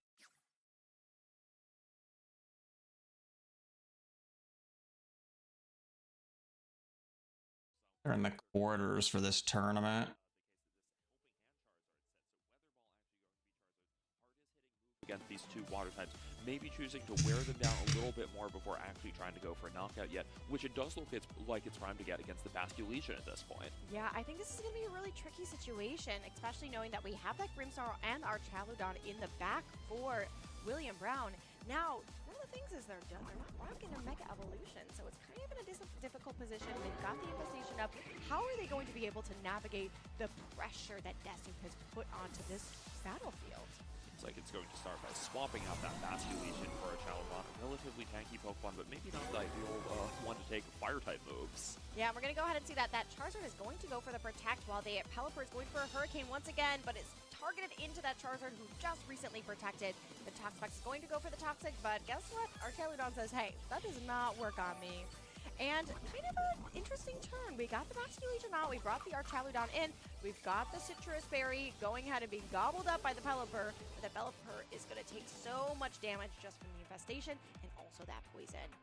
Yup, seems like William wanted to swap out Basculegion there, knowing that that Toxic would leave Basculegion in range of actually getting knocked out that turn. Archaludon able to come in relatively safely. However, it does still have to deal with Charizard here, as that Pelipper, I fear that this may be one of its last turns on the field before it gets knocked out. Yeah, and that Pelipper is only rocking that Hurricane, Weather Ball, Tailwind, and Wide Guard, so it's already used a Citrus Berry, so it's not in a great position, but we are going to see that Charizard be swapped out in case for that Incineroar, going ahead and putting out so much pressure with that Intimidate. So And our much Chaludon going for the pressure. Dragon Pulse into the Incineroar, taking it down to 20% HP, so quite a bit of damage, but hey, Pelipper eats a Citrus Berry, Incineroar eats a Citrus Berry, but Incineroar is going to have to eat this Weather Ball as well, and it does from that Pelipper. From there, we're going to see that Toxapex is going to go for the infestation into that Archaludon. You know, not to do too much, but the damage that it goes ahead and builds up over time can just do so much there. And so I feel like Desu's just in a really commanding position right now. Yeah, Charizard leaving the field does mean that there's not going to be quite as much damage here, but Toxapex really keeping this trap going on the Pelipper as well as the Archaludon now. And Incin, really one of Toxapex's ideal partners in the format for this ability to lock down the opposing Pokemon, not only with Infestation, but also with Fake Out to deny you your moves in addition to your swaps. It really seems like Desu has complete control over what's going on in the game, as this Pelipper is also going to feel forced to rely on moves like Hurricane instead of Weather Ball, because we have two fire-resisting Pokemon in the field right now. Yeah, and we're going to go ahead and see that Incineroar is going to opt for that Fake Out into that Archaludon, which is going to give it its stamina boost, but not too much right there that we're going to really have to worry about. Now that Pelipper is going to go for the Tailwind. Pick up the speed on its side. I think really William knows, hey, this Pelipper is probably going to go down soon. Let me get Tailwind up so I can get the speed advantage. As we see that the Toxapex is going for the Infestation into the Pelipper, and now we're going to see all the different types of situations after. So many leftovers. Who doesn't love a little leftovers? Not a lot of people love a little poison or some bugs, but hey, that's the name of the game. Yeah, who loves bugs, Courtney? You more than anyone. That is true, Chuppa. But hey, I still wear my bug spray. I don't like the little tiny one. But this is... We actually saw Pelipper make it out of the turn. Not sure if we expected that there. However, I'm not sure if we saw Pelipper be freed from the infestation just yet. Yeah, I don't think it's freed from the infestation yet. And one thing that we have to also keep in mind is that Light Screens has one more turn. They do still have the Grimstar on the back where they can go out and set it up back up again. And that Tailwind is still very healthy too. The Sunlight's about to go down next turn as well, so that Charizard is going to want to hit that field and bring it back up. We are going to see that Pelipper is going to be swapped out for that Grimmsnarl, and that Dragon Pulse is going to be aimed into that Incineroar to go ahead and knock it out. Now, one thing that William does have is the ability to bring Pelipper back in, put the Drizzle back up, especially against that Mega Charizard. Yeah, however, that's going to be a Pelipper that's sitting in the wings, waiting to come back, but it won't be able to come back in just yet. Yeah, both are until this infested, right? infestation ends on the two Pokemon on William Brown's side. So even if I'm sure Desu would have loved to trap in Pelipper and actually see it knocked out there, having it with only a couple of HP left and not able to come in just yet must be pretty good news for this Charizard if it wants to come back out onto the field. Yeah, and I think one thing too, Desu does still have the other remaining Pokemon of Venusaur in the back that we really haven't seen too much that can still come in and just start dealing so much damage into this case, because we do see that Venusaur is a Life Orb Venusaur running Sludge Bomb, Solar Power, Earth Power, and Protect. Yeah, this actually a Venusaur that's positioned very well onto the field right now, just not looking at the absolute most damage from the Pokemon on William Brown's side. I feel like he ignores the Grimmsnarl. Tries to kill that Archaludon. To kind of get around that infestation trapping. Yes, and we're going to go ahead and see that Archaludon is going to go and protect itself. Archaludon, Archaludon, whatever the hell it's called. Is going to go for the parting shot into the newly swapped in Venusaur, going in and lowering its attack and special attack. You can get the Pelipper up now. How much pack of punch it has. Now we're probably going to see the Basculegion come in just because Basculegion. we want to retain that Pelipper a little bit longer, and that Sludge Bomb from Venusaur going to the Basculegion and knocking it out. Showing us the power of Life Orb Venusaur, essentially ignoring that drop from Grimmsnarl and still getting the knockout. And every single knockout matters so much to Desu's game plan right now. Yeah, and we're going to see how Toxapex going for the infestation, because what else is really Toxapex going to do in this situation? And obviously go into the Protect. And I feel like Desu just has such a commanding lead that Archaludon's infested. You've got Grimmsnarl or Pelipper to choose from, and you still have Charizard in the wings. Yeah, even if this Archaludon is going to be really tough to knock out, I can't say the same thing for its partners. However, Pelipper hitting the field is going to give that Archaludon access to a much scarier option with that Electroshock compared to just some of the Dragon Pulse we've seen over the previous few turns. Yeah, I think maybe in this situation, maybe you swap back out your Pelipper, you bring Grimmsnarl back in, you start pushing out some damage with your Archaludon. You still have Tailwind up for one more turn, and then at that point, hopefully that you can get a knockout. See if that Charizard comes in and starts setting up that rain. And we are going to go ahead. They just really wanted the rain up, I guess. Courtney, I completely agree. This looks like a great turn for Pelipper to be leaving, because it could come back and steal the rain back from Charizard just one turn into the future. Yeah, we're going to go ahead and see that Venusaur is going for that Sludge Bomb into the Grimmsnarl, getting a knockout from there. Now, what is this Archaludon going to do? Did he expect to get his Electro shot off? To face the consequence of Charizard being able to be swapped back out and brought back in to put up that sunlight. But we do see the Electro He's locked in. I think William on his side was maybe the Charizard doesn't come in just yet, and I can get this Electro shot out. But unfortunately, we're going to have to wait another turn to see it happen. Yeah, maybe the kind of play that William had to try to make and try to hope would pan out their way at this point. But Charizard hitting the field, not taking any damage there is just not the turn that William needed. I'm not sure if Pelipper is going to be able to secure the game against a Life Orb Venusaur, which we have to assume has been trained to outrun it. However, if Pelipper is faster than surely he pulls out Charizard again. William to get back into this game. I'm not sure if these trainers have seen that speed interaction just yet. Yeah, that's very true.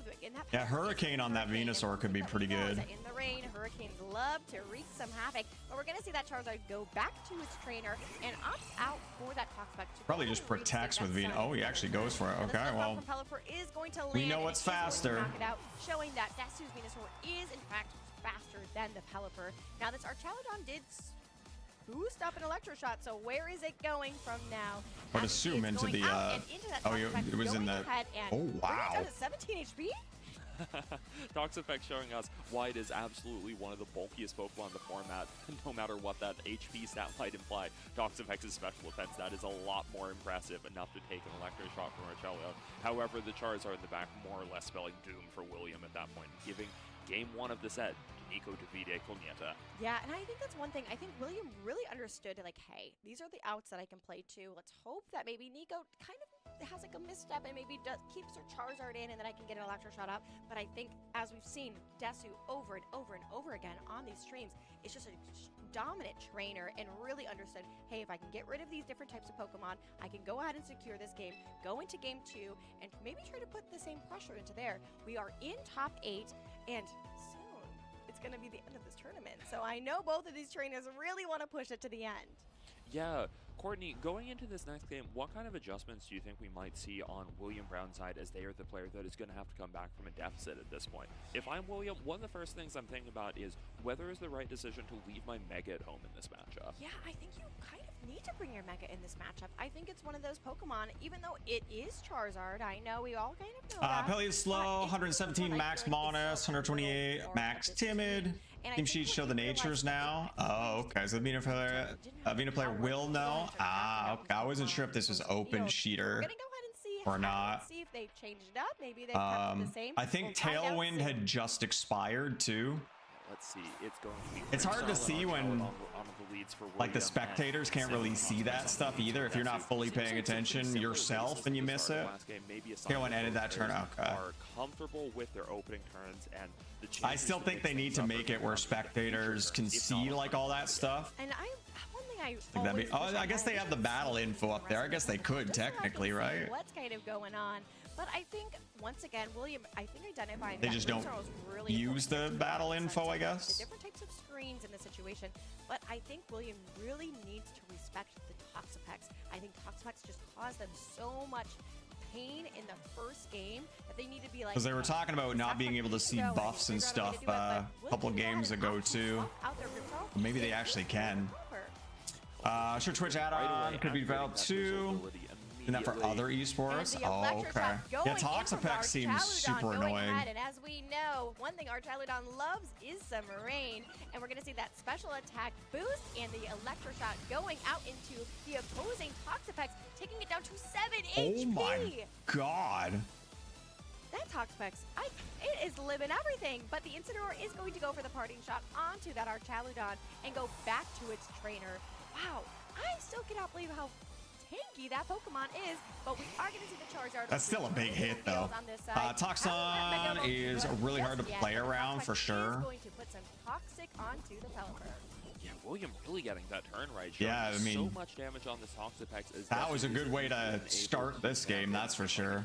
Almost killing the Toxapex. Of course, this Toxic You can get damage rid of is really that. gonna add up on Pelipper over time, but already I think we've seen William make so many gains against this Toxapex that just we didn't ever really see in game one until the very end of the game. Could be a very significant reversal of fortune. What does he do? Charizard Mega to get rid of the rain? Obviously, the Pelipper's got to read that and be ready to bring it back in for the rain. On William's side, as well as the Toxapex on Desu's side, opting in to bring the Incineroar back out into the field.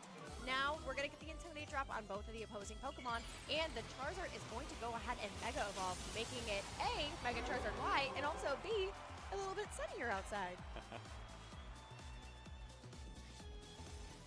Could be just what Charizard needs to begin throwing out some heavier damage against William. I wonder what play Desu wants to go for. Is this going to be the safe Heat Wave, or is it going to be a Weather He actually goes for it. Going to get that Heat Wave from that Mega Charizard Y, and it looks like it's going to land onto the Grimmsnarl, taking it down to 43%. Pretty good hit. I think William did a really good play that turn, protecting our Chaludon, saying, hey, I know I'm going to swap out my Pelipper, I'm going to bring this Grimmsnarl back in, and I know that the sunlight is going to go up, so my Electroshot's not going to mean anything in this situation, so let me go ahead, play it safe, move some pieces Probably going to be a around, bunch of and then parting back shots into the again battle. here.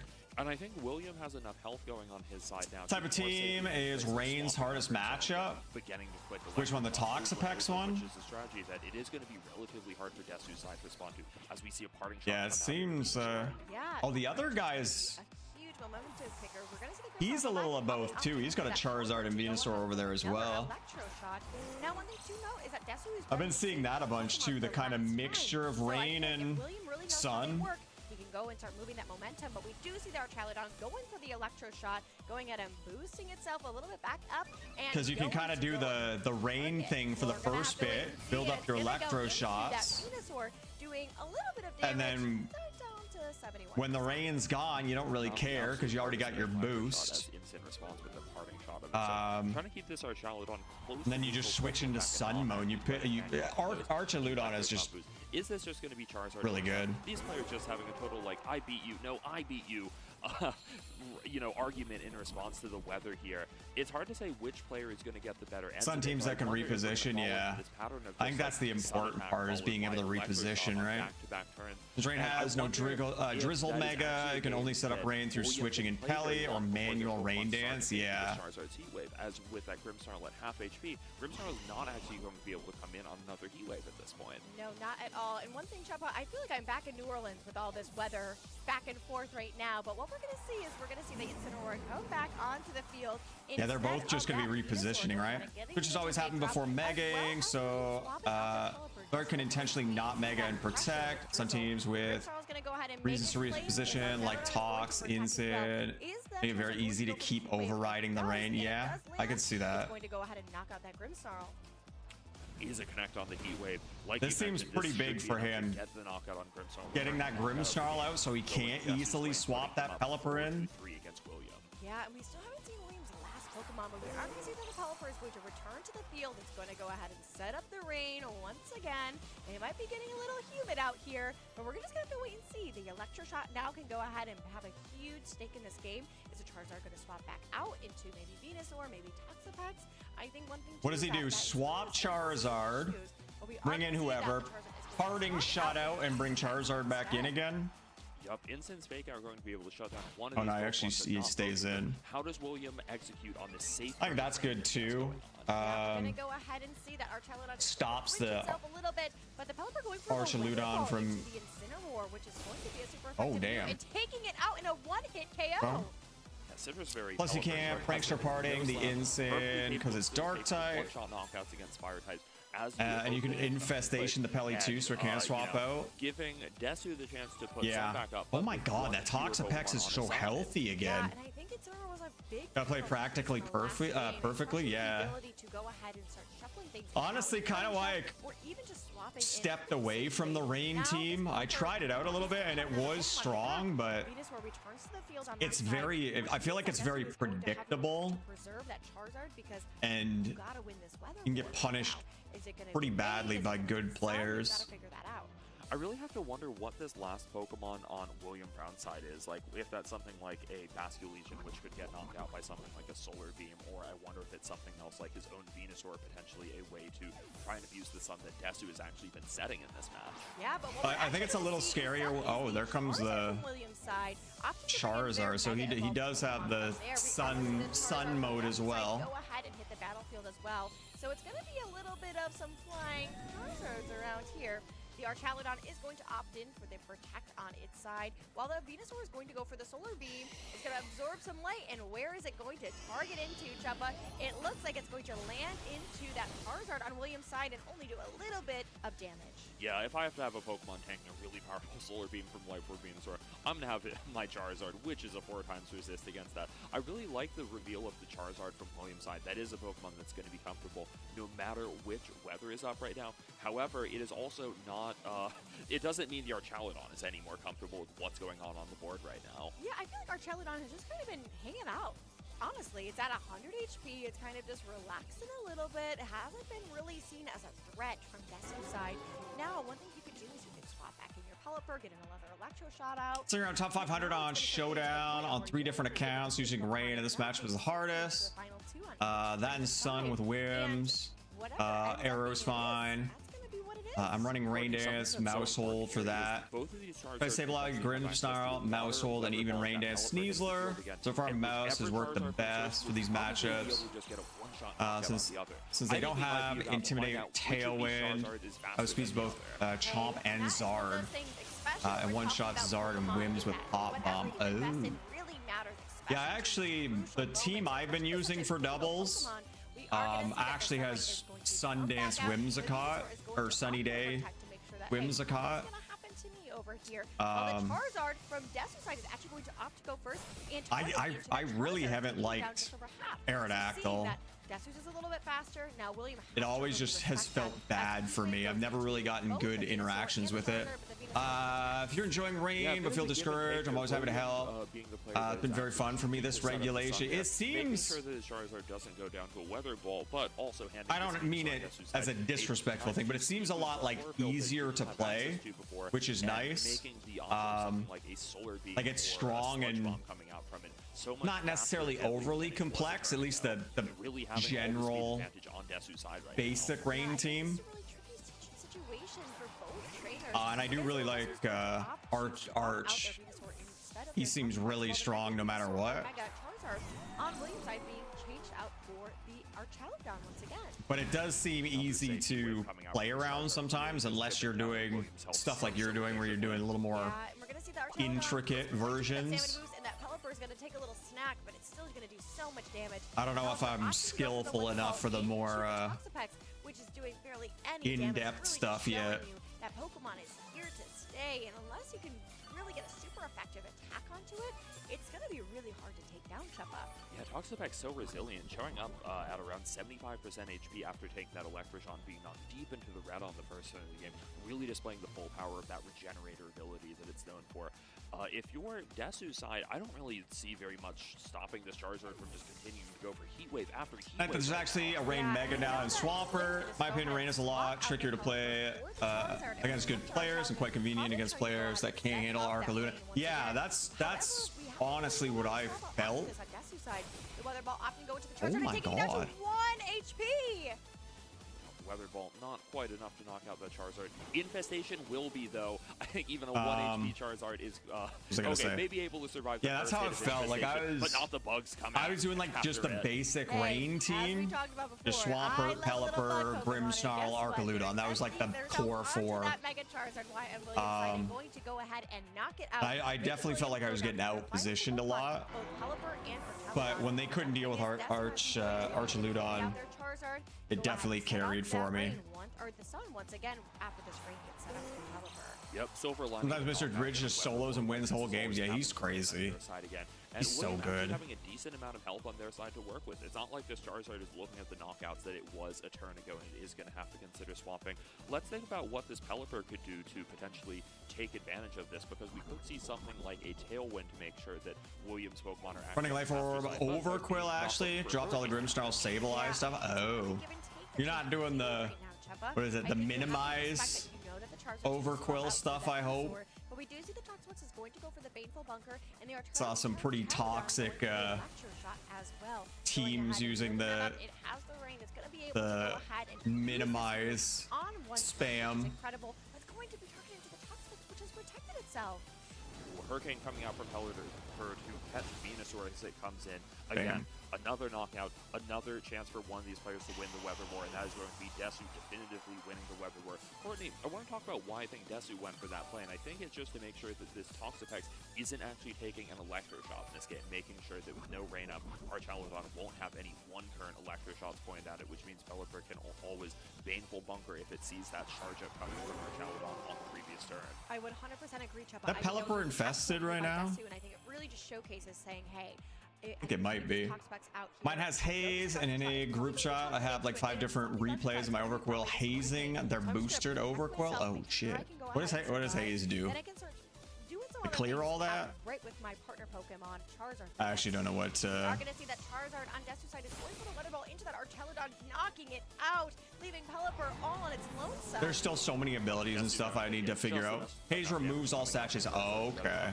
Don't think Pelipper is going to be able to follow up on a relatively healthy Charizard with this Hurricane. But we're going to go ahead and see that Toxapex is going to go and have the Infestation onto the Pelipper. So Infestation plus that Poison is going to start continuing to chip down from William's side.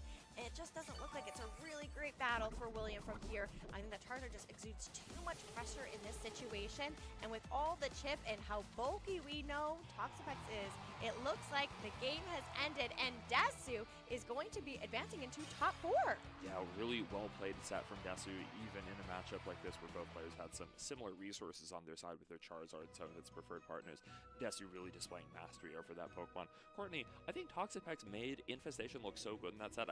Would you say it's an honorary Bug-type Pokemon at this point? I hereby declare, and so as Heracross, is that Toxapex is an honorary bug Oh, it removes it from all 4. Oh, damn. Especially for this weekend.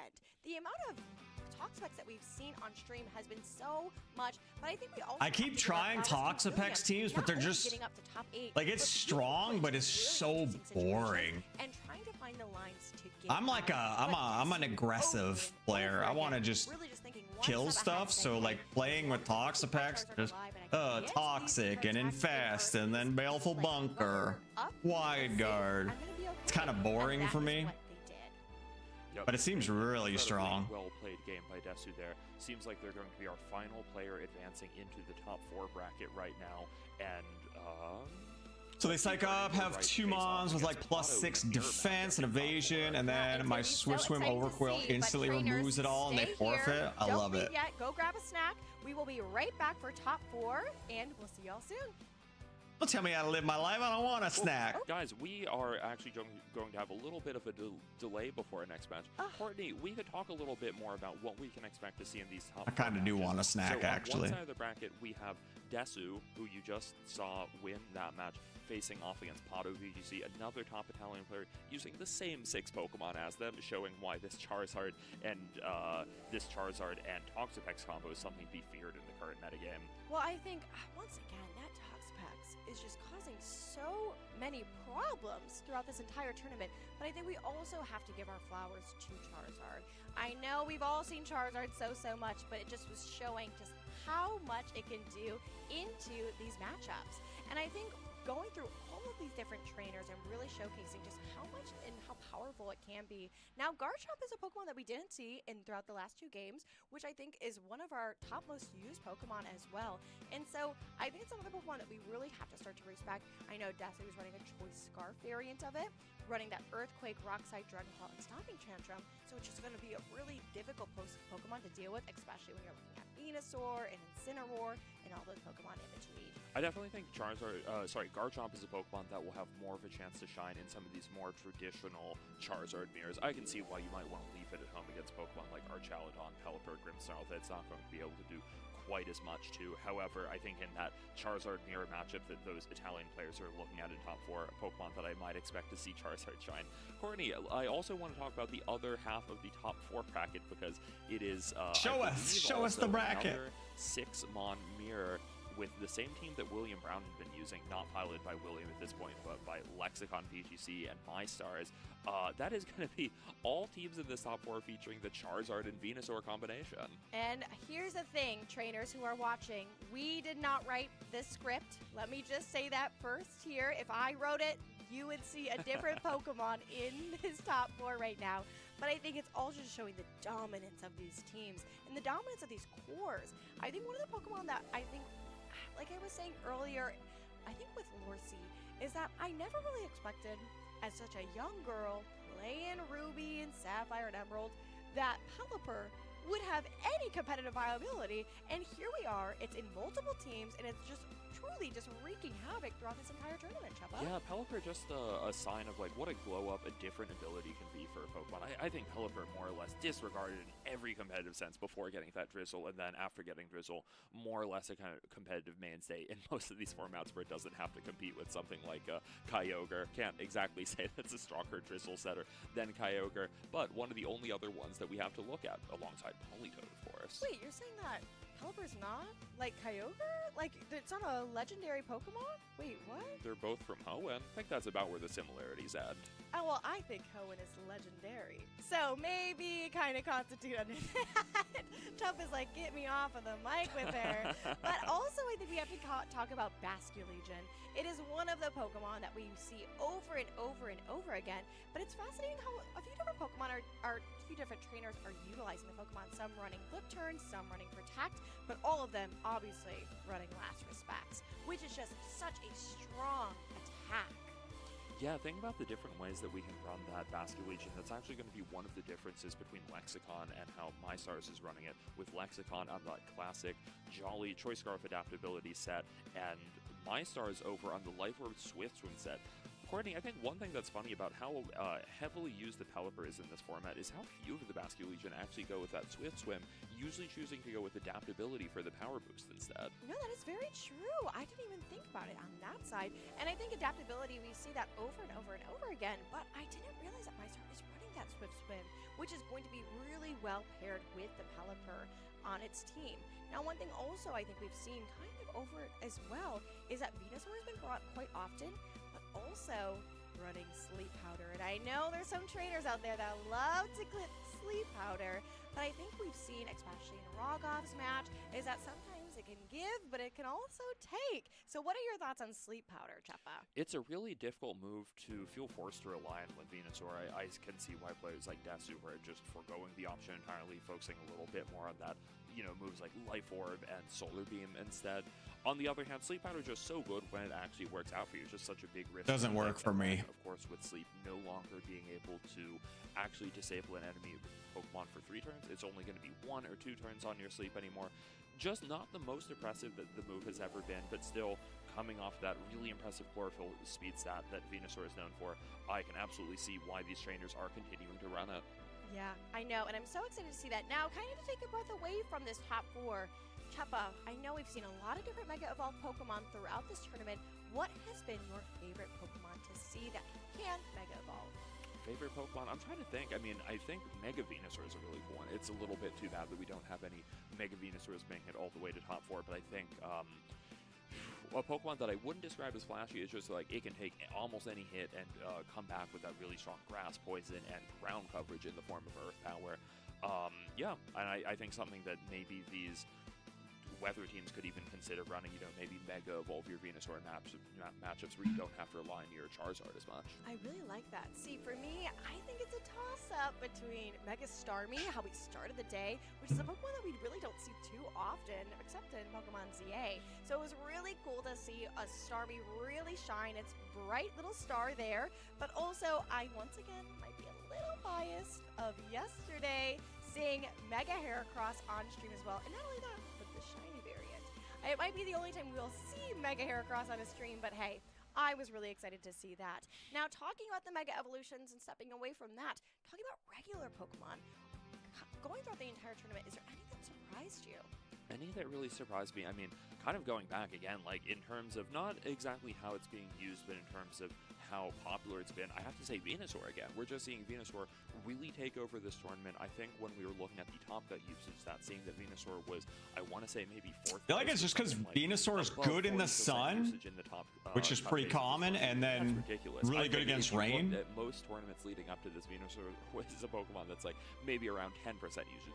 Very respectable, but just not something that you see on any of like the really top of meta teams. It's more on like some of the rogue teams, like let's say Arsol's version of the Charizard Floette team. But now for this tournament, Venusaur really taking its turn in the spotlight, and I have to wonder whether it's something that's going to continue to be quite as popular for this, or if it's a little more flavor of the week before it dips down to, respectable 10 to 20% usage.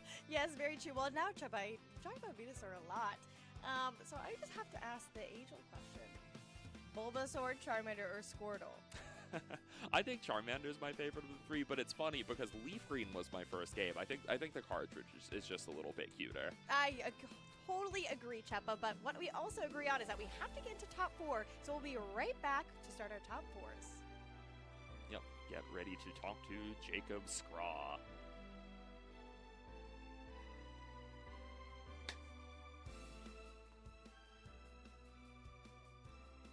We are down to our top 4 players. Who would have thought we'd see 2 Toxapexes and 4 Venusaurs in the top 4 of the Grand Champions Festival Encore? But, here's the thing, guys. What's the thing? The big thing people talk about in this format is what Mega Evolutions are good. So the question remains, what is going to win the Grand Champions Festival Encore? Is it Charizard? Charizard? Charizard? Or Charizard? Yes, all 4 of our competitors are using exclusively Mega Charizard Y on their teams. No Shocking. Mega, nothing like that at all. There are... It's... I kind of miss Watchog, guys. I don't know about you. But we are getting ready for our first top 4 match here at the Grand Champions Festival Encore, featuring Alex Underhill against, I didn't check who the other one playing the team is. It's on the screen, I'm sure. Everybody, it's not. I hope you keep enjoying. I hope you're ready for a lot of weather balls, heat waves. I called this event the Grand Champions Encore because we were doing it again, and I figured Whimsicott would probably be in the top 4. Maybe it should have been called the Grand Champions Festival Heatwave. Anyway, let's get into the top 4 of the Grand Champions Festival Encore. just a moment, we're getting our casters ready.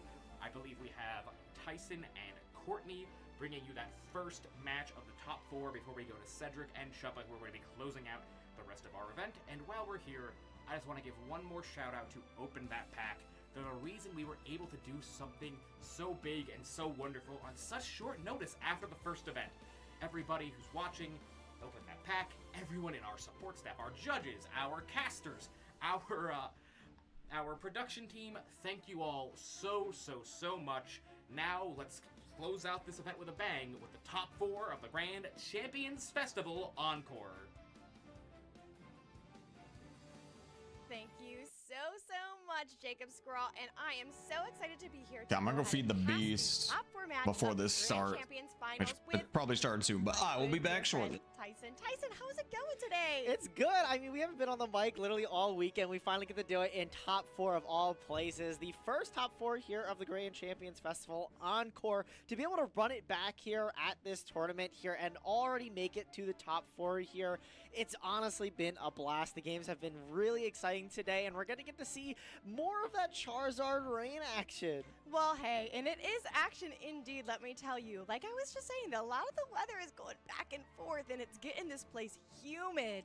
And one of the things that we have to really understand is that we've got Lexicon and we've got MyStar, and it's going to be fascinating to see. We're going to be kind of going back and forth with the Charizard and the Venusaur, but they're running pretty much identical teams. So how do you kind of feel about going into this match? Yeah, so Lexicon actually has pretty much the exact pace as Rogov there. I mean, maybe they changed a couple things about their spreads and things like that, but where the real focus of the matchup and where the mirror really changes is MyStars has a Life Orb Basculegion with that Swift Swim, which we saw in top 8. Rogov lost to because of that Swift Swim. Basculegion was just so poised to win that end game, having the ability to switch moves as to where their Scarf Basculegion on Lexicon on Rogov's side can't do that when it's choice locked. It is something like the Aqua Jet, which is what lost them the game. That flexibility of the Life Orb and Swift Swim on the Basculegion really gives MyStars, I think, that small bit of edge that you really need in the mirror.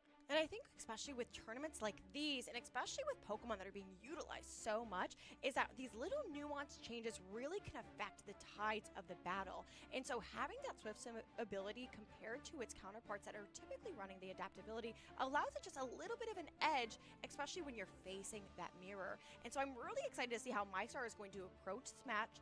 Alex, we all both know, is a very competitive foe, so it's going to be interesting to see how we go into this back and forth of that. Now, we've seen a lot of Pelipper throughout the day as well, and I think it's a Pokemon that we're going to have to bring and we're going to have to respect. But kind of looking at this mirror, what do you think would be best, Tyson? So honestly, it comes down to just Charizard and Venusaur, I think. Just how oppressive they are as a duo there, being able to immediately set up the Sun, recognizing that, you know, if the opponent wants to bring Grimmsnarl on and play the parting shot game, trying to get the Pelipper in against the Charizard, you're usually up a lot of damage and resources, because Venusaur, regardless if the Sun is up or not, is able to fire off those Sleep Powders and, you know, favor you if you get them off and get those 2 sleeps. And I mean, we see the leads immediately here in this game of top 4 of Alex versus MyStars. Both of these trainers leading off here with the Charizard and Venusaur. Well, come on, hey, they're like best friends, right? Like Blastoise who? It's all about Venusaur and Charizard, and we're going to go ahead and see some Mega Evolutions. First, we're going to see MyStars going ahead and Mega Evolving into that Charizard Y. So obviously, showing that it's a little bit faster maybe in this situation, or could potentially use Speed Tie on that side, as we see that Alex is going to go for that Mega Evolution as well. Yeah, I mean, we saw in the game of Rogov, if they are using the same pace, MyStars was able to outpace the Charizard every single turn. And, I mean, winning the Speed Tie here is also phenomenal for MyStars, getting the sleep onto the Charizard. If this plays out anything like the other match, both of these Venusaurs here are just going to trade the Sleep Powders. It's going to start ticking down which Charizard wakes up first. Tyson, what is happening right now? I'm just saying this is like a little bit of a copy-paste as we're seeing right now. So we've got 2 sleepy Charizards. We got some Venusaurs that are wide awake. And what action is going to happen? We've got a very interesting mirror. Now it's also going to depend on who's actually in the remaining Pokemon for these trainers to see, are we going to be able to swap out? Now we've got some Charizards that are sleeping. Is one going to wake up quick? Is one going to not wake up quick? I think this is really that cat and mouse game. Yeah, and it's going to be a matter of which Venusaur is going to be able to move first, as we see Protect from Venusaur.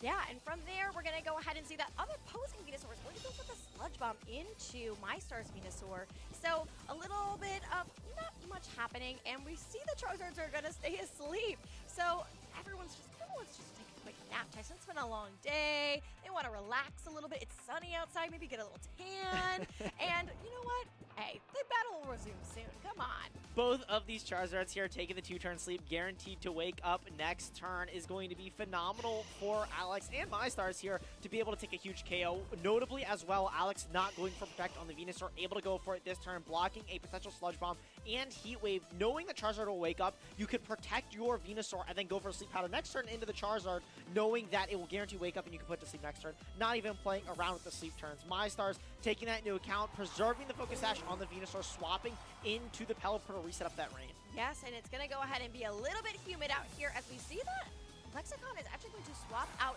their Charizard and opt for their Basculegion themselves. Now, MyStars Charizard is going to wake up and go for the Weather Ball into that newly swapped in Basculegion, which isn't going to do too much damage, but it does a little bit, and chip is chip, as we both know good and well, as that Venusaur is going to opt for the Sludge Bomb into that newly swapped in Pelipper as well, but the Pelipper says, let me have a little snack, let me heal up a little bit, and I'm pretty okay at that point. And Alex calling out that turn, not going for Protect on the Venusaur, notably calling MyStars to make the same play they made in top 8, going for a Weather Ball into that Charizard. Alex perfectly putting in the Basculegion into that slot, knowing that Weather Ball is coming its way. Also preserving the Charizard. It looks a bit weird that you didn't let the Charizard wake up, but it's actually great because now on Sleep Powder Swap-In, you can bring in your Charizard and you know it's guaranteed to wake up. So whatever Charizard wants to do, it can't get Sleep Powdered in the sun. It will be able to guaranteed move. And with this Scarf, this Choice Scarf on this Basculegion, you are threatening so much damage to both these Pokemon as we see the Pelipper swap out.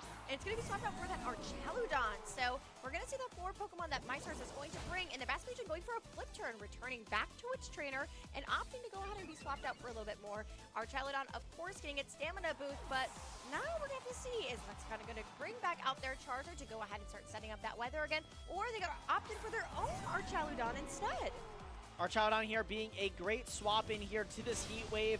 Normally, you know, doing a ton of damage to Archaludon, but in the rain, not nearly doing as much as maybe MyStars is expecting. And Venusaur able to do, you know, take that a lot better than it normally would. And, you know, notably having that extra HP as to where before with the Focus Sash, it's just at 1 HP. It can get Aqua Jetted easier. It's in range of, you know, other attacks from, you know, other Pokemon on the team.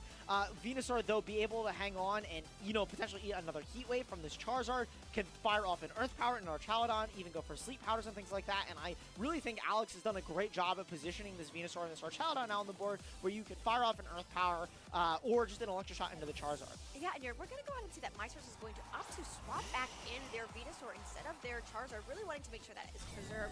As well This is like a pure mirror match, pretty much. On my way, I'm going to be a little bit safe as the Venusaur opts to go for the Sleep Powder into the Archaludon slot, but newly protected as well. I think their Basculegions have different items, but going in and all the same Pokemon. You know, also opting to have a little bit of a special attack boost as well, and targeting down into its opponent, and it's going to opt for that Venusaur slot and go and bring it down to just about 67%. So honestly, I think that's one thing that we have to keep in mind, Tyson, is that this is essentially almost a mirror match. And so these trainers really have to understand, okay, what would I do in this situation? I know these Pokemon really well. I know I have to swap these different things around.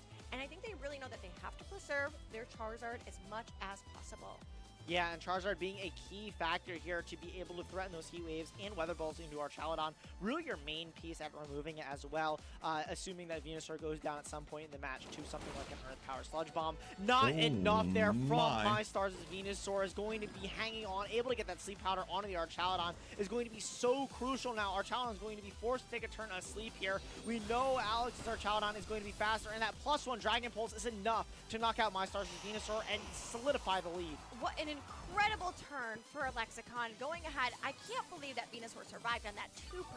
What a crucial survival for them. And not only that, but being able to land that Sleep Powder on Archaludon, it is one of those things. I'm sure that Alex is crossing his fingers, making sure that all of this is going to happen. But we are going to see that MyStars is going to bring back out the Charizard, go ahead and bring the sun back up. But we also have to keep in mind is that we do have the Chlorophyll ability on Venusaur, so it's going to make it a little bit faster. And even though it's at 2% HP, Go for the sleep. at this point. Another sleep, he is all you does. need to throw off a Sleep Powder into MyStars' Charizard, forcing it into a turn of sleep here. forcing it to be unable to move there, going to take its turn to sleep. Dragon Pulse into our Chaladon there does a sizable amount of damage that looks like a clean to it KO, even with the leftovers recovery.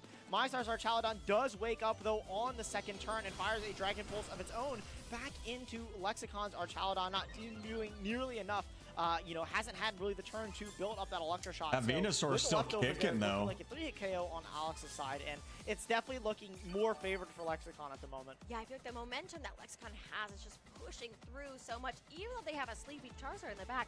Like you said, the moment it hits the field, it's going to maybe sleep for a little bit more and then wake back up. And unfortunately, MyStars only has the Pelipper, so if they get one more knockout on their Pokemon and they bring the Pelipper back out, and Lexicon goes ahead and saves and preserves that Charizard, they can bring it back out, bring the sun back up, and just really start making it so that Pelipper doesn't have a lot of momentum on its side. But we are going to go ahead and see that Archaludon is going to go for the Protect just to make sure it stays a little bit safe this turn, as well as the opposing one. So they said, hey, protecting. no Broomies are going down right now. We're going to hang out, but we're going to go ahead and see the Venusaur opt for the Sludge Bomb into the Charizard. Oh, he wakes up though. Charizard waking up, launching the Heat Wave, going ahead, going to the Protect, but is it going to land into the Venusaur? It is, and it is going to. I think he got some pretty good value out of that Venusaur though.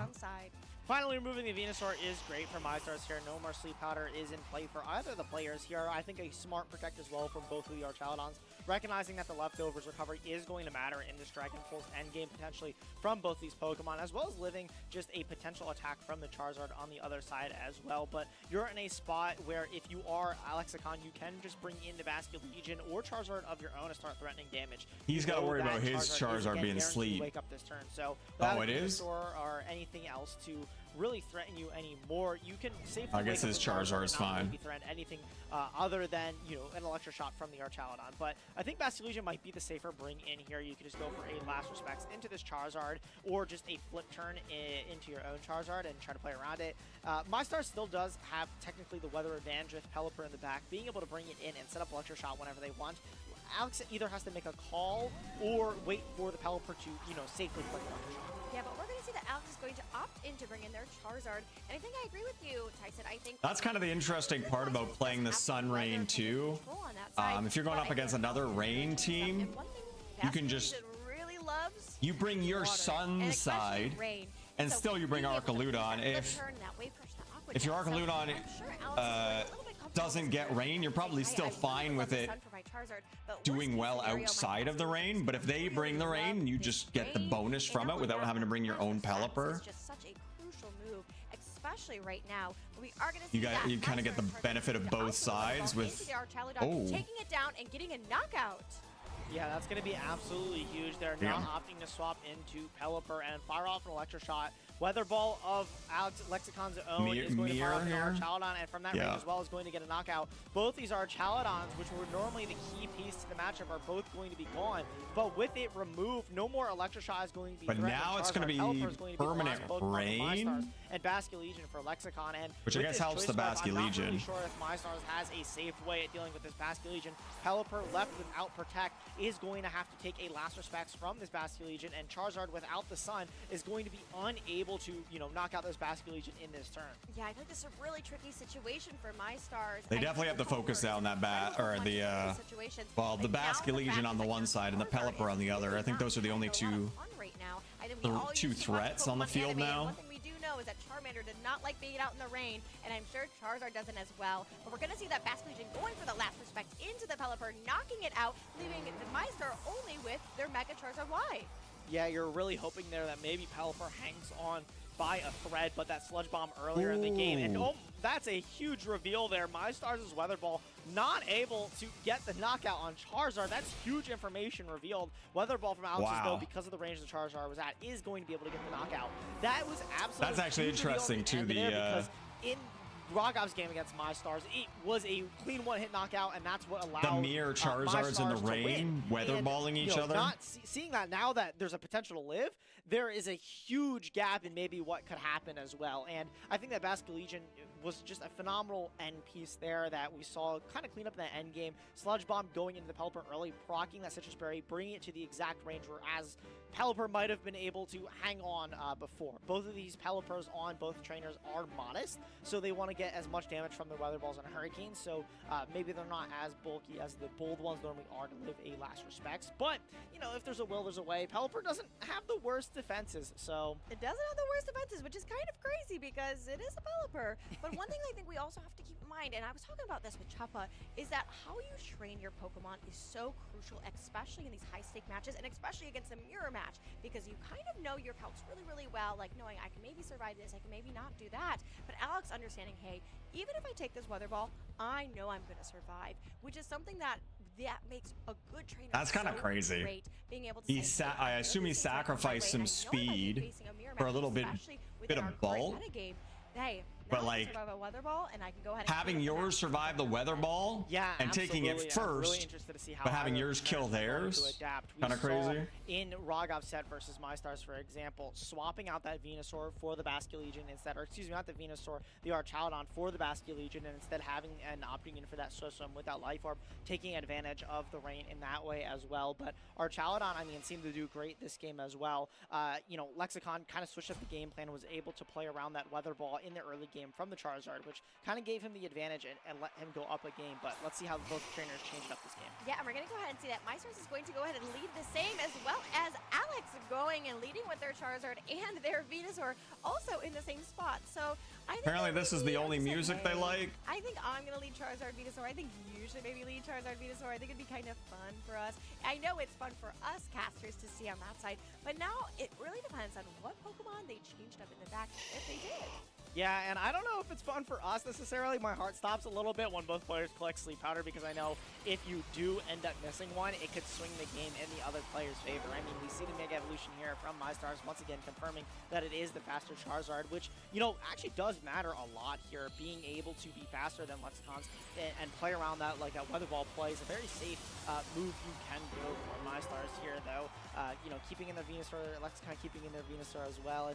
Let's see the Sleep Powders. Come on, let's see the dice roll. Make it sleepy, as we see that the Sleep Powder from Lexicon side is going to go ahead and hit that Charizard, making it take a quick Oh, nap, he missed. as the opposing Venusaur from MyStars misses their Sleep Powder. That's huge. And that's going to be absolutely huge here as this Heat Wave fires off from Lexicon's Charizard, bringing the Venusaur down to the Focus Sash. Another bit of RNG that could happen here is a Heat Wave burn, which would immediately remove this Venusaur, but we do not see it. And we do see it! We do see it! Oh, And the no. Focus Sash there is going to be null as the burn knocks out the Venusaur. That miss on the Sleep Powder is absolutely huge. MyStars' main piece, that Venusaur, is completely gone this turn one. Can we get an F in chat?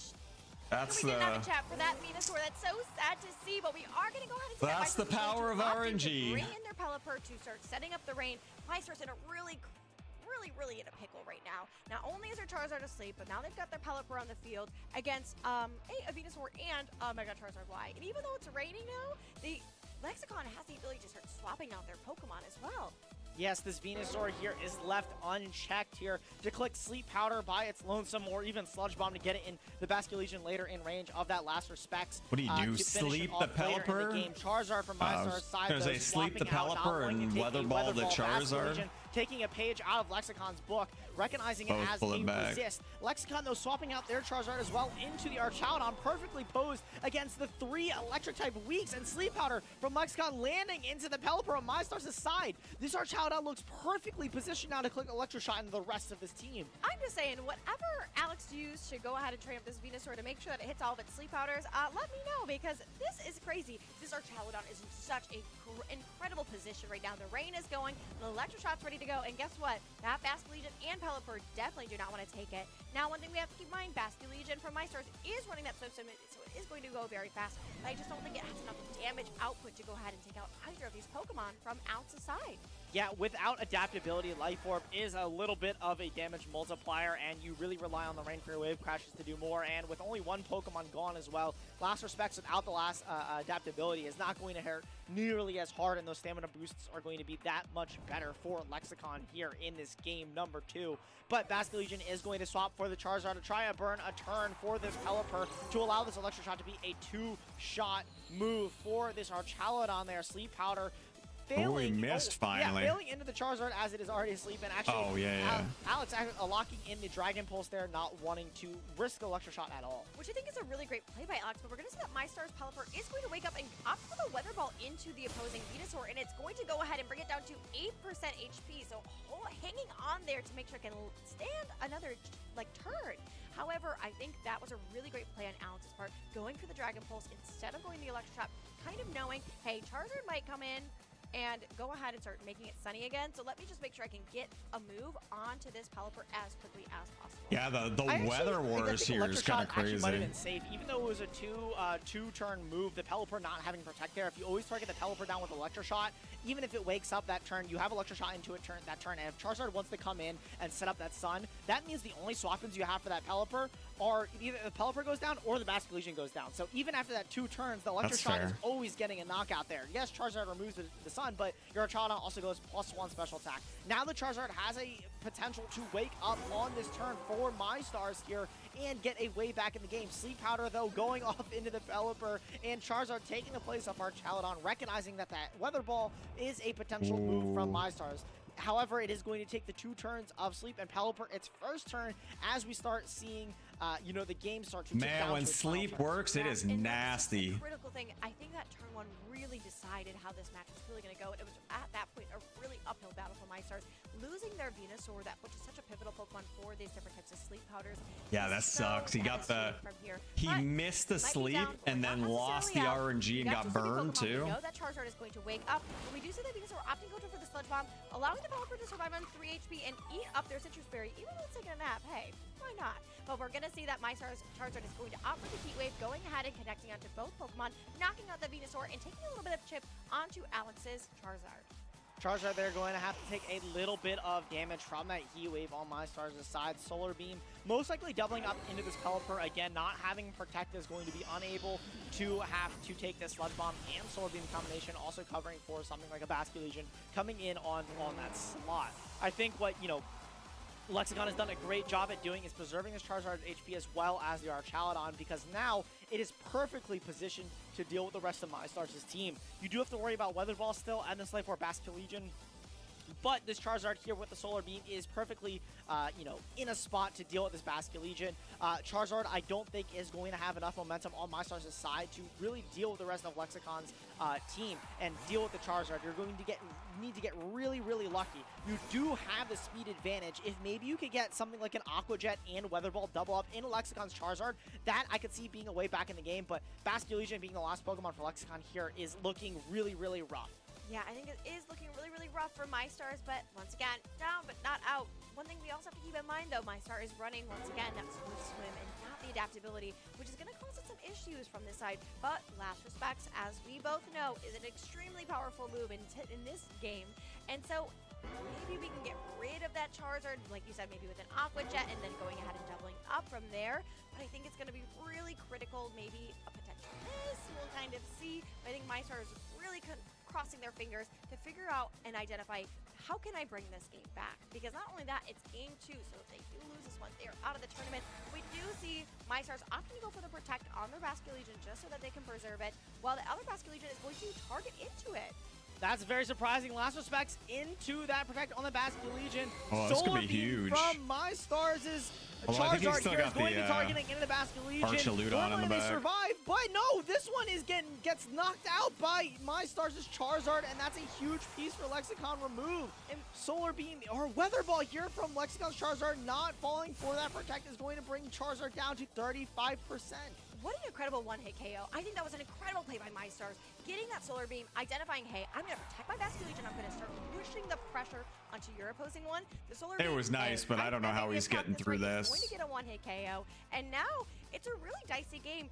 MyStars still has a little bit of health on their Charizard, but now we do have the Archaladon back. It is at full HP, which is He just going gets to rid of this guy's Charizard, and well for MyStars. they're set. This game is so scary because this turn, it really comes down to if MyStars' Charizard is going to protect here. We see the Aqua Jet into the Charizard there in combination with a Weather Ball from the MyStars' Charizard, which we know is faster. If this is able to pick up Lexicon's Charizard, this is a game still. Let's see here as it fires off into the Charizard. It is not not enough. It hangs on at 13%. That means Solar Beam is going to be able to be activated from Lexicon's Charizard here, taking the knockout on The Charizard's too bulky. And if this is able to do the job, then Lexicon has secured their spot in finals.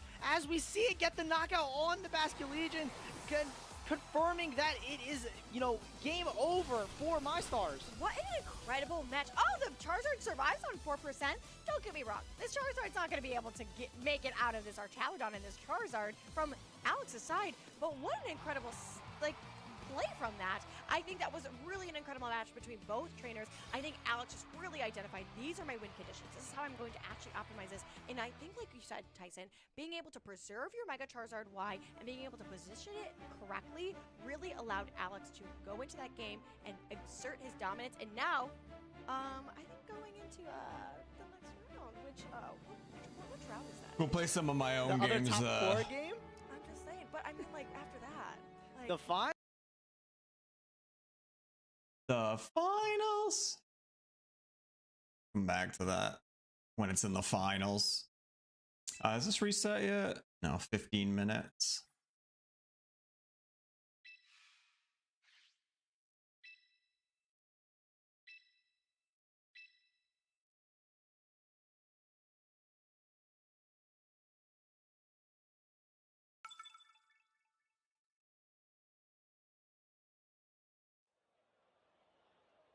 Okay, we got some dragons off. Look at me, I'm a Hippodon.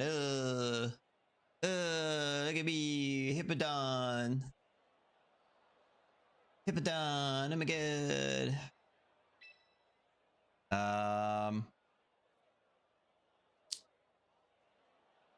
I'm just bringing Rotom here. That's the play. Oh, look at me, I'm Hippodon. Lead Hippodon. Snore. I mean, snoo. No, slack off. Yawn. Slack off.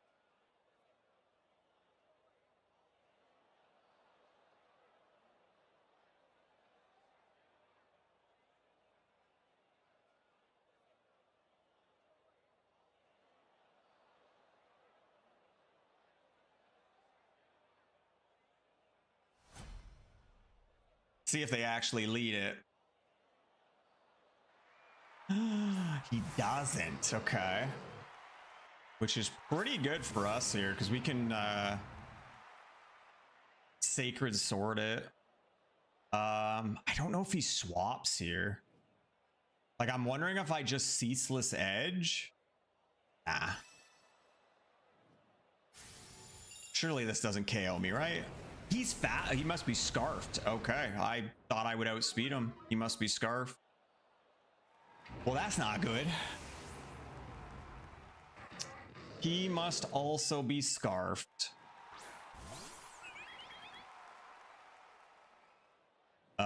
Surely he swaps out here. Did I just Calm Mind? Like, there's no way he sticks in, right? There's no way. Yeah.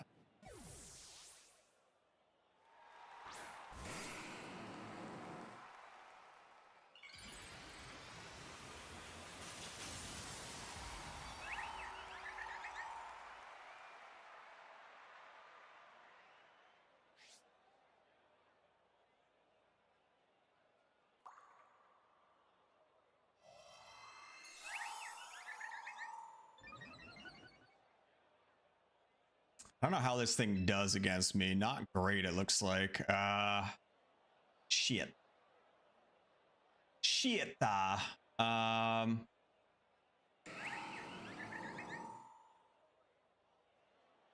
gonna stick in. I just want to see how fast he is compared to me.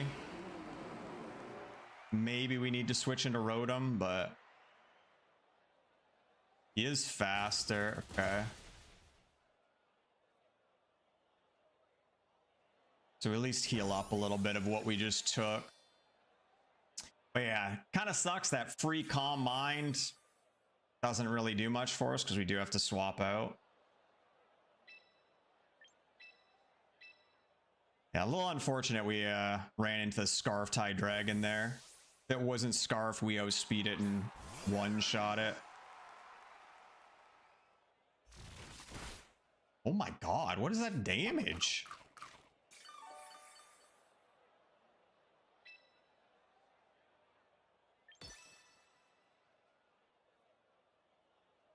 I'm a little worried that this thing's going to be faster than me. Maybe I should have gone for Pain Split.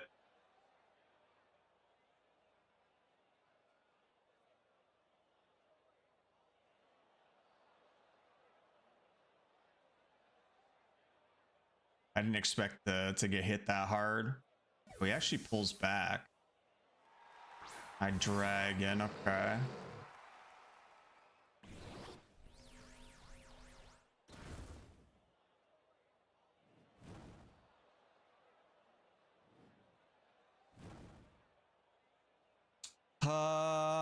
Does he just Draco Meteor me again? He's perfectly playing this. Gonna U-turn, okay. Into what? Arcaludon. Oh my god, he's running all the bulky bitches.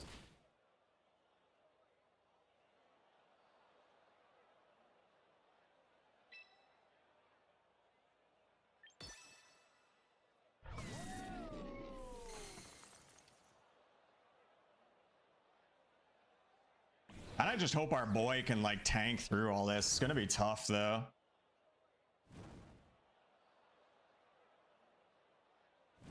Because we don't really want to be using our overheat too much without being able to swap.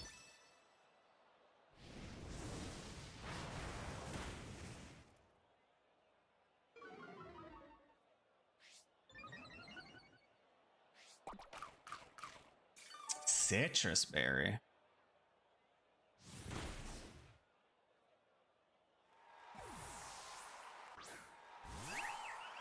And he just swaps back into whatchamacallit here.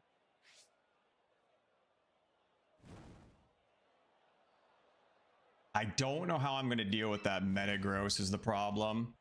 And again, swapping back and forth is not great for us.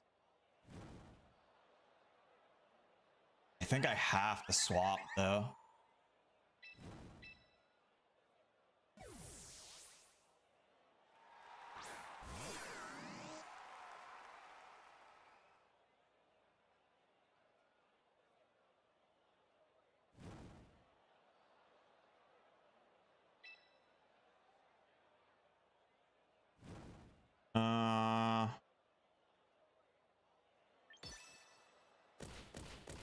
It's actually as bad for me. It heals him.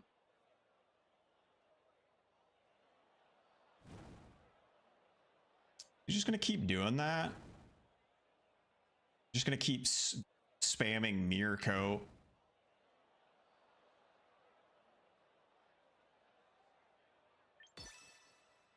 This just kills him before he gets to, right? Yeah.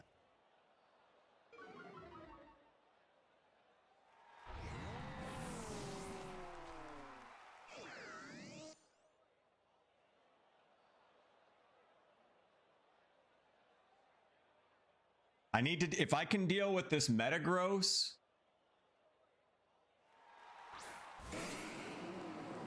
we might be okay, but I think these Psychic Fangs are going to hurt too much. I think we Pain Split.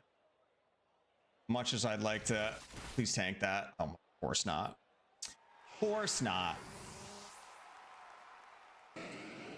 I don't think we can win this one now. The Scarf Tie Dragon won him that game. There's not enough we can do here. He just sits in with that and just wins. Definitely don't heal enough off that.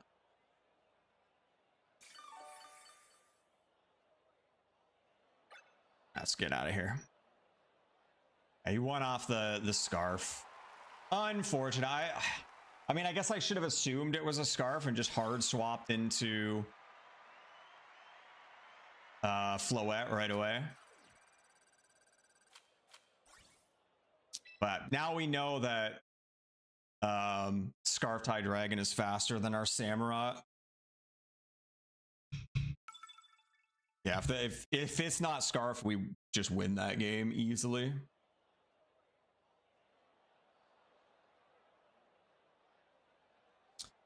What does he do here?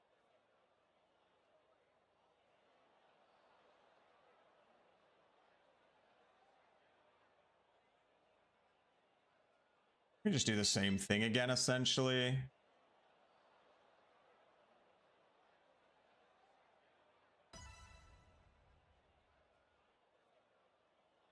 I might try and get Ceaseless down here and then hard swap into Rotom. See what we can figure out. Pelipper to set the rain, I assume.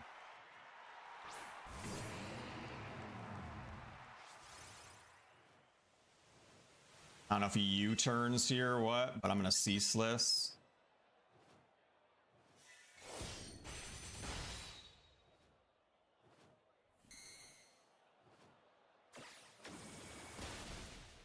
Saw that coming. I don't know if multiple ceaseless edges stacks up or anything here, but I wonder if I switch to I'm gonna switch now. Could be a little risky, but if we can Giga Drain, we have to survive a hit though, which I don't know if we can, and he's going to be faster in the rain. I don't know, maybe I should have stayed. No, his fucking stupid wave crash hits so hard.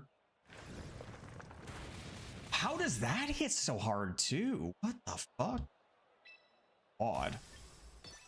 But yeah, he's going to be faster than us. I think we just lose.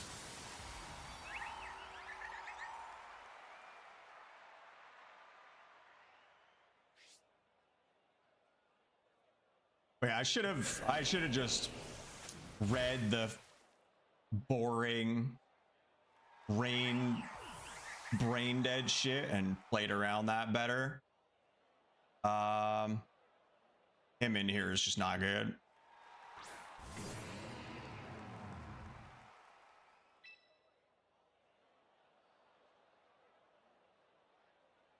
I don't know if I just Ceaseless Edge since it's stab. It actually pulls back into what? Pelipper again? Okay.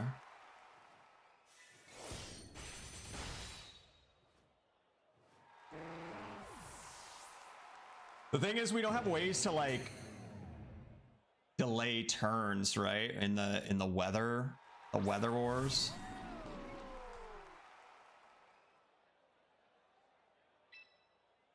I really want to go into that, but I think I have to unfortunately swap here because I'm locked into Ceaseless.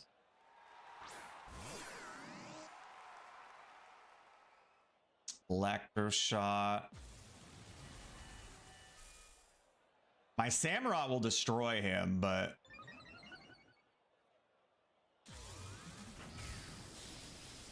the Swampert's kind of the bigger issue now.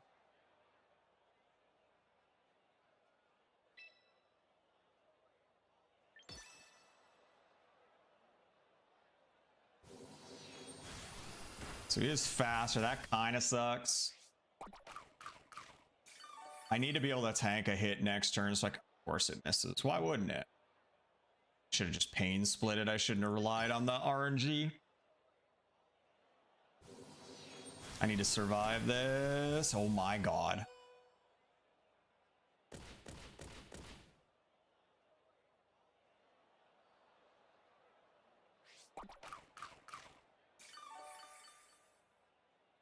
I don't think we survive another one, unfortunately, but go for it anyway.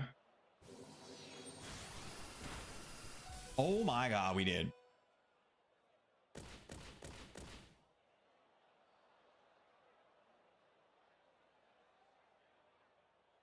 We get rid of the rain. That's huge for later.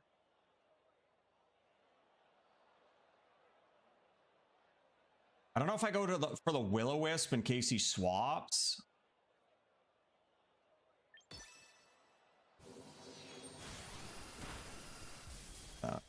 We weren't gonna survive that one anyway. We only survived so many of those. Now the question is, the biggest issue is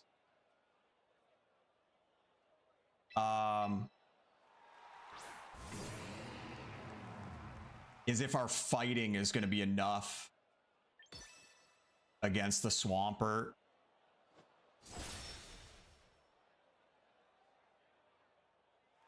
We should be faster because the rain's gone, but I don't know how hard he hits me back here. He's going to take some damage from the spikes. The other problem is we're not getting stab off this, unfortunately, but if we can tank a hit, we're fine. That's the problem. I don't know if we can. No, it's unfortunate. Unfortunate.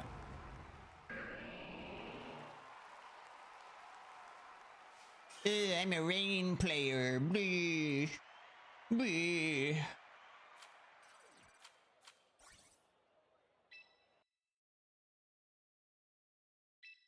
I play the rain. Play Pelipper. I play the Pelipper.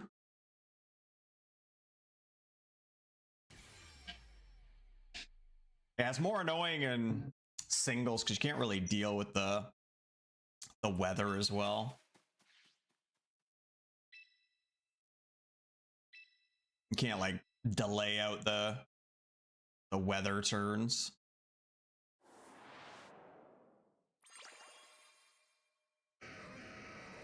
What do we get?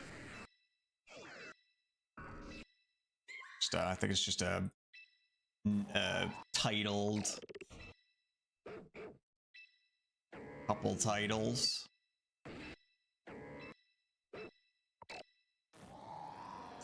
Care about any of these.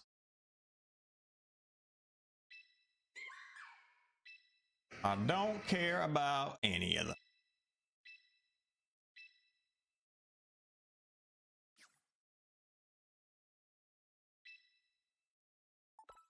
Get out of here.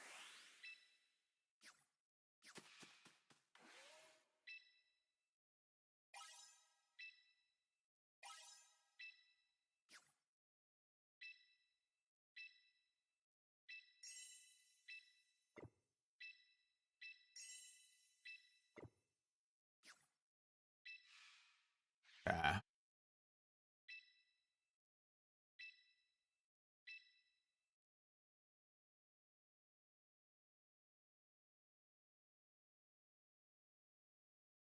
Oh my god, that game on the other side is still going. It's still 0-0. What the hell?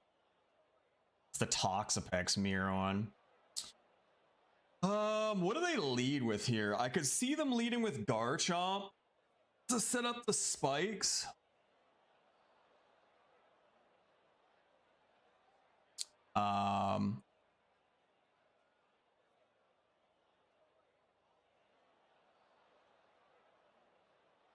Problem is I don't see us getting an attack off. Like if we lead Floette or something, he just swaps to Metagross. He probably brings the Metagross anyway.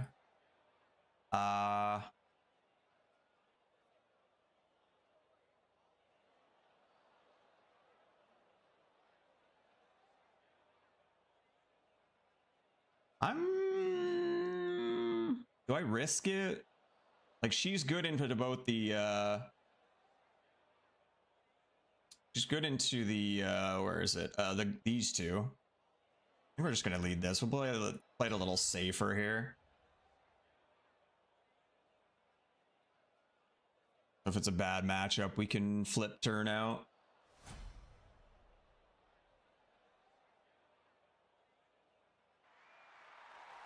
Primarina. Oh fuck! Now I really wish I led with her, with Floette.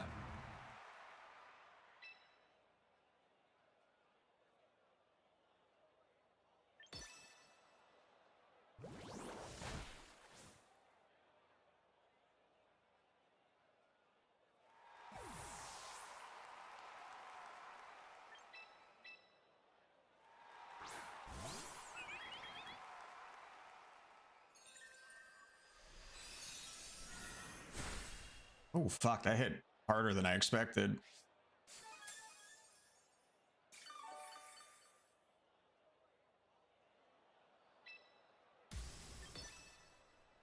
See if he swaps into Metagross here. Looks like he's staying.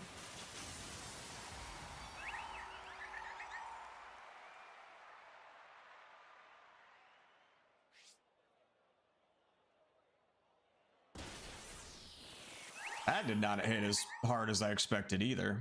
The heck? It was an extra bulky little lady here. Gonna Moonblast again. God damn. This thing's bulky and it hits hard. Huh. Kinda nuts. Surely that's not enough. No.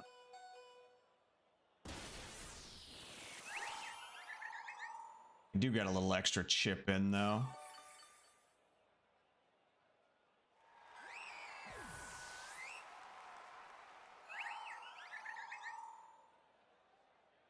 See if they brought the Metagross.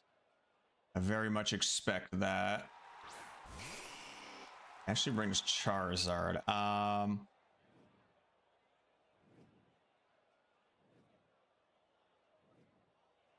don't know if I'm faster. No, I guess that doesn't really matter. We just swap here.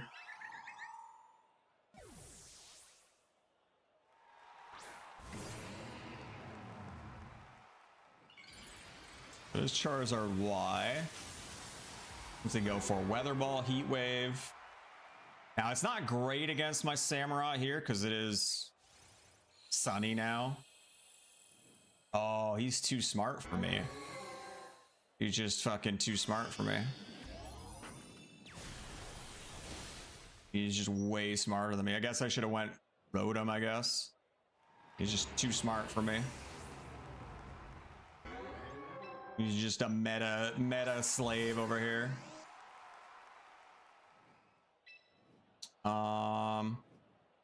Just Will here. Doesn't change his attack, but maybe get a burn on him and threaten him a bit. If he swaps, we maybe hit something else. Probably should have pain split instead. Okay, he actually pulls out, so we'll see. Okay, getting a burn on this would be amazing. Cool. See, I don't know how we're gonna deal with the Charizard in the back, aside from our Rotom here. I don't have great attacks with this. I might actually just Volt Switch.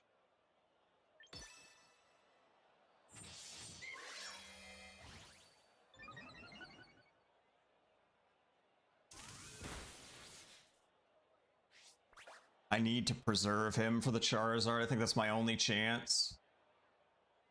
I have to somehow find a way to kill this thing with my Floette, which probably just gets one shot here from the Sword Dance. The Sword Dance sword sneak shit. Of course that fucking kills her. Yeah, I don't really know how I win this now. I mean, I guess I can just keep spamming my Volt switches because I don't really want to use my Overheat and reduce my special attack.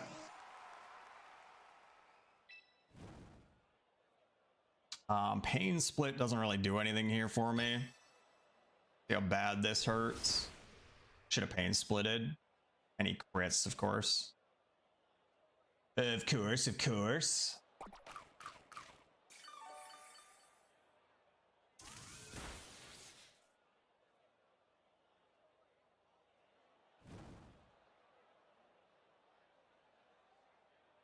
He probably just kills me with the Shadow Claw again here.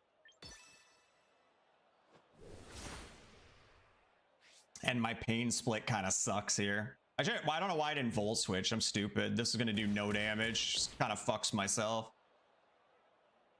I'm stupid. I'm real fucking stupid. I'm very fucking dumb.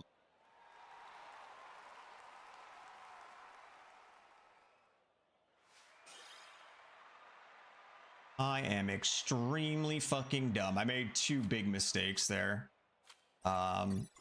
Swapping my Samurott into the Charizard, knowing that it's got Solar Beam. Well, it's very likely it's got Solar Beam. And then yeah, not just straight up Volt switching there. What's he gonna lead with here? He could lead with Scrafty, I guess. I do think Samurott is probably still the lead here. Does okay against most of this.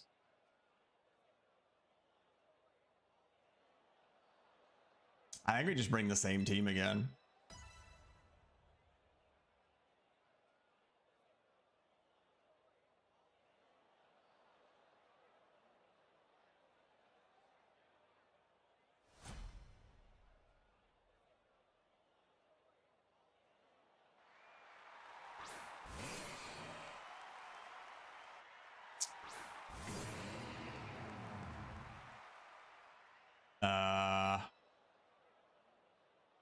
I think we just flip turn here.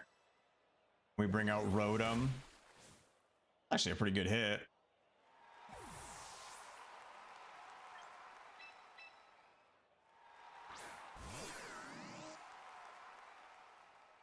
Sword Dance. Okay.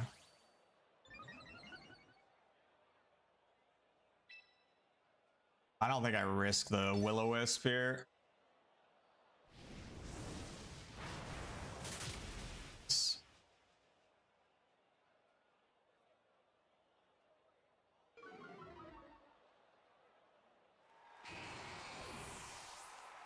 Especially that being extremely effective.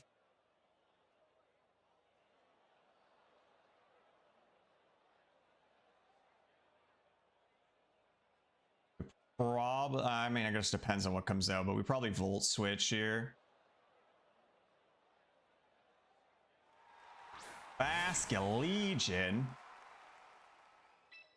Probably going to be faster than me, but hopefully it doesn't one-shot us. Oh, we're faster than it. The heck?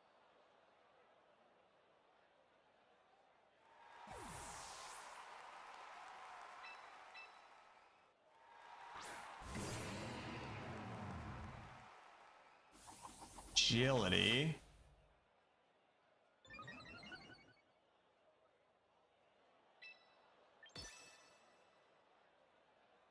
They hit me with here. Apparently nothing I care about.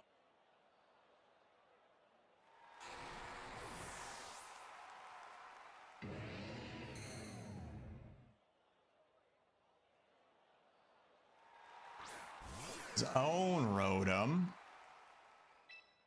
I want my Floette for this, but I think I'm just gonna stick in for now. Oh, yeah, we can two-shot this guy if we survive this. I kind of expected a Thunder or something. Probably KOs us, but then we just come in and win with Floette, probably. Just Giga Drain it.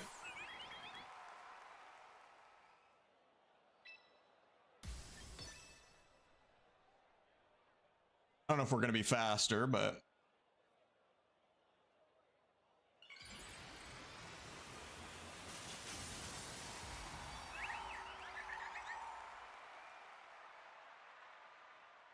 oh my god, that mega game, or that mega game, the are you kidding me? I missed that. Are you fucking serial?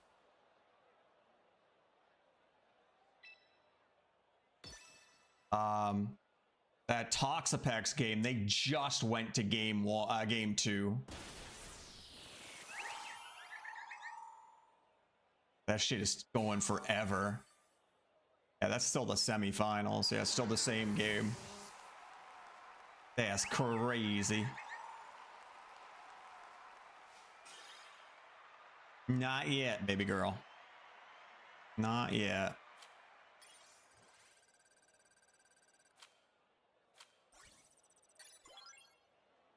No, not yet. Go lay down. You be patient.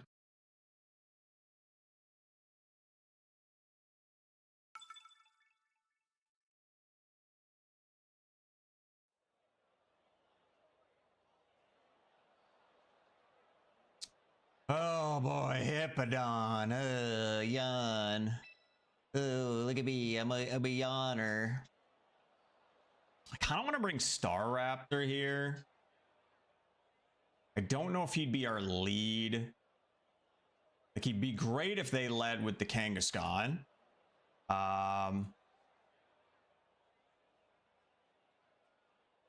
That's kind of it.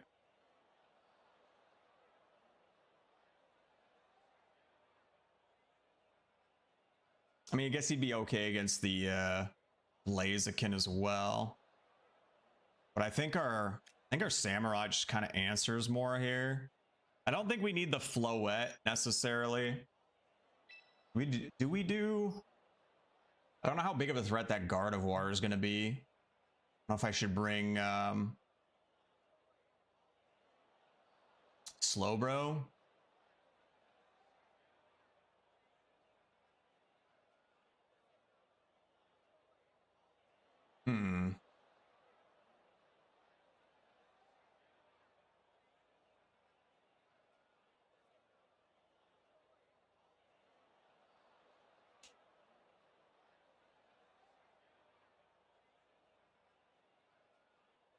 I'm really tempted to bring Star Raptor. I think I might. Let's do it.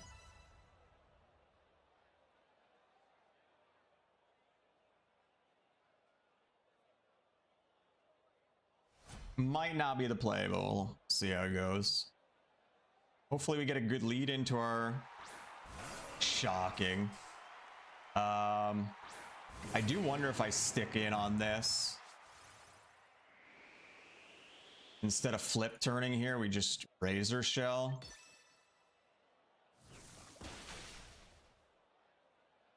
Yawn. Oh, Stealth Rock. Okay.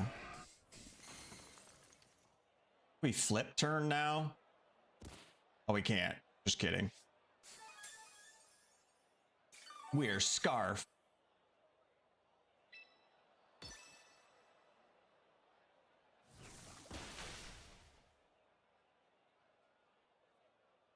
That stupid fat hippo out of here.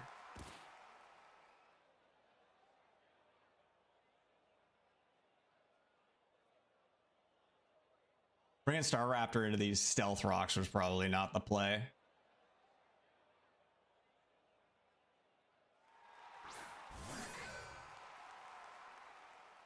We do have the moves for this.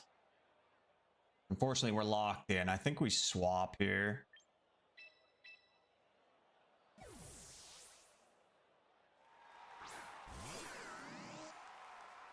Barking out there.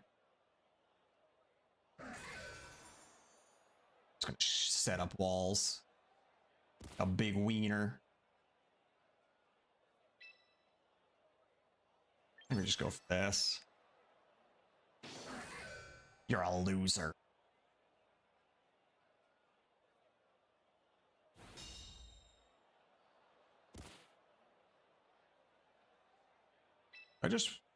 I'd do it again.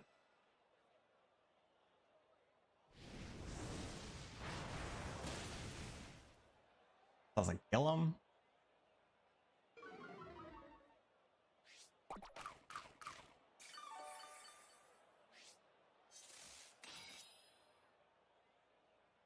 Poltergeist.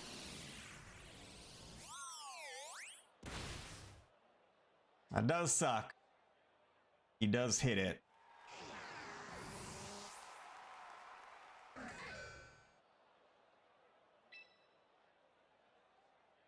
I might actually, this might be a little risky, but I'm hoping we're faster.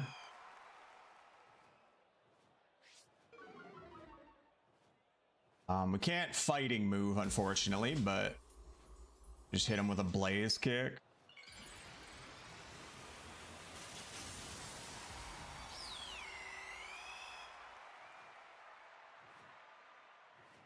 I'd rather find out what his... Is he just do Kingsguard again? Oh my god, you're so boring. I should have roosted. I should have known he was going to do that. I should have roosted. Oh, yeah, that's great. Actually, never mind. We're happy with that. I totally meant to do that. I knew we were going to get an attack boost. Fuck out of here. Oh, what the hell? How does he not die there? What's that shit? How does he not die there? He doesn't have sash. God. Stupid game. I don't know if he just like straight up survived that. I'm gonna roost. I hope he fucking King's Shields again. Like that little bitch he is. No, he's gonna Poltergeist again. Shit. Dude, he hasn't missed this yet. I miss this shit so much when I use it. I'm just gonna keep roosting. We can just kill him, but I'd rather go into the next bit healthy. There we go. Now he missed. Oh, wait, no, he gets it again! Are you fucking serious?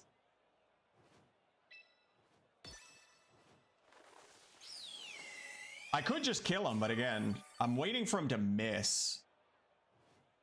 How does he hit every time? Fucking serious? I'll keep going, brother. I don't give a fuck.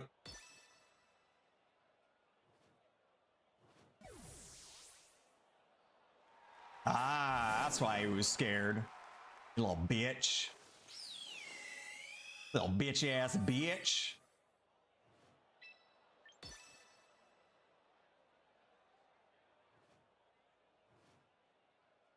Surely it's not running like a protect or anything, right? It is a mega.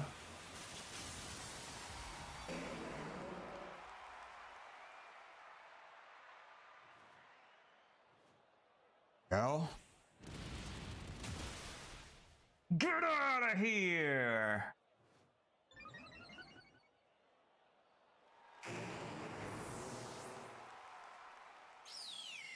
That's what you get. You little hippodon, little fuck. There could be a hippodon. Yawn, sleep. Oh, fucking blah, blah. Oh, and I switched to my Aegislash. Block, block, block, block. Fuck out of here. Fuck out of here.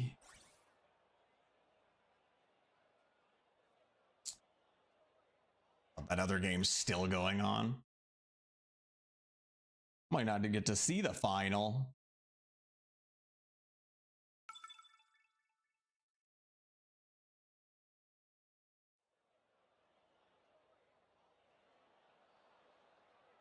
And not a Hippodon. We like to see that.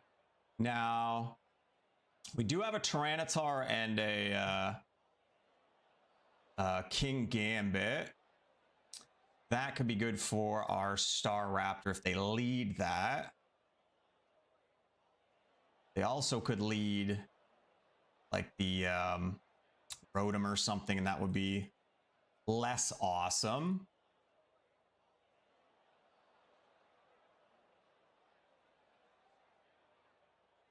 I could just bring Floette. Floette's good into the Dragonite and the Tyranitar, and not so good into the Sneasler, though. And not so good into the King Gambit. I don't think my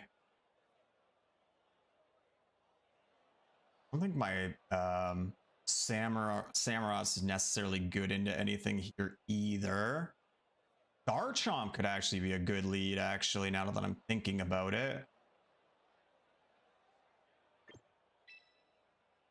Could do something like that. Let's do that. We hope he doesn't lead with the Rotom. That would be our main concern. Yeah, it was Garada too for the ice kick. It was Sneasler, okay. Do we expect a swap out here? And do I just go either Sword Dance or Stealth Rocks? He's actually gonna go for it? Oh fuck, that hit harder than I expected, holy. So he is that shit.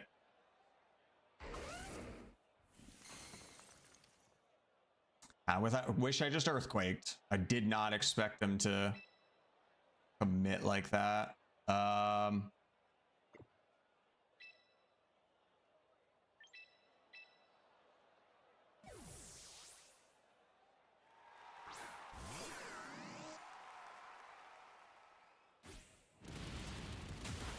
Oh my god, I was hoping he would soak that a bit more.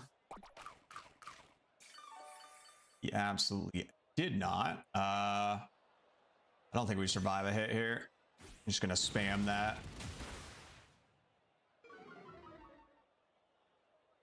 I don't know. I don't know if we're faster than it is the problem. Might be fucked.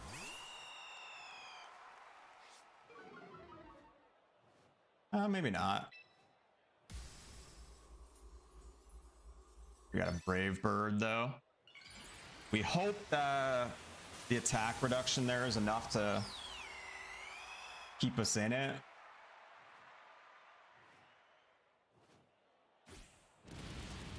Just gonna spam that shit. Luckily that doesn't do very much. Okay, cool. I almost kind of wish I close combated now to build up some defensive buffs. It's gonna be a big recoil though. That's gonna be a little ouchy.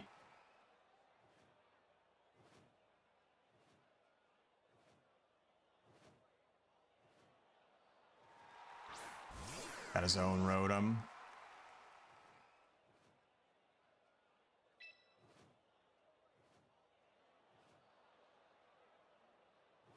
How bad is it gonna hit me?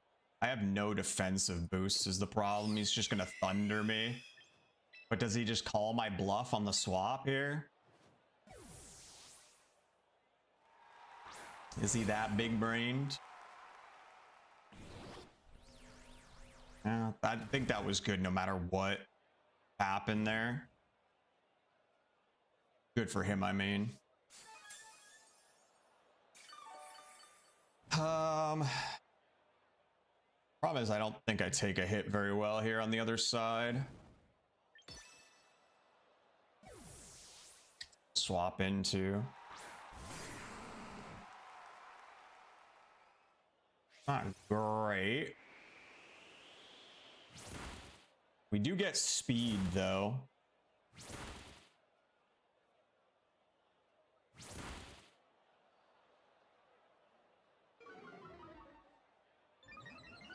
We should outspeed it, right? And hope. The problem is, does he expect the earthquake and just swap back into that? For free? I think we have to risk it. Just gonna mega.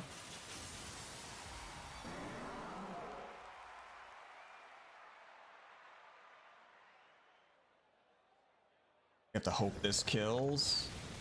God.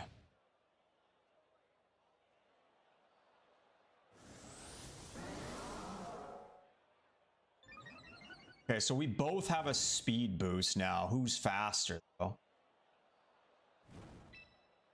If I'm faster, we're in a good spot. Okay.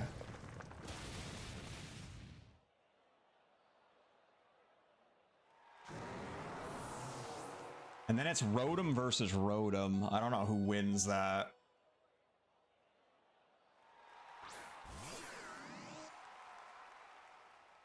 You can get one more dragon scale off, or scale shot off, I guess. We probably die to whatever he does after that. All more. Give me all 5. Or I'll take it. We'll probably just die.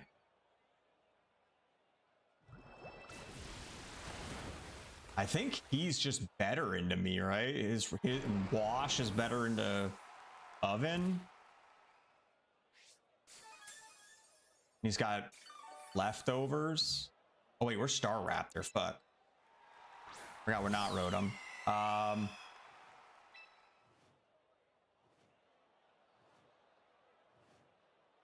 think we're kind of fucked.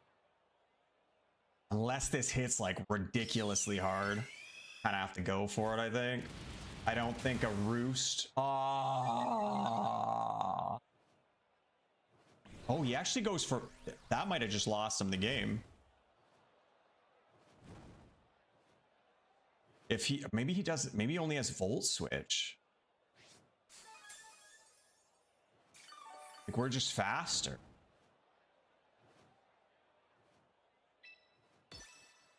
We just win now. Unless he's got like Protect or something and can draw this out.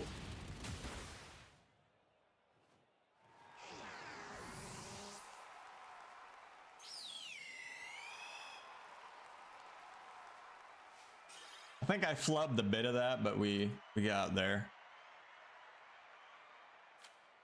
Dude, this friggin' game is still going.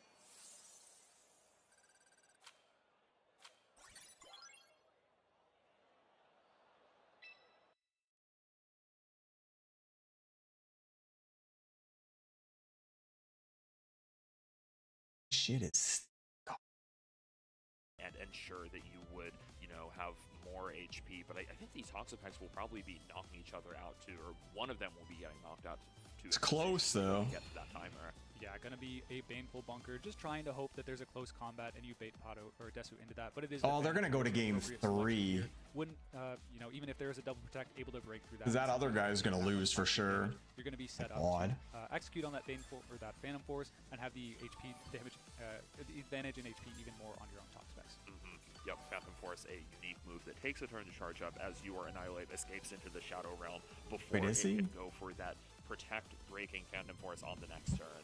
Yeah, one final turn for the Annihilate, though the Toxic will knock it out on this next turn. However, you are just going to see, I'm sure, just probably a Baneful Bunker from Davide. It doesn't particularly matter, but the Phantom Force for sure will come out from the Annihilate to chip down the Toxic. And then it's just... Yep, Potter will have nothing Toxapex versus Toxapex. If this Annihilate doesn't have any defined boost in play, I think this is going to be doing enough damage to move that needle in Desu's favor in this match. She's kind of showing we need Pato to win. Get this garbage over. Being able to swap out of Infestation, but also chip away Pokemon like Toxapex and of course the Incineroar very efficiently. Yeah, I think it was interesting. Pato made an extremely concerted effort in this battle to knock out the opposing Toxapex, but because of this Annihilate, was not able to execute that pin as the Phantom Force doesn't take a KO, but after 2 more Infestations, roughly going to be the KO. Oh, never mind. Damage is that a critical hit? I think it actually might be. I mean, that's a lot. That's a lot of damage. Ooh, chunky. Good job, Toxapex. Yeah, absolutely. But now after 2 Infestations for sure, the damage will mount and the Toxapex will fall. Probably could have gone to timer regardless, but at least Desu might be able to actually take a match on KOs instead of by timer.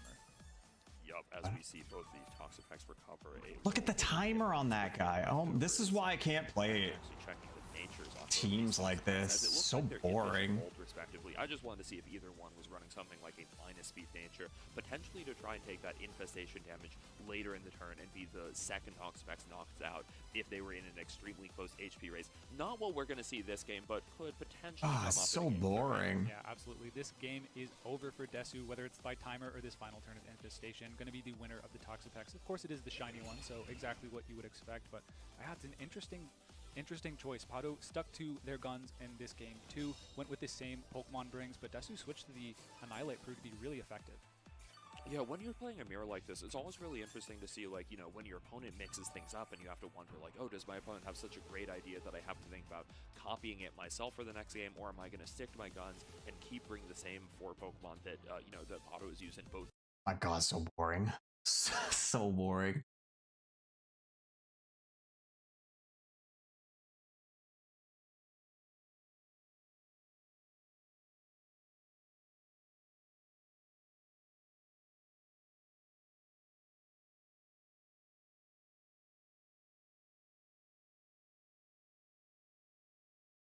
So boring. Okay. Back to our own games.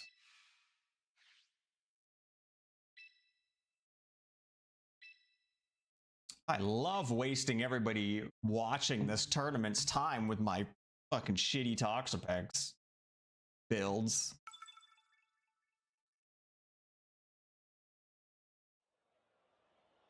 What does he lead here? What does he lead? He's got a Raichu. How am I dealing with the whatchamacallit? That's usually my biggest pain in the ass, that Skeledirge.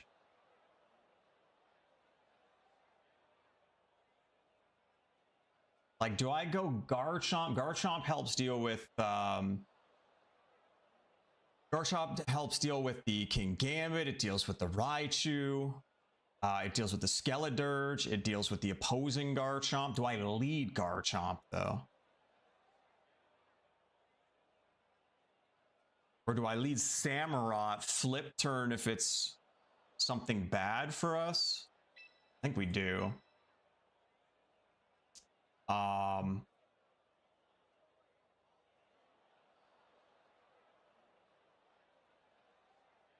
And then how am I dealing with... I think I just bring Floette to deal with the Marill and the Gyarados.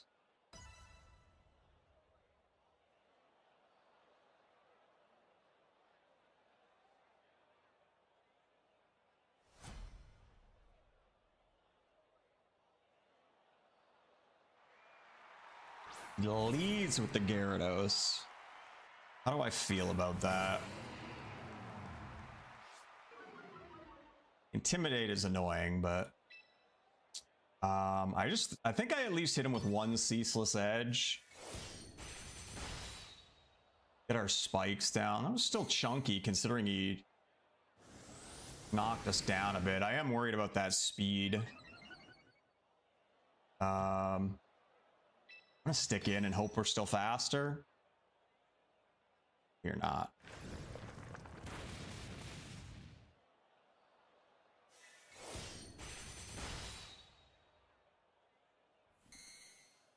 Okay, so what do I have to, I'm gonna have to hard swap. The problem is I don't have...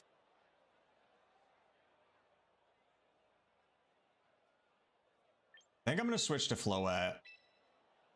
I don't have my bulky boy to swap into, unfortunately. Hope this doesn't hit very hard. Ooh, a little harder than I'd like, but...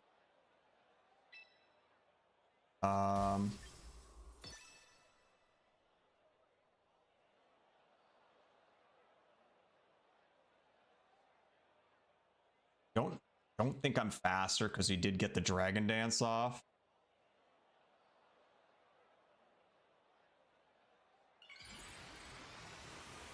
I'm hoping if he goes Earthquake, we can survive it. And then kill and heal at the same time. He's definitely going to go first. Waterfall. Oh my god, we barely hang on.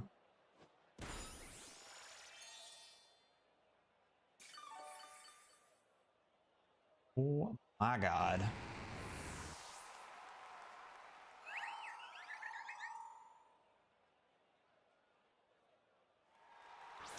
King Gambit. Okay, that's why we have our boy here. I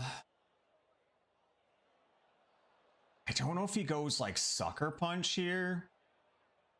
No, he's gonna do something steel, right? I think we have to swap.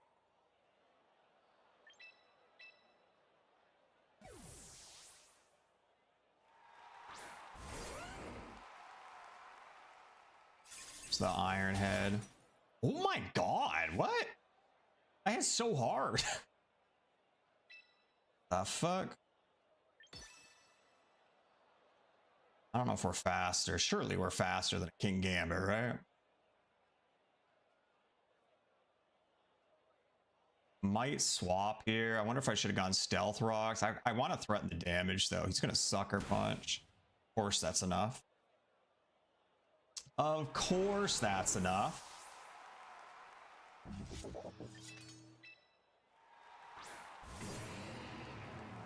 Here we're hoping...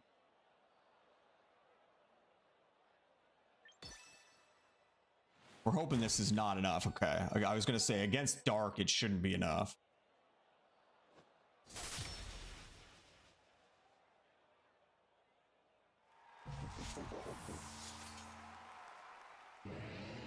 Not entirely sure how we get through this.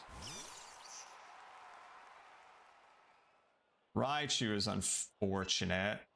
It's probably going to be faster. No, it shouldn't be fast. We should get a hit off. But it might be faster than my Floette, which is not great.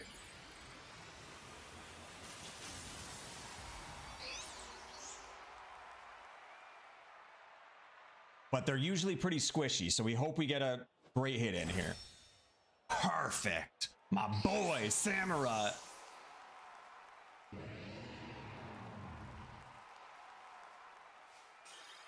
Perfect. Nice, nice.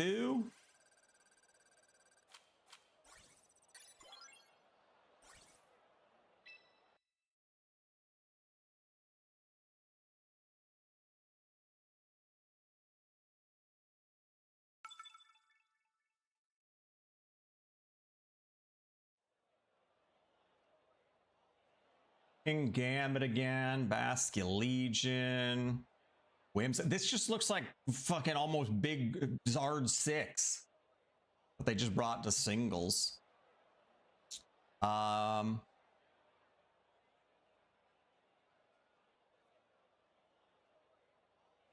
think we just lead Samurai here. He's good into both of them. He's good into the Basculegion as well. I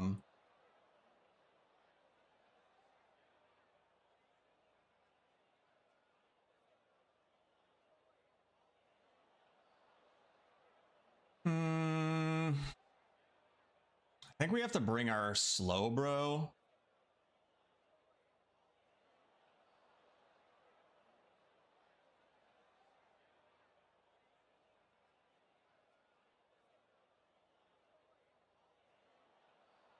Tempted to lead Star Raptor, honestly. They go Basculegion, it kind of sucks, but I just don't know what they're gonna lead with.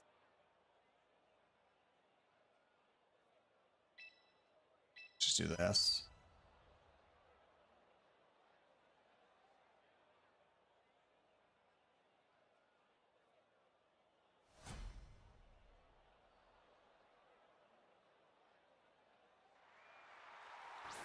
Garchomp.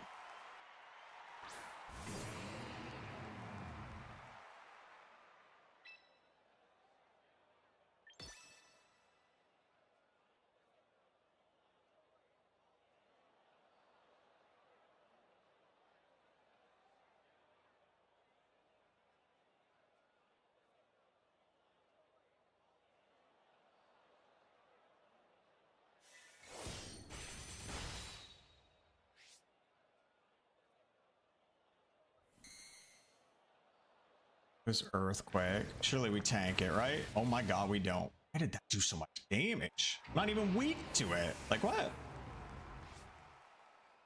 Okay, well now we just Star Raptor here, I guess. Try and get him going, and then we have our boy in the back. We're a little sad if he swaps to Basculegion here, but I'm gonna go for it anyway. It doesn't look like he's swapping.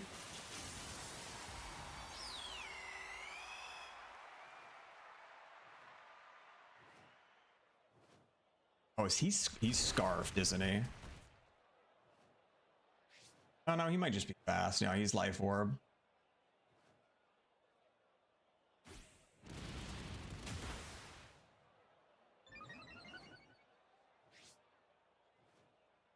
He's just fast.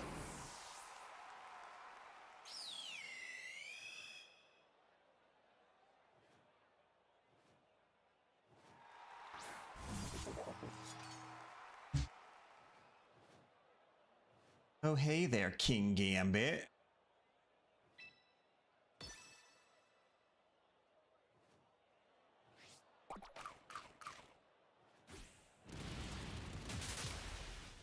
God, you can chopel these nuts. Fucking got him. That did less than shit. And you're 4 times weak.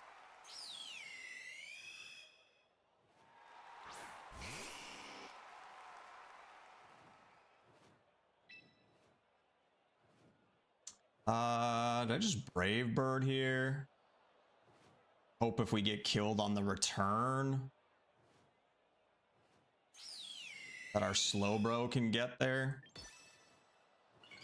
It is a Y, so he's gonna get the heat boost. I imagine we're faster.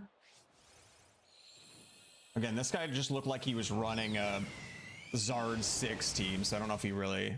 Oh, he's scarfed. He's scarfed.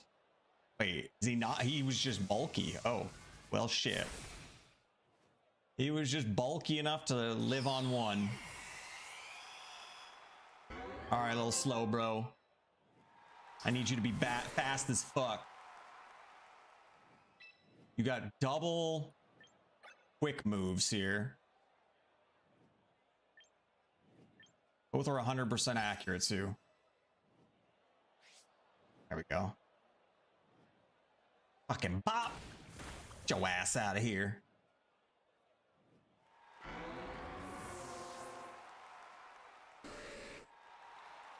Take that, wabing. More like wabang.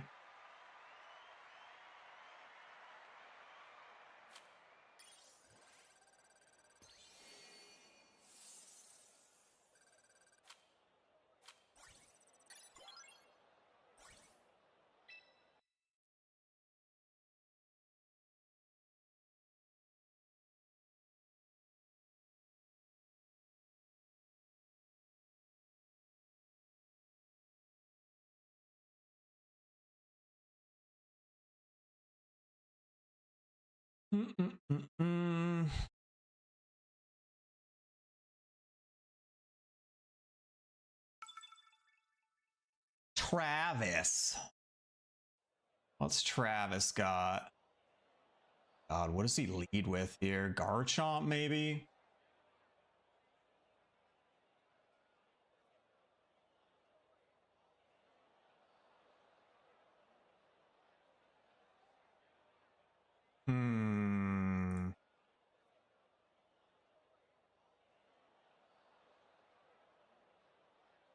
Tempted to leave Staraptor here, but he's got 2 ghosts.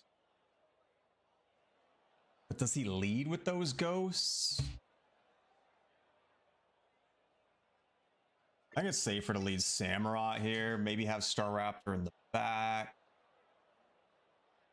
Then how am I dealing with the Rotom Wash? That's the... Floette would do okay against it, but... Or Giga Drain.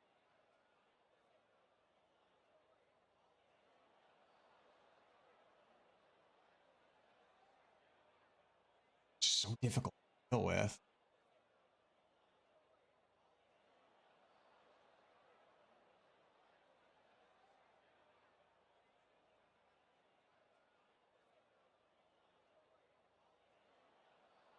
I'm just gonna the Rotom. I was thinking about bringing Floette, and then I have to pick and choose what I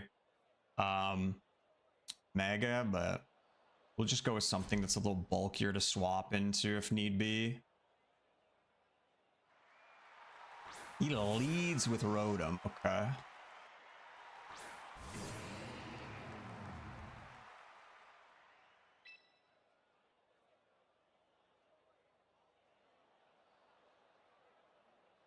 He probably hits me with lightning here, so I think we have to flip turn out.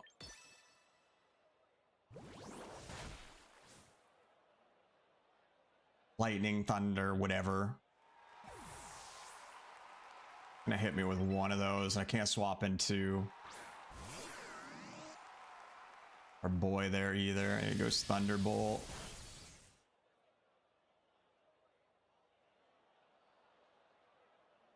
That was a crit too, you piece of shit. Will-O-Wisp here. This might hurt. Fortunate. I don't know how I deal with this.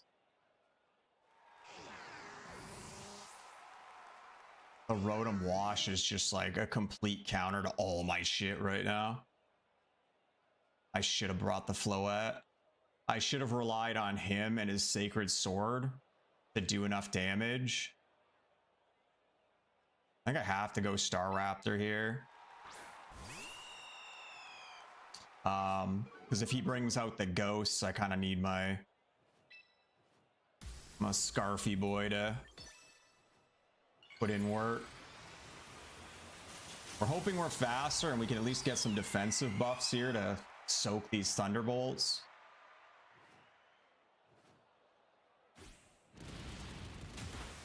Oh my god, are we just kill it? What the fuck? I need to just rely on my boy more often here. My emo boy. With the beautiful hair. Gonna Blaziken. So he's gonna protect here, right? To get his speed boost. Do I just swap? Like that's the play, right? He just blocks. He just protects, right? Tell me I make the right call. Tell me I made the right call. Surely that's what they do. Or do they only do that in doubles? Surely he just protects. Protect, yeah, protect. Give me a speed boost. I don't know why it failed.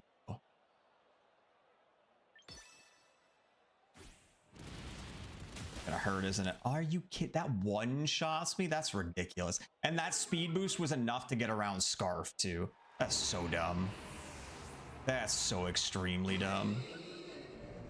That's mega fucking dumb. I should have just stayed in. Especially because this is super effective. I should have just stayed in. I'm dumb. Now does he protect? He doesn't really need to. He's just fast now. Yeah, I'm dumb. Well, no, the game is dumb. One little speed boost gives him enough fucking speed to outspeed a Scarf. That's stupid. I have to invest a whole ass fucking item. And this guy just protects because he's a fucking bot. God damn it. I should have just hung back. I should have let him do his fucking dog shit protect turn and then Brave Birded him. I played that poorly. I should have read the brain dead play on his side.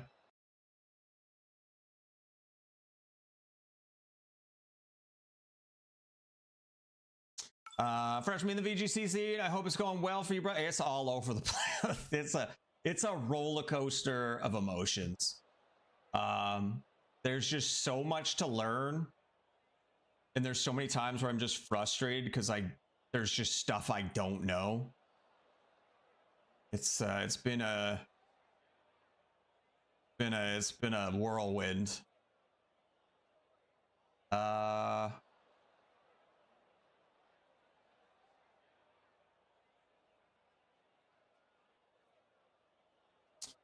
I'm worried about the Primarina a little bit. Don't really. I think I just lead Samurott again here, just to give me that safe pivot out. And then probably Rotom, and then maybe Floette. Floette helps with the Primarina a little bit. I mean, I could bring Slowbro as well, but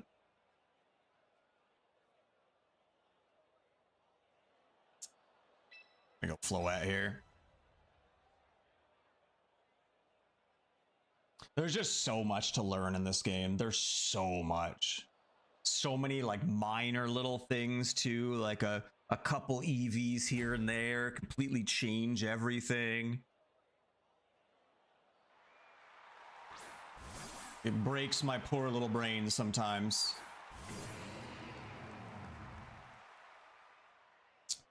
Can't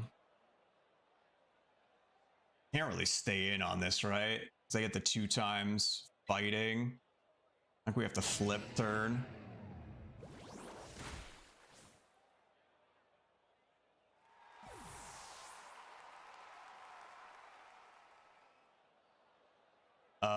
Man, the last time this happened though, the Sneasler absolutely beat the brakes off my off my Rotom. I think I have to go Floette here. Not my favorite, but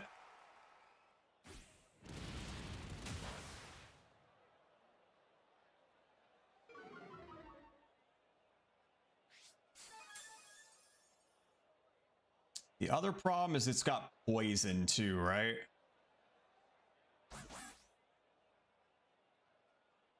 Which is going to hit us pretty hard, and we are not faster. I just swap again?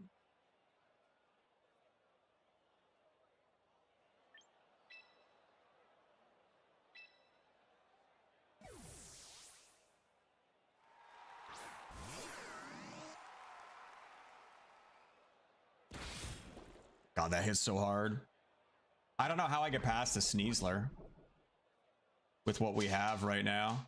It's faster than us. It's got answers to everything I brought.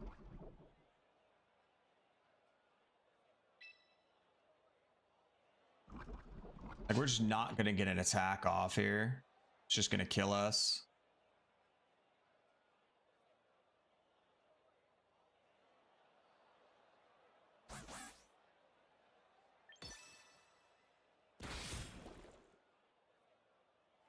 I'm just dead to Sneasler. I think I have to go with him. He's got Scarf. I probably should have brought him in. No, this is had to have been when I brought him in. And it's still faster than me? Are you serious? That's ridiculous. That is fucking ridiculous. I'm out. That is fucking ridiculous.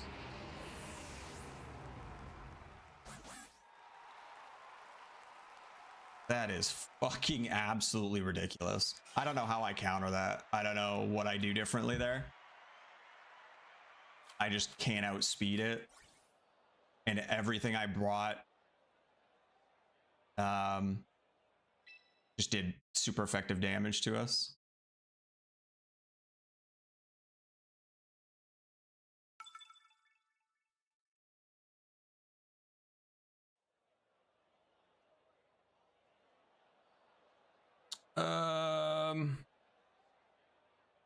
Got a Samurott as well.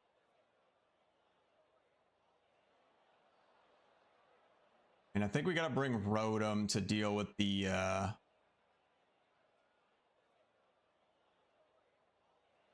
Corviknight.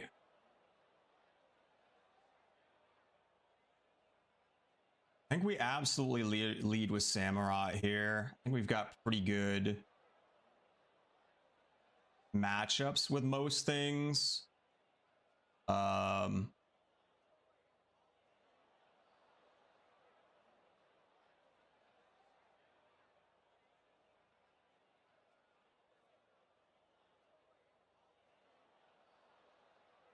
Don't think we can bring Floette. Do you think we need the Rotom? Am I bringing a Mega?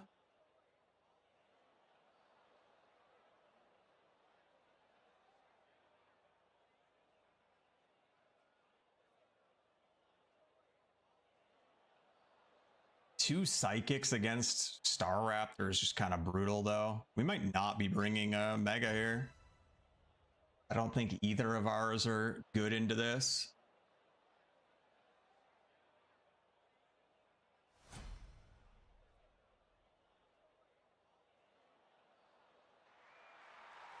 Grims? No, that is not what I... He's probably just going to set up screens, right?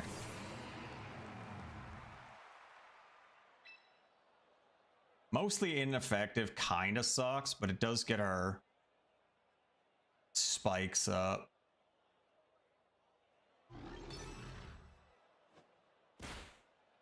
Fake? What a weirdo.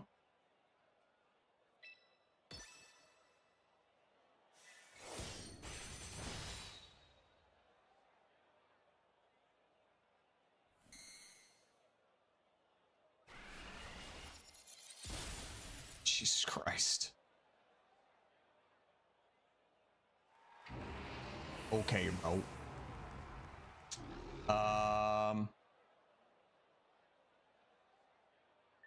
Just got a guard chomp here. We're kind of screwed.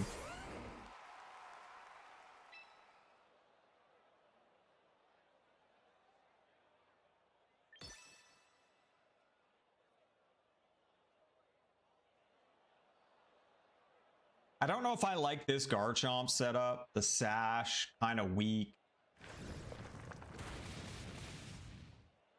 Not my favorite. Dude, how is he just like fucking beating the ever-loving shit out of him? Oh, I guess because it's fairy.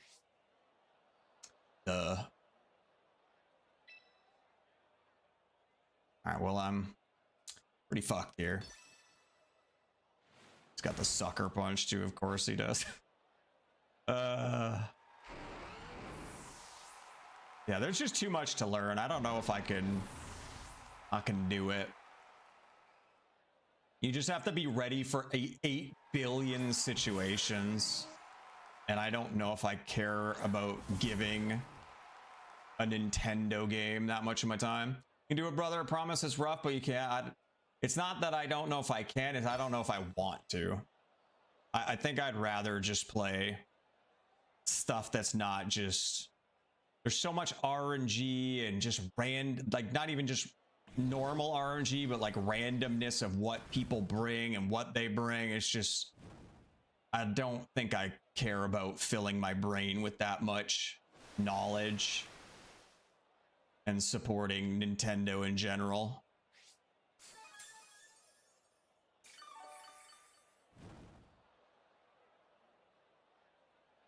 I don't know if it's really for me. It's overheat, I guess.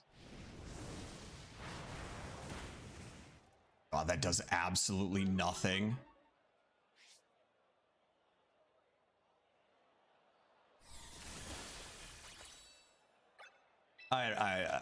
It's enough for me. I gotta take the beast for her walk anyway. But yeah, I don't know, man. Every time I play this shit, I just get... It's just too much. I think I'm better off putting my brain power to shooters and stuff.